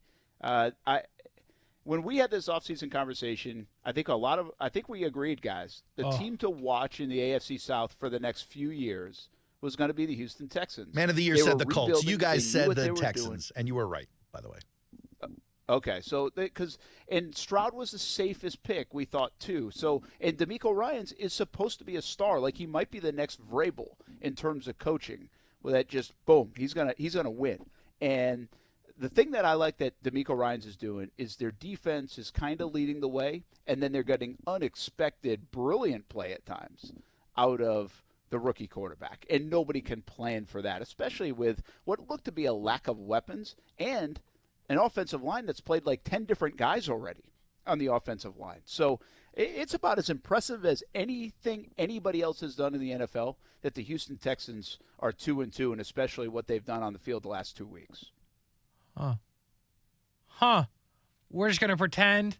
We're just going to act like things are fine. I said this was the second-place team in the division. We forbid about it. I know that means nothing to either of y'all. What? Brent, excuse me? Texans plus 9.5. Where's my? I didn't get paid out for that. What'd we bet? Yeah, I didn't get paid out for it. Is You the don't point know of the story. what we bet. You have no idea. I do know what we bet. What'd But we I'm bet? going to finish my point first. Because I said this was the second-place team in the division. I got laughed out of the studio multiple times by the supposed man of the year and Bert. And I'm not going to take. I deserve to be scoreboard on this one. I'm willing to pay up. I'm not Brent. I'm willing to pay up. It's $500. It is not $500. I am Brent. What is it, $5? Hey, Kasey. Hey, Kasey, go play darts. Yeah. Is it because I'm play fat? Darts, Case. You're not fat. You're athlete-shaped, according to Stewart. I'll take it. By the way, the actual thing we bet was you told me that if you won, I had to, end quote, actually wear the thing you bought for my birthday. I have no idea what that means. Well, I didn't buy anything for you to wear. Okay. So what did you get? You owe me $500. You hadn't decided. But just because you called me a welcher, I'm sending you $5 right now. $5? That's disgraceful. Yes. And it says, what's this for? And I'll say herpes cream. I love that Casey's default bet when he wins is $500. you owe me $500. Yes, exactly. What? Guy, like $5, I'm going to refund you. This is ridiculous. I'm not taking $5. Too late. I called this second-place team in the division. It's been impressive. I think they're the most impressive team in the National Football League the last 2 weeks, and I think that's hard to argue. Even with the Miami Dolphins scoring 70, because then they lost to Buffalo right after. We'll put a bow on the show. Overtime with Kuhrts and Middleton coming up as well. Tonight on ESPN 690, Brent and Friends London coverage continues, and it's presented by Bold City Heating and Air. Brent and Friends is sponsored by Best Bet, now open in St. Augustine. ESPN 690 wants to pay your bills. We'll have 5 chances every weekday to win $1,000. All you have to do is enter the correct keyword at ESPN690.com to be eligible to win. This is a nationwide contest. Message and data rates apply. ESPN 690 pays your bills. Sponsored by Arlington Toyota with over 800 new and used vehicles available. Weekdays at 8 a.m., 10 a.m., noon, 2 and 5 p.m. Tune in to win from ESPN 690, Jacksonville's home for ESPN Radio. Come on, admit it. You know you want a new Toyota. And in Jacksonville, that means you've got to go to the one and only family-owned and operated dealer for nearly 50 years, Arlington Toyota. Arlington Toyota has over 400 new Toyotas available. Camrys, Corollas, Highlanders, Tundras, Tacomas, they're all at Arlington. And you should be too. And at Arlington Toyota, your new Toyota purchase comes with Arlington's lifetime warranty, unlimited time and miles. Why wait? Shop in person and online at arlingtontoyota.com. Play a little pool, watch some football, eat wings, and, of course, plenty of adult beverages. Perfect Rack Billiards is the place to be on game day and every day. Now open for lunch at 11:30 on Friday and Saturdays. Daily specials like 75-cent Wing Wednesday, $3 Draft Thursday, and $3 Seltzer Saturday. Pool, darts, shuffleboard in a fun, clean atmosphere at Perfect Rack Billiards. It's your Jags game day headquarters. 10 wings and a pitcher for $20 and a free shot with every Jags touchdown. It's up to the Jags to score. It's up to you to have fun at Perfect Rack Billiards in Jacksonville. ESPN 690 is home for the Florida Sportsman Fishing Show hosted by Captain Rick Riles. Tune in every Saturday morning from 7 to 9 a.m. to find out what's biting now. Fishing so fresh, you can almost smell it. Many of us enjoy being DIYers. Do you really need a financial advisor for retirement? Or can you just do that yourself too? I wondered about that. Well, it depends. Have the Talon Wealth team create a comprehensive financial plan personalized for you at no cost. Then you can compare what you're doing to what's possible with a team of fiduciaries on your side. Okay. Schedule now at guardingyournestegg.com. Advisory services through Talon Private Wealth and SEC registered investment advisor. Florida license D056341. It's fantasy football like you've never played it before. You love fantasy football, right? Of course you do. Do you like competing? Yeah. You like winning? Absolutely. It's Fantasy Card Breaks with Davoli's House of Cards. You don't know your team until you open the pack of cards. There's curiosity, competition, and collecting prizes. Visit Davoli's House of Cards off 210 in St. Johns County, or just visit fantasycardbreaks.com. Fantasy football like you've never played it before with Davoli's House of Cards. fantasycardbreaks.com. Ron had a tax problem he just couldn't handle on his own. I owed the IRS taxes for over 5 years, but I didn't have any money to pay the taxes. Those years cost him dearly. Most of it was fees and interest. It was horrible. Ron finally called in the pros. I called Optima Tax Relief, and boy, am I happy I did. The leading tax resolution firm, Optima, is A+ rated by the Better Business Bureau. They've resolved over $1 billion for their clients. Ron was overjoyed. They settled my account with IRS. I was ecstatic. They are a lifesaver. They are. I am so happy. Take Ron's advice and call Optima now for a free consultation. Yeah, don't do like I did and wait. Call Optima Tax Relief. Do it now. You'll be ecstatic like me. Call 800-343-6460. 800-343-6460. 800-343-6460. Optima Tax Relief. Testimonial from an actual client. Some restrictions apply. For complete details, please visit OptimaTaxRelief.com. Discover how good your water can be with the new Connecticut softener and drinking water system. Connecticut's Twin Tank non-electric softeners are the most efficient softeners available. We have one in our home. We absolutely love it. Have had it for over 5 years. Their drinking water systems remove up to 99% of contaminants. Right now, you can save up to $1,000 on a Connecticut K5 drinking water system when you purchase a Connecticut Premier softener. If you're not filtering your water, you are the filter. Don't be the filter. The experts at CGC Water Treatment and Plumbing will test your water for free and provide solutions that are right for you and your family. Imagine having clean, clear, purified water at your home. No more plastic bottles, no more waste, just great tasting, purified water that you can trust. Call 904-552-1242 or visit cgcwater.com, 904-552-1242 or cgcwater.com. Financing options available with approved credit. CGC Water Treatment and Plumbing are proud partners of the Jacksonville Jaguars, and I'm a proud customer of CGC Water treatment and plumbing, an authorized independent Connecticut dealer. Florida license number CFC 1428211. Action Sports Jacks. Watch, listen, subscribe. You can watch us on CBS 47 and Fox 30. You can listen right here on ESPN 690, and you can subscribe to our YouTube and podcast, Action Sports Jacks on ESPN 690. Action Sports Jacks. Watch, listen, subscribe.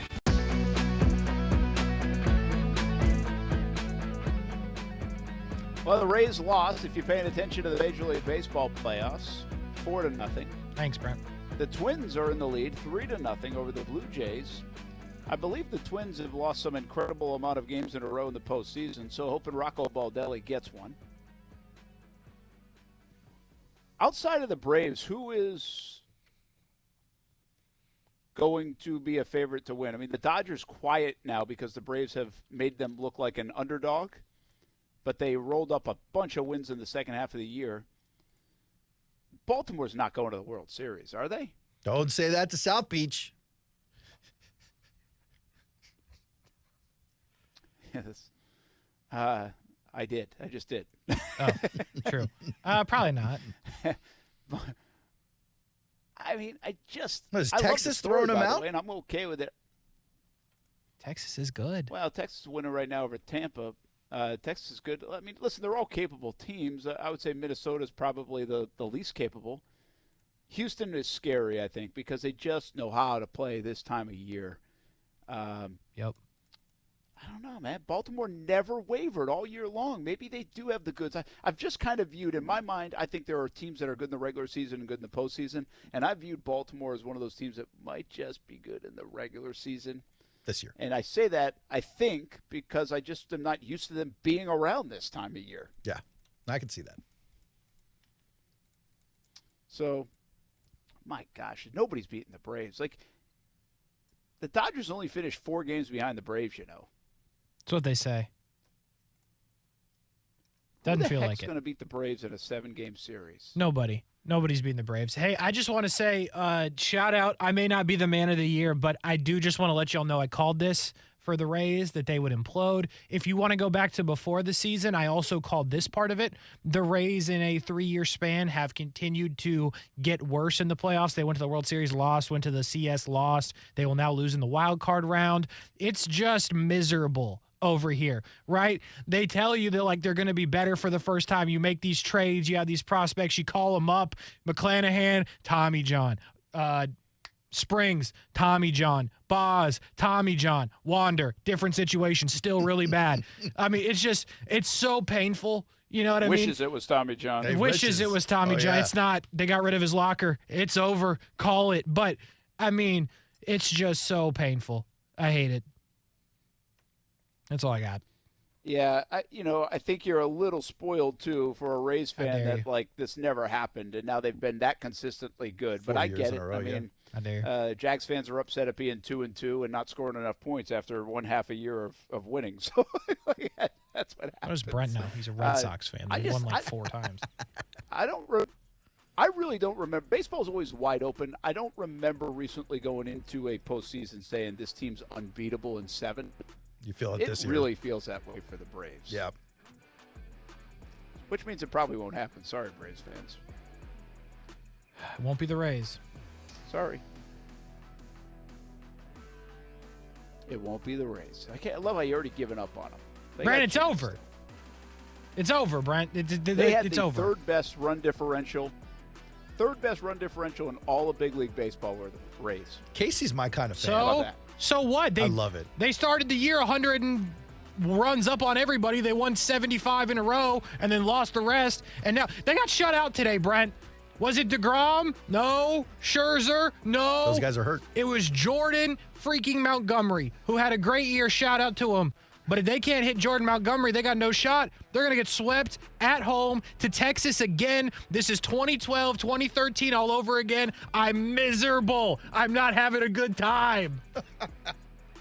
I like this emotion coming out of you. I feel it. I like it. I'm enjoying it. Aaron's really enjoying it. But I really enjoyed it too. Yeah. Let it all out. You're on the couch right now. You got another hour to do it. Overtime with Kuhrts and Middleton coming up next. For Aaron Schachter, Kasey Kuhrts, I'm Brent Martineau from London. Our London coverage presented by Bolt City Heating and Air. We'll be talking to the Jags tomorrow, and We'll bring it to you tomorrow, 3 p.m. on Brent Friends on ESPN 690. Let's do it. Ready? 1, 2, 3. Duval! Have a good night, everybody. Car Bravo is here at Nimnick Buick GMC, a better way to shop used vehicles with transparent pricing. Nimnick Buick GMC has joined the Car Bravo family and is the only Car Bravo dealer in Northeast Florida. Hey, it's a win-win for everyone. You always win at Nimnick Buick GMC. I've always won 6 different cars purchased for our family. Terrific selection of used cars under $20,000 at Nimnick. Experience Euphoria with Car Bravo online at nimnickbuickgmc.com or visit the showroom off Phillips Highway. GMC, we are professional grade. Hey, poker players, get ready because the World Poker Tour is coming back to Best Bet Jacksonville from October 26th through November 14th.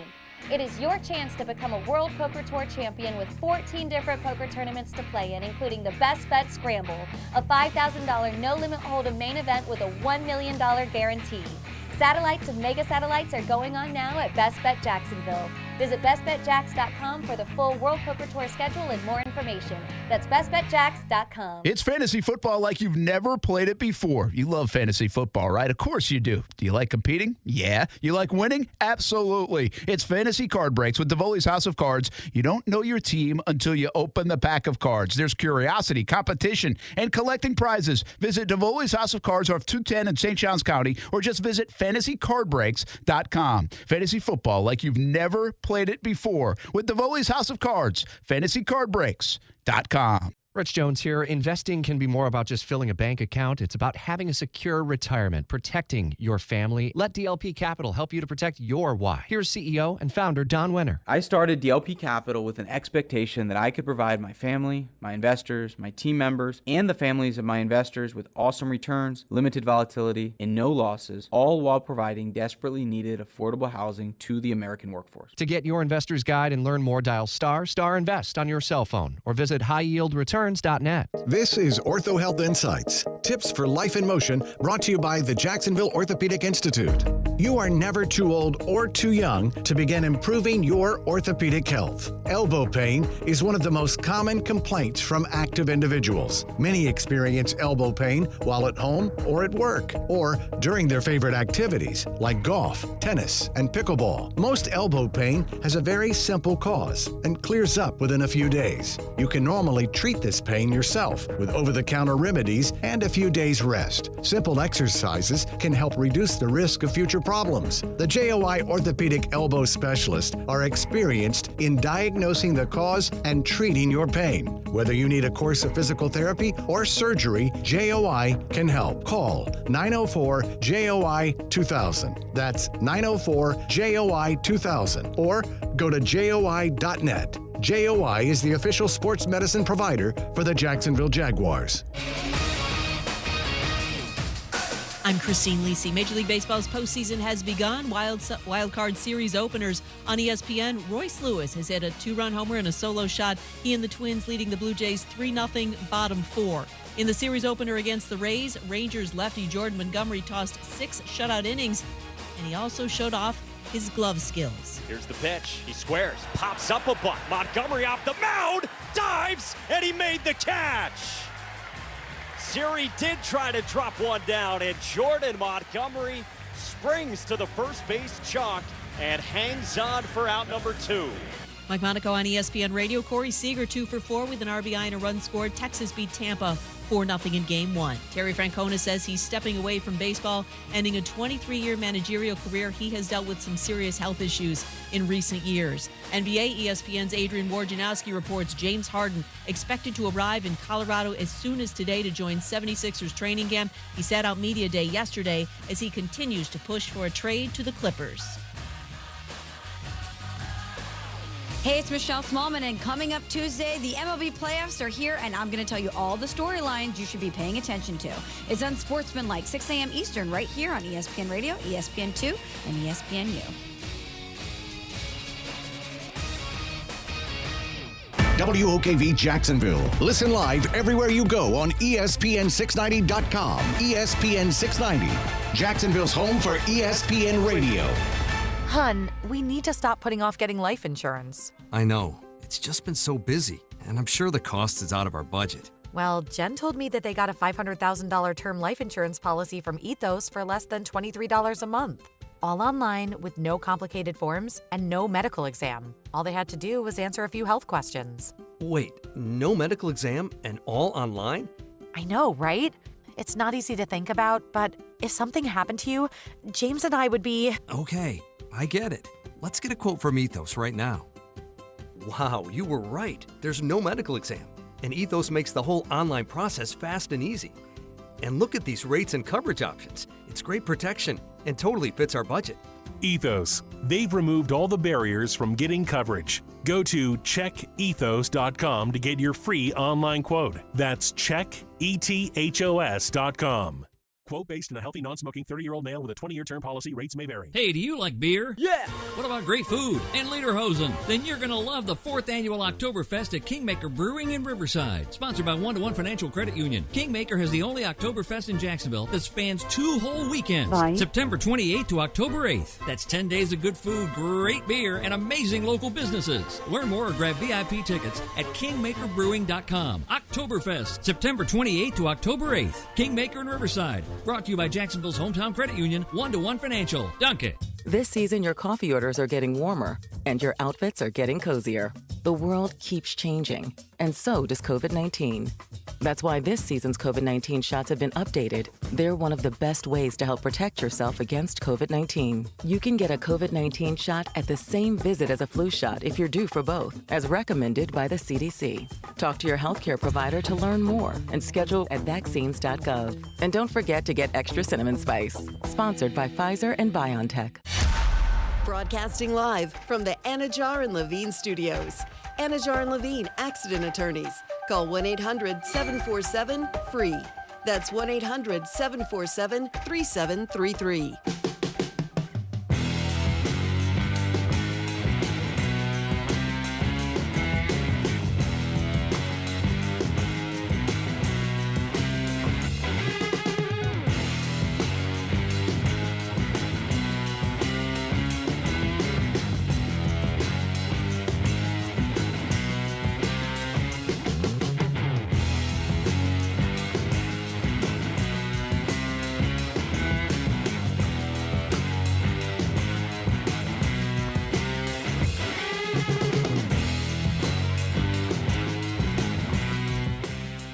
I told you. Ryan. I told you. You probably did. About in May, I said the Rays were frauds. I done told you, Brian. Baseball playoffs started. Nobody cares except me. Rays lose game 1, 4-0. Couldn't even score at home. Know how y'all doing today. How y'all doing? I know how y'all are doing. You don't care. I'm going to talk about it. Not for long. Like 2 more minutes. It's just not right, Brian. They started off the season. They won like 86 games in a row. Couldn't tell them nothing. If we did baseball power rankings, the whole planet had them in first. And then you got Tommy John after Tommy John after Tommy John after not Tommy John, but pretty bad situation. And now you're getting shut out at home to Jordan Montgomery and the Texas Rangers. To be fair, Jordan Montgomery sounds like a guy who can pitch. Please tell me he's a pitcher, because if he's not, he's a pitcher. Okay, sounds like he can pitch. I mean, he's okay. He's in the major leagues. He's okay. Well, more than okay. He's not really like 7 shutout innings good, but was it 7 shutout innings? Yeah, it was. Yeah, and then Chapman, and then their closer, and boom, boom, boom. Rays lose 4-0. They'll lose tomorrow. Season will be over. Kevin Cash will go to the Mets. I don't know what will happen to all the other pending litigation they have going on there in Tampa, but the whole situation, bad situation. The Twins are beating Toronto 3-0, if anybody cares about that. That is the baseball playoffs roundup. How y'all doing? How y'all doing? Today's show will be centered around what it usually is. That is football. Coming up after us is Inside Seminole Football with Mike Norvell. And then you will... Did you just whisper? Yeah. Gotcha.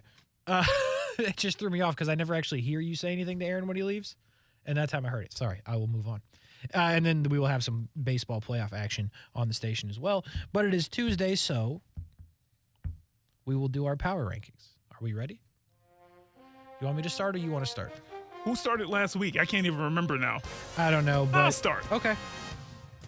You start. If vindication was a person, oh boy, it would be me. If vindication was a pick, it would be my pick. Okay. Who's been the number one pick? Oh, hold on. I didn't do this right. One. If vindication was a person, and it was a pick and a team, it would be a picture of a team out on the West Coast. They're named the San Francisco 49ers. My number one pick for the past, since the season began, 4 weeks in a row. Never doubted them, Kasey Kuhrts.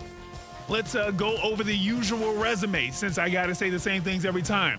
Christian McCaffrey, beast as usual, 4 touchdowns. Someone please sweep the leg. Okay, not really, but man, super healthy Christian McCaffrey and a competent offense with a quarterback that can do some things and some other weapons around him. This is what you get. Man. Kasey Kuhrts, let me break down a couple of other things about San Francisco that I'm sure you don't have number one, might not even have number two, the way you've been disrespecting them on these power rankings. Okay, here we go. Third in points per game, man. 31.3 points per game. Second in total yards. Second in first downs per game. Third in rushing. Again, we're going back to Christian McCaffrey, but there's been some other contributions to that. Defensively, their first and fourth quarter points, Kasey Kuhrts. I love this stat because crunch time happens the deeper you get into the season and the deeper you get into the playoffs. Think back to the Super Bowl. Think back to some of those playoff games. Fourth quarter, can people execute? This team is showing you already that they can.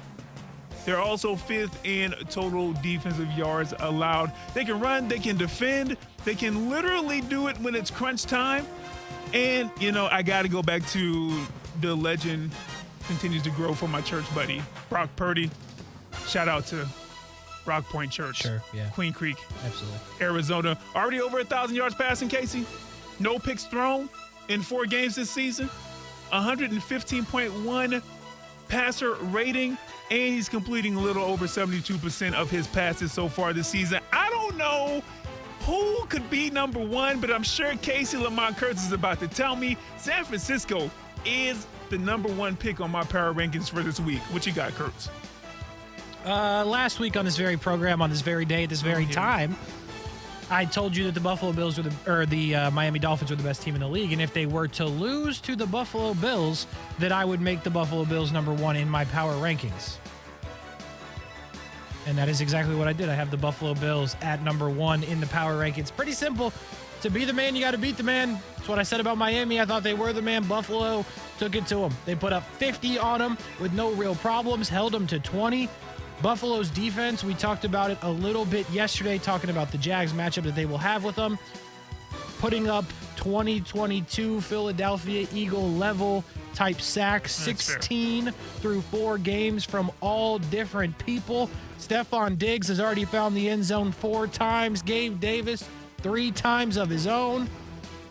But most importantly, they run the football now. And it's not Josh Allen. Yeah, Josh Allen still gets a good amount of rushing attempts per game, but it's James Cook, averaging over 5 a touch with a touchdown.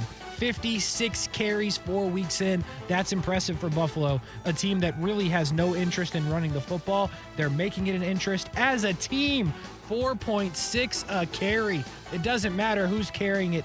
They're running the football. Double tight end weapons, Knox and Kincaid. I talked about Davis. I talked about Diggs. The defense is real. Trey White, another bad injury. That stinks for him. No doubt about that. Yep. Injured last year, injured again. You hate to see it, but that defense is real good. That offense is real good. And I think all of this happens because they figured out how to run the football with the willingness to do so. So, I told you, if they beat the Dolphins, they're number one. And right now, going into a week where they will play the Jacksonville Jaguars, I have the Bills as the best team in the league. 2. Well, let me continue on with the praise for the Buffalo Bills. I got them at number 2 last week. I think I had them at number 3. Kasey, I'm not a full believer in this team just based off the history, but we're talking about this season, and I believe in them more I would agree with that, this season than I did this time last year when, I don't even know if they started off 3-1. They might have still been undefeated at this time, but I think they were getting much more praise this time last season. Yes, 100%. And you want to know why? It's because the same issue I had with Philly last year until they kind of broke through, they've already faced some turmoil.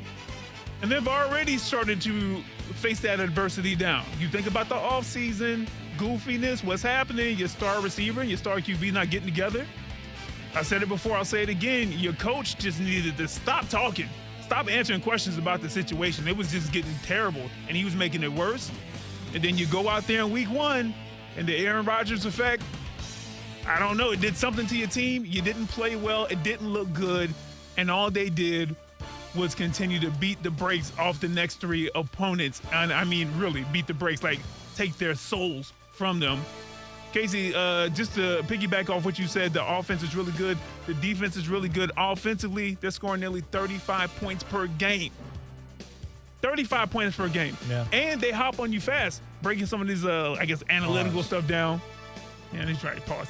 But they break fast. And they get on you fast, and 20 points per game in the first half.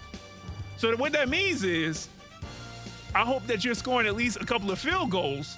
You're still going to be down by a whole bunch, but they're averaging 20. I hope that you got some people that can catch the ball and throw the ball, because we're already up and we deferred at the half, so we're going to get the ball in the second half, and we're going to score some more. And then defensively, man, you got to love this stat right here, 3rd in turnover margin in the league. They're not just getting to the QB. Now they're taking the ball away from you as well, and they can score points, and they're averaging 2 interceptions a game. Kasey Kuhrts, the Buffalo Bills, number 2, playing very well. I like them. Who you got? I mean, I'm going to say it since you didn't, but I'll say it. And it feels like everybody else is – no, it's not that. Oh, okay. It feels like everybody else is beating around the bush on this point. I've never seen Brock Purdy and Tom Brady in the same place at any point in time, ever. He does not lose. He does not turn over the football. He does not throw incompletions hardly at all. 72%, 1,000 yards, 5 tutties, no interceptions, has never lost. Undefeated, call him LeVar Ball, undefeated, never lost. It's never happened. He doesn't lose. And they just keep winning. Christian McCaffrey, yeah, it's insane. I mean, there's no other way to put it. Sweep the leg. Don't do that. Don't do that. Don't enter. But it's just, you can't stop him. He's unstoppable. He's 6 yards a carry. A carry.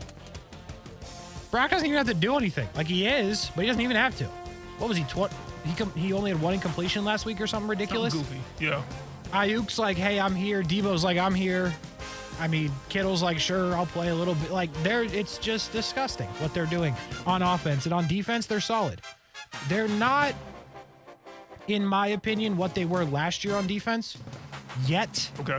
There's still time, but they're solid. Like, their playmakers are their playmakers. Hargrave's been good already since coming over. Nick Bosa only has 1 sack. I promise you he'll have like 20, so don't worry, he'll get there. Fred Warner is still all over the field. Their corners, their secondary, which has changed a little bit, is good, but they're not, in my opinion, 4 weeks in, the defense they were last year. I could be wrong. And their defensive numbers are great if you look at them, but they played the Giants, the Cardinals, the Steelers, and the Rams.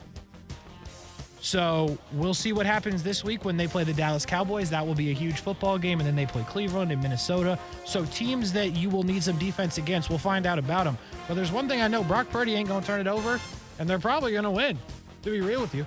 So it's just nasty what's happening in San Francisco.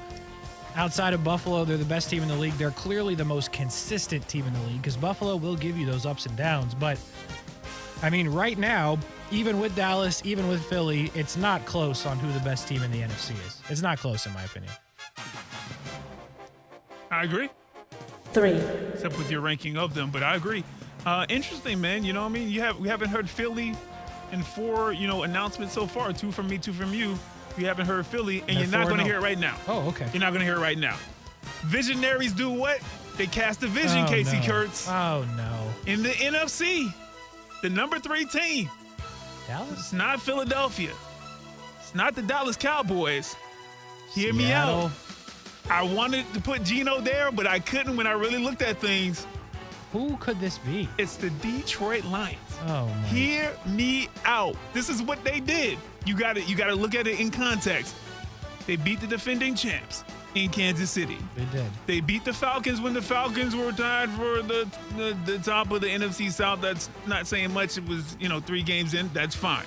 They beat the Packers, who also was tied for the division lead, and we were like, the Packers is Jordan Love. They may still be a good team. They can run the ball. And their only loss is to Geno and the boys in overtime when, once again, Geno was interrupting the ref trying to talk to America. Yes, it was a right. wild game. But they lost in overtime by 6. They're 6 points away. They're an overtime away from being one of these 4-0 teams. And let me tell you something else, man. They got them popping off on defense. They're averaging basically 3.5 sacks a game. And you think about the young guys on the team, they got a couple of them, but most notably, the one that we always talk about and maybe secretly long for pause, Aiden Hutchinson, sack master, pressure master. He's showing up. Even thinking about a branch from that came out of Alabama, and he even has shown up at different points in this early season. By the way, the offense, they're doing their thing to a certain degree. I think the defense, they're hanging their hat more on the defense so far early in this season. But if you think back to last season, that offense was the thing that was taken off. Jared Goff, just tossing the ball around. But Jared Goff, highly accurate, 70%, give or take, completion average. Amon-Ra St. Brown, top 10 in receptions. And, like I said, I think they get Jameson Williams back off suspension. They do. And that's only going to add to the potency of that offense. And apparently David Montgomery has found the ability to play football again, because he was scoring touchdowns, not this, I don't think it was this past week, it was the week before. And if you know about the David Montgomery saga with me, we got beef. We got beef. You do. We got beef from fantasy Real football. legitimate beef. But I got the Detroit Lions. You got to be a visionary to see exactly what is going on here, from the opponents that they played to what the stats look like, to what their players, especially their young guys, are doing. Dan Campbell got these boys playing. They on fire. I would put them up most against anybody except the San Francisco 49ers, including the Buffalo Bills right now. And I think you got a heck of a game on your hands. So Detroit Lions, number 3 on my power ranking. Kasey Kuhrts. All right. He said, huh. All right. That sounds like you're wrong. I heard you. Listen to what you said. Won't see Detroit as in top 5 here, but hey, maybe I'm just not very smart. Yep, still Miami. Got Miami at number 3. Here's the deal. Here's what we now know about the Miami Dolphins. They ain't going to stop anybody. So they're going to have to put up a lot of points to win when they're playing good teams. Here's the good news. Not playing good teams for a while. Play the Giants this week. Might be another 70-point outing. After that, they will play Bryce Young and the Panthers. Another 70-point outing coming soon. Then they will play the Eagles. That will be tough. They will have to outscore the Eagles. Then the Patriots. That's another win. It's not going away for the Dolphins. They are still going to be there. They're still a good team. They still score points. Wasn't a great week, to be real with you. If Tyreek Hill is not doing Tyreek Hill things, it's going to be tough for them, because their running back situation, you need big plays or it's not there. It feels like for their running game, they got a couple of big plays, a 55-yarder, but not consistent in the run game. Tyreek Hill, Jalen Waddle, not enough of that. The secondary in Buffalo is good. They were getting after Tua. Not excuses, just telling you what happened there. But Miami, if they could just play a lick of defense, any defense, they're going to have to figure it out by the time they get to the playoffs, because they can get through the regular season. They can fight for that division. They'll be a wild card at the worst, but they got to figure out how to stop somebody. I don't know if that means they got to trade for people. I don't know what they can possibly do there other than develop their players. They've got names. They just need them to perform, because that's now 2 of 4 weeks where their defense has been nowhere to be found. And the other week, one of the other weeks, they scored 70, so their defense wasn't really needed. And then they gave up 17 to the Patriots, who after last week looked like I'm not even sure if they could play football. So got to figure it out on defense. But I, again, 2 weeks in a row, think you've got Buffalo, you've got San Fran, and you've got Miami at the top. And after that, I don't really think anybody else is close. This is like a 3, and then like a 3, and then the rest of the league, in my opinion. So the top 3 teams in the league, clearly, to anybody watching with both eyes open, is Buffalo, San Francisco, and Miami. So I got him at number 3. Yeah, that was interesting. Okay, yeah, I don't know. I thought I had this flow in nice with the music. But anyway, let's go to 4. 4. I'll get some music in here in a second. Let's see. It's a great thing about radio. You can just kind of... Oh, that's why. Ha! I remember. Okay, here we go. You broke something? No. I had the setting on the backup. You know they changed everything with wide orbit, so I had to look for A and B, and I got it on B instead of A. Anyway, I've done that already too. So what did I say? Where was it? 4. Yeah, that sounds right. 4. Okay, Kasey. I guess Philadelphia. You know, I hate to say it like that too. They're 4-0. It's hard to win a game in the NFL. This is the thing. 3 out of the 4 games with Minnesota. I'm sorry, not Minnesota. They feel like Minnesota. Actually, that was my point. I guess that's why I was saying that. The Philly wins feel very Minnesota from last year to me. Like, just survive. Yeah, and they're a good team. They got some good players. Now, Philly has way more good players than Minnesota last year. And honestly, it feels like Minnesota with an outstanding defense and an outstanding offensive line. But you can't play that game. You can play that game all season, but eventually it catches up to you. And I'm just waiting. I know what Jalen Hurts' numbers look like because he's starting on my fantasy squad for the time being. I understand he had 317 yards passing. Eventually, it just doesn't look like it did even last year. And maybe, you're right. Maybe it's just like it's not always going to look that easy and dominant, but that's what I'm expecting. And so because they're overcoming in games, but it's games that they shouldn't have to overcome in or hold people off from. Think back to the New England game. They were up 16-0. I was getting texts, are you watching the Philly game? I'm like, no, I'm not watching the Philly game because, it's 16-0. Next thing I look, it's Patriots have the ball. Let's see if they can, get the score to go up. Like, what? What is happening? So, I still believe in Philly in this sense. It's got to get clicking sooner than later. And the fact that I don't think it's clicking, even though the numbers at the end of the game say, hey, they had decent games here, A.J. Brown or DeAndre Swift or Jalen Hurts, when it finally is rolling, and I think they can get it rolling like it was last season offensively from the jump and keep that consistently through 4 quarters, heaven help just about everybody but San Francisco. So I got the Philadelphia Eagles at number 4, Kasey. So you're right about what you're saying there. It doesn't look the same because it's not the same. I'll tell you why, because I also have the Philadelphia Eagles at number 4. I think they're the best of the next group for me. I don't think they're close necessarily to Miami, San Francisco, or Buffalo, but they're still Philadelphia, and they've I guess, earned the spot that they're in because they are 4-0. But you're right. Something just doesn't look right. I'll tell you what it is the defense. And specifically, it's their secondary. If you throw the ball on Philadelphia, you're completing the pass. Like, the secondary is not the same. They're not playing at that level. They've allowed more completions than Jalen Hurts has so far this season. Like, they just can't do anything. Against the run, they're great. They're still great there. They're getting after the quarterback, not as much as they did last year. Shocker. That was like an all-time performance that they had throughout the season. But that's the problem. That's why it looks different. It's weird because you would think if their defense is lacking a little bit, their offense would look better, but it's not really that. I think their offense is about what it was. Not always pretty at times. Like, you got the tush push a lot. You've got just running the football with 3 or 4 different backs. You occasionally air it out to A.J. Brown like they had to do last week against Washington to win the game.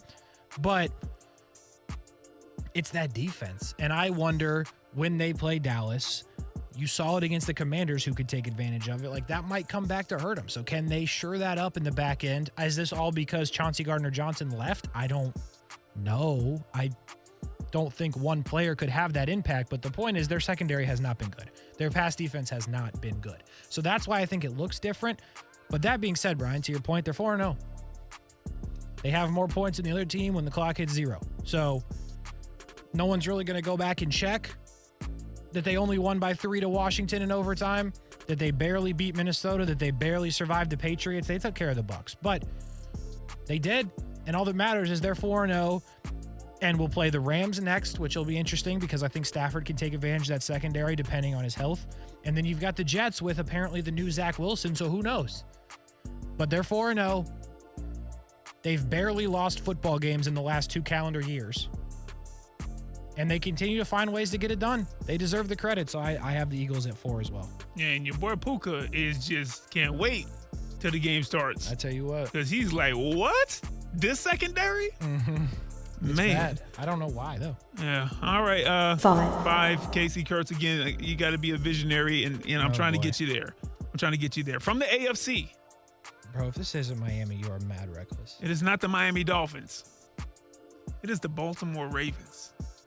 I had to sit down and sit with this. You hear what I'm saying? I had to let it settle in my spirit for a second before I put that there, because Miami was number 5 on this list for me for a good 25 minutes. I was just looking up some of the other fine points to make that argument. And I was like, Miami, great offense, da-da-da-da-da.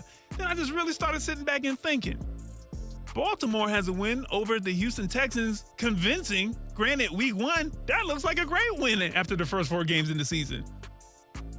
And then they put up 28 points on a Cleveland Browns defense that we were just like, hey. Mm-hmm. You're right. This is the 2000 Baltimore Ravens. There's Ray Lewis out there running out there before Ed Reed even got there. The ones that you couldn't even score on them. And that's what it looked like. And I'm just like, well, that's great. And I understand Cincy is not what they were last season. Maybe that turns around, maybe it doesn't. But in week 2, when we talk about, a great team that's going to make a deep playoff run, they're desperate and they're at home. Baltimore went in there and said, well, it ain't going to start today. And so that Colts loss, again, Colts 2-2, I think they're still going to be a pretty bad team over the long haul, but who knows? Because right now they're 2-2 with everybody else in the AFC South. So it doesn't look nearly as bad as maybe if the Colts were 0-4, or they wouldn't be 0-4, but 1-3 at that time. So the other thing I like about Baltimore, again, when you start getting into the depths of these stats, second half team. Top 10 in second half scoring, top 5, in second half points allowed.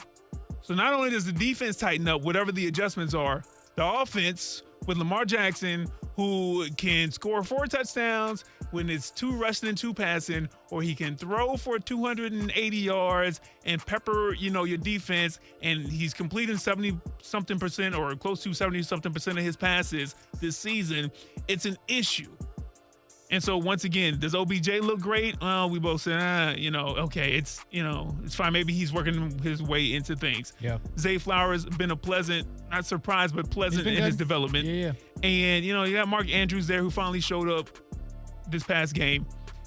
But Baltimore has put together a nice little resume this first quarter of the season, Kasey, and I'm going to give them respect and deference for that. So I got the Baltimore Ravens, not the Miami Dolphins, and number 5 on my power rankings. Yeah, you got 2 teams that are missing in your top 5 that I can't really figure out how or why they're missing, but you say you're a visionary, that's fine. This isn't really a visionary move. This is just what everyone agrees on with watching football with your eyes open, is the Dallas Cowboys. Listen, I am not a Dallas Cowboys fan. I've always been critical of the Dallas Cowboys. They broke the Patriots. They might have broke Mac Jones. That might be it in New England for that, because that was a showing. They win 38-3. If you missed it, Mac was throwing interceptions on every play. Mac gets benched.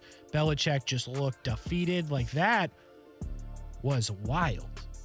And if you go back and outside of the defensive stats, on offense, if you look at this game for the Dallas Cowboys, they scored 38 points. Everybody had a normal day. Like, Dak Prescott threw a touchdown and just over 260 yards. Tony Pollard had 11 carries for 47 yards. Their leading receiver, if you had Jake Ferguson penciled in, you would be correct. Like, this was a normal day. They won 38-3. Yeah. Again, it's because of their defense, but holy cow. I still don't understand how they lost to the Arizona Cardinals. It's just because they're the Dallas Cowboys. Like, those kind of things happen. But looking ahead for Dallas, they will play San Francisco, as we talked about earlier. then the Chargers, then the Rams, then the Eagles, then the Giants. So there will be some matchups here for Dallas, but Dallas's defense can stop the Chargers, can stop the Rams, probably can stop the Eagles. I don't know if they can stop San Fran. That's going to be the matchup. And then obviously the Giants, because that was a debacle yesterday. But the Cowboys are legit, especially on defense, and they deserve to be in the top 5, especially after what they did to Belichick, Mac Jones, and the boys up in New England. All right. I mean, I'm not going to be mad at that, but, the overall, the first 4 weeks, what am I more impressed by? It's close. It's close, but I went with Baltimore. Okay, 6 through 10, Kasey. I got Dallas. 7, Miami, I guess. 8, I got Kansas City. It's weird, but I feel fine with having them not in the top 5. And yeah, like I said, 8th, Kansas City. At 9, I got Gino and the boys up there in Seattle. And 10th, Kasey Kuhrts. My first 2-loss team to enter the top 10. C.J. Stroud and the Houston Texans, because they are looking like world beaters. I don't want them to come back here ever again. Not this season. Don't come back for a playoff game. Nothing. Y'all good right where y'all at. So I got the Houston Texans at 10. It's funny you say that because I considered having the Texans at 10. I don't, but they would be at 11 if we went down to 11. I got Gino and the boys at 6. I got the Ravens at 7. I also have the Kansas City Chiefs at 8. I got the Lions at 9. And I got the Tampa Bay Buccaneers at 10. Okay. Got to.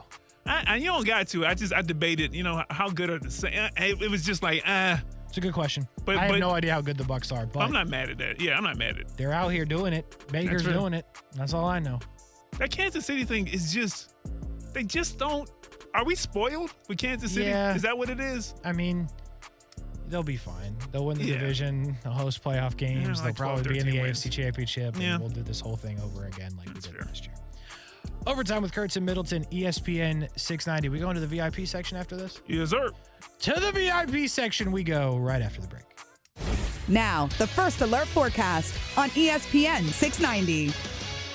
Partly cloudy and breezy into this evening. A few brief showers moving in off the ocean, and still some haze and smoke in the skies as temperatures drop into the 60s and 70s. Your Wednesday will have a mix of clouds and sun, breezy, and a brief shower or two, highs in the 80s. For the CBS 47 and Fox 30 Action News Jack's First Alert Weather Center, I'm Chief Meteorologist Mike Burrish. The Weather Center is brought to you by Beards Diamonds. Don't miss Beards' incredible buy one, get one on wedding bands now through October 31st. Are you passionate about addressing health disparities in our community? Raise funds for life-saving research and inspire change for the chance to be named the American Heart Association's First Coast Leaders of Impact winner. Contact AHA First Coast at heart.org to nominate yourself or a local changemaker. Hey folks, Dave Benyon here with Zero Res. I'm here today with my son Ammon. Ammon is the air duct manager for Zero Res. So Ammon, many people may be wondering, why should I get my air ducts cleaned? Well, there's 2 good reasons. First is indoor air quality. As we live in our homes, we generate a great deal of air pollutants such as dander, dust, and chemicals. These contaminants are pulled into the HVAC system and are recirculated 5 to 7 times per day. The second reason is that a clean system is much more energy efficient than a dirty one. According to the U.S. Department of Energy, 25 to 40% of the energy used for cooling a home can be wasted. Contaminants in the HVAC system cause it to work harder and shorten its lifespan. So, what kind of deals are you running? This month, mention WOKV, I'll disinfect your air ducts for free. That's normally $100. Wow. So I can get it disinfected for free? That's right. Remember, folks, Zero Res, spelled forward or backwards, it's the right way to clean. Men, if you're struggling with erectile dysfunction or PE, the medical providers at Prime Men's Medical Center offer breakthrough treatments that eliminate problems in the bedroom without pain or surgery. Listen to a specialist in men's health. I'm Dr. Simovitz. Prime Men's Medical Center offers the most advanced treatments to eliminate ED and PE. 98% of men experience instant results on their first office visit. They're even lasting 90 minutes or longer, regardless of age or medical history. Don't just take our word for it. Call Prime Men's Medical Center now for our limited time offer. Your initial consultation and first treatment are completely free. You'll see instant results right in the office. You'll even get a gift that enhances your performance in the bedroom. All this, worth hundreds of dollars, is free if you call now. 904-206-7930. 904-206-7930.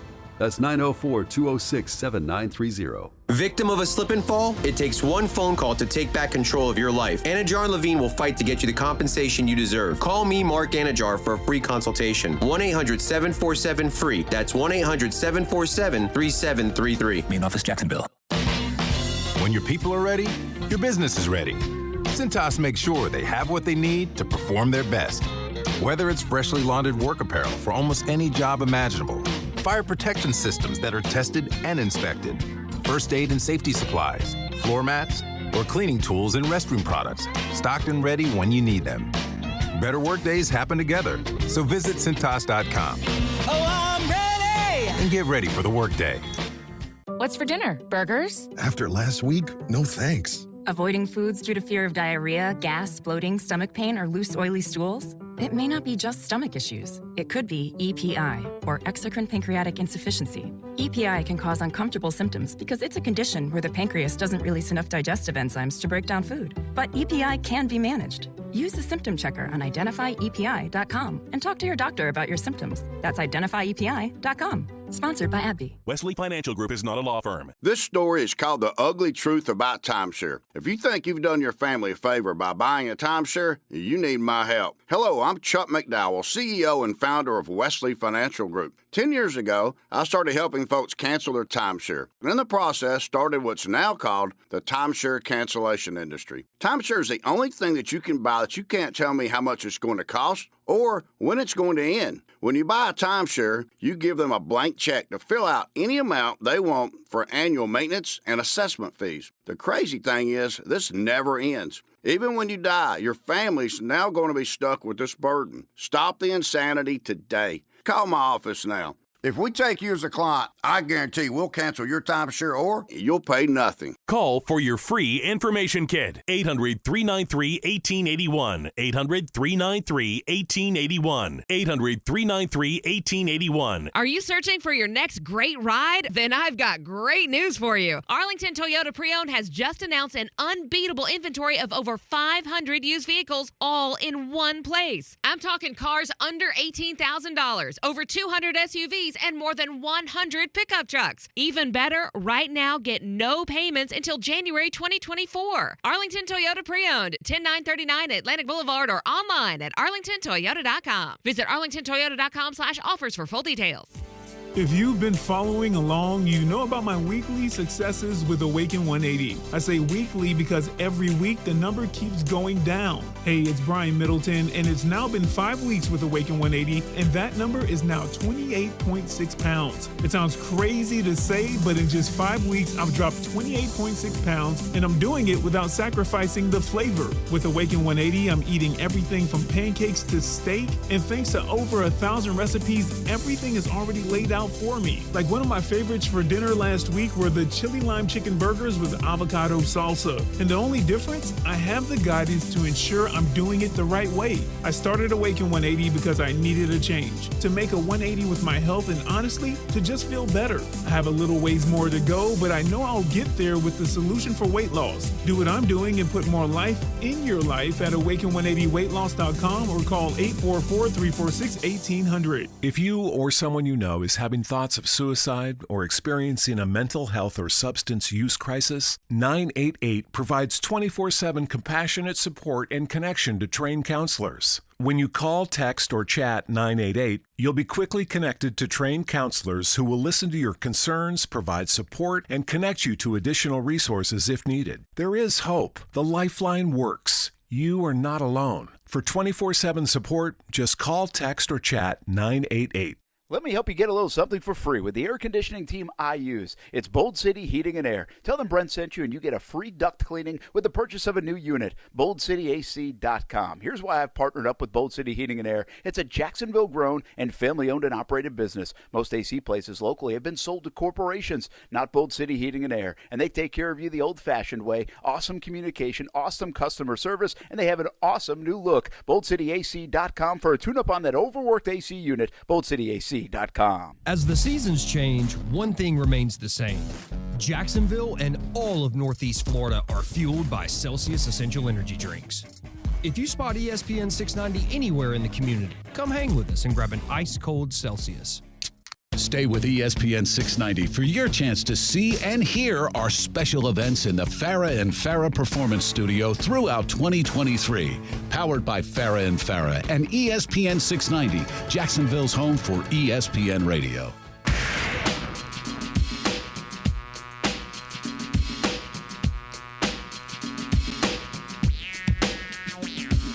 Overtime with Kuhrts and Middleton.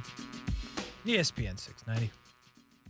On a Tuesday, we did the power rankings in segment number 1. There will be no segment number 3. Inside Seminole Football will be at the conclusion of this program. But in segment number 2 will be the VIP section. If you've never seen the VIP section, it is strictly and solely off of the last week of football, which was week 4. And if you performed at a level in which we believe is VIP, you're welcome into the section. Now, I do want to say, Brian, I see some regulars outside. I'm just going to go ahead and let them in. Okay. Puka Nacua from the Los Angeles Rams, who just maybe is the best receiver in the league. I don't know. We're going to let him in. Okay. He knows where to go, left, right. You get the idea. Christian McCaffrey, there's no explanation needed. Just get in here. Yeah. And a 2-time entrant, which we're just going to let skip the line because it's 3 out of 4 weeks now, another Los Angeles Ram, Kyron Williams. Come on down. Oh, okay. So with that being said, we got 3 guys in. I mean, really, can you talk to me next time about just letting in 3? I was cool with the first 2, then all of a sudden you just slipped in the 3rd one. But it's cool, though, man. I trust your judgment. Okay. Thank you. I appreciate that. And the first person that I'll let in for the first time this year is a wide receiver, another one. We've already got Puka in there, but A.J. Brown. Come on down. You know, it went from arguments on the sidelines earlier in the season, even though you're still winning games. It went from really mediocre play to start the season, popped off against the Bucs a little bit. We were like, not good enough to get in the VIP, not competing with Puka and the boys. But after a 9-catch, 175-yard, 2-touchdown performance against the Commanders, you're absolutely welcome to the VIP section. Made some folks miss, went over a couple of defenders, made some plays, scored some touchdowns, needed every last point they had in overtime to beat the Commanders. A.J. Brown, obviously one of the most talented receivers. Again, thank you to the Tennessee Titans for shipping him out of Tennessee so the Jags do not have to deal with that twice a year. We appreciate you greatly for your service. And we will now welcome A.J. Brown to the VIP section for the first time in 2023. Not mad at it. Kasey Kuhrts, when you make history, gotta let you in. Okay. Khalil Mack. Yeah, good Will call. you come on down to the OT VIP? 6 sacks. I don't care if Jimmy G was back there or some rookie or some high schooler was back there. 6 times by yourself. You got to the QB and got him down in an NFL game. Kasey, I read that's the most against the Raiders since sacks became a stat back in 1982. That would make sense, yeah. The Raiders had only allowed 4 sacks all season. Really? I get it. Jimmy G went down. They got a backup in there, a rookie. He might be thinking a bit more. Khalil Mack, 6 sacks. Holy smokes, man. Listen. In case you didn't know, you can ask Puka. You can ask some of the guys who got permanent seating back here, at least for the rest of the year. But spicy chickens to the left, Tesla keys to the right. Welcome to the OT VIP. I got a defender that could slide through the VIP section. And it comes from the Dallas Cowboys defense who showed out against Mac Jones and the boys.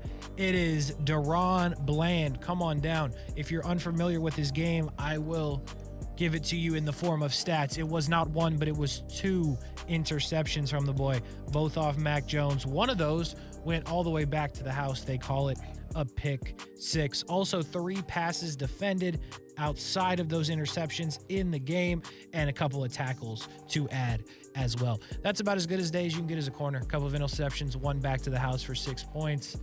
It's just that Dallas defense is nasty. Don't want it to go under the radar. They also had another guy score a touchdown, Leighton Vander Esch, on their defense. So 2 defensive touchdowns for the Dallas Cowboys. But when you get 2 interceptions, it may not be 3 sacks. It may not be 6 sacks like documented, but still a worthy performance from Deron Bland to end up in the OT VIP. Yeah, I've liked him since last season. Last season, he was already starting to show up. Yeah, and he's just continuing to get better. Good choice. Gotta stay with the sacks. Listen, I don't normally do this. Can y'all please make way? Some large guys coming through, pause. Yeah, and it's more than one. They're gonna come in as a contingent, but this is only a special case. Again, when you make history, even for your own organization, gotta let you in. Seattle Seahawks front seven. I don't know, a safety maybe if you got in there. 11 sacks. The other team is trying. I know it's the New York Giants, but the other team is trying. You talk about breaking people, how Dallas broke New England. Yep. Seattle broke 100% their spirit in New York. That's just 11 sacks. At one point in the fourth quarter, I was just like, man, do they mercy rule in professional sports? Because it was just so sad. But man, when you get back to the quarterback over and over and over and over and over again, and literally I can say that 5 or 6 more times. Yeah, he's still getting sacked right now. He's going to see ghosts. You're going to ruin people like that. Yep. Seattle Seahawks, way to go. All 7 of y'all right here. Spicy chickens to the left. Tesla keys to the right. Bottles are popping. Ladies are in here. Welcome to the OT VIP, my boys. We don't have a ton of room in the VIP section left, apparently, because we got everybody in. But I think I can sneak this guy in. It won't be sneaky when the press sees it, though, because they'll be taking pictures, and they'll be like, there's no way that they just let Zach Wilson into the OT VIP. Here's the wildest thing, man. And I don't necessarily think this is a good thing. But the fact that it felt like everyone in America outside of Taylor Swift was rooting for Zach Wilson the other night. I was rooting for him. Amanda was rooting for him in my house. We were rooting for Zach Wilson. You got Micah Parsons tweeting about rooting for Zach Wilson. You got Chris Jones beefing with Rodney Harrison about Zach Wilson. Again, I don't necessarily think that's a good thing because it means, he's been through a lot to get to this point. So I don't really know how to take that part of it yet. But what I do know is the best game in the career of Zach Wilson happened against the Kansas City Chiefs on Sunday Night Football. 245, a couple of touchdowns, 71 completion percentage, nearly 72%. What a number for Zach Wilson. But there were times on that drive to start the second half and then a couple of other, he could not miss, Brian. He was dotting people up. Yeah. And these numbers should have been better. But he had a drop from Michael Carter that was big. He had a drop from the tight end that was big. Which tight end was it? Conklin, I believe. And then he had a drop from Randall Cobb that was big. These guys were not making plays for him. And y'all were wearing T-shirts for Mike White. Talk about having some respect. At least make some plays for the kid. Alan Lazard, only one making plays for him. Shout out to him. Garrett Wilson, okay. We see you. But Zach Wilson, I'm not going to sit here and tell you he's ever going to play like that again because I don't know if he will. But I thought it was pretty wild that the whole world was rooting him on. Again, outside of Taylor Swift, she's a Chiefs fan is what I'd be hearing. And it was impressive. So Zach Wilson, it may be the only time. But welcome to the Week 4 OT VIP. You earned it, young man. I like that. We're going to stay in that same vein. Chicago Bears QB Justin Fields, please come down here. Listen, I know nobody else from your team. No. Just you. And let me tell you why. I understand you guys let go of a big lead. But you guys wouldn't have had that big lead if it hadn't been for your performance, for you continuing to overcome. You are great value Zach Wilson storyline-wise. Because I think more people feel for Zach. Chicago, huge market. New York, an even bigger market. And don't worry, your time is coming where people are going to be rooting for you as well. 80% completion completed passes. Kasey Kuhrts, 335 yards, 4 TDs, an interception, and an unbelievably bad fumble that, cost them points. But he played the heck out of a lot of that game. He needs some of that confidence in the sense of having things go right on the field. I'm sure he believes in himself. But that was a heck of a performance for most of that game. Justin Fields, I don't think I'm going to be able to let you in anymore. So I got to take my chances when I get the shot. Welcome to the OT VIP. No spicy chickens for you, though. Not for that interception. But you can get in the Tesla keys if you want to. I got one more, Kasey, if you got one more. I got one more. I'll make it quick. Nico Collins, again. I think this is his second appearance. 7 for 168 and 2. The Texans are for real. I called it. No big deal. Nico Collins, shout out to you, bro. 3rd in the league in receiving yards, I believe. Got to get a Jag in here, Kasey Kuhrts. Yeah. Not the Jag you're thinking, though. Cam Robinson. Holy smokes, thank you. Thank you. You hear me? For coming back to this team. I'm not going to regret it. And before you even play it down, even if you don't play it down in Buffalo, thank you for being here and coming back to that offensive line. I feel like I want to give you a pass for this weekend next week. Welcome to the OT VIP, my boy, huh? Because we need you. We need you here in Jacksonville. We need you here in Duval. Have all the spicy chickens you want, man. Make sure that you're ready. We need you. Cam Robinson, welcome to the OT VIP. Oh, that might have been it. Sorry.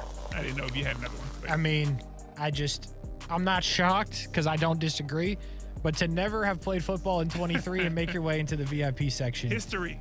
Is history. There is no doubt about it. If I do have one more, Josh Allen. Hey, okay. Come on down. All right. 3, you got 6. You got to get to double digits. I'm about to say it's going to be disappointing, though. Got to get to double digits. Interesting. But 4 weeks in, having 6 sacks, there's no other way to put it. That's elite stuff. But can he keep it up through the rest of the season will be the question. And if he does, his bank account will be looking reckless when he's playing in like Pittsburgh I'm about to say paid somewhere else. From Jacksonville, because he is going to price himself out of Jacksonville if he keeps it up at this pace. Inside Seminole football is coming up next. Mike Norvell chatting about the undefeated Florida State Seminoles who had a bye last week. They will now go on a run at home that looks pretty appealing. If you're a Florida State fan, they will play Virginia Tech this weekend. They will then play Syracuse. Then they will play Duke, who may be without Riley Leonard. 3 straight home games for the Florida State Seminoles, and then they will go to Wake Forest, which is not as tough without Sam Hartman. You will hear from Mike Norvell next. Baseball playoff action after that, and that's your night on ESPN 690. For Brian Middleton, I'm Kasey Kuhrts. We're back at it tomorrow. Until then, have a great night, everybody. I want to eat a spicy chicken in my Tesla. Is it too much to ask? Psst, psst. You know, Jim was right. American Window Products does have it all for my window replacement. Quality, selection, service, and great installers. But the best thing is their prices. American Window Products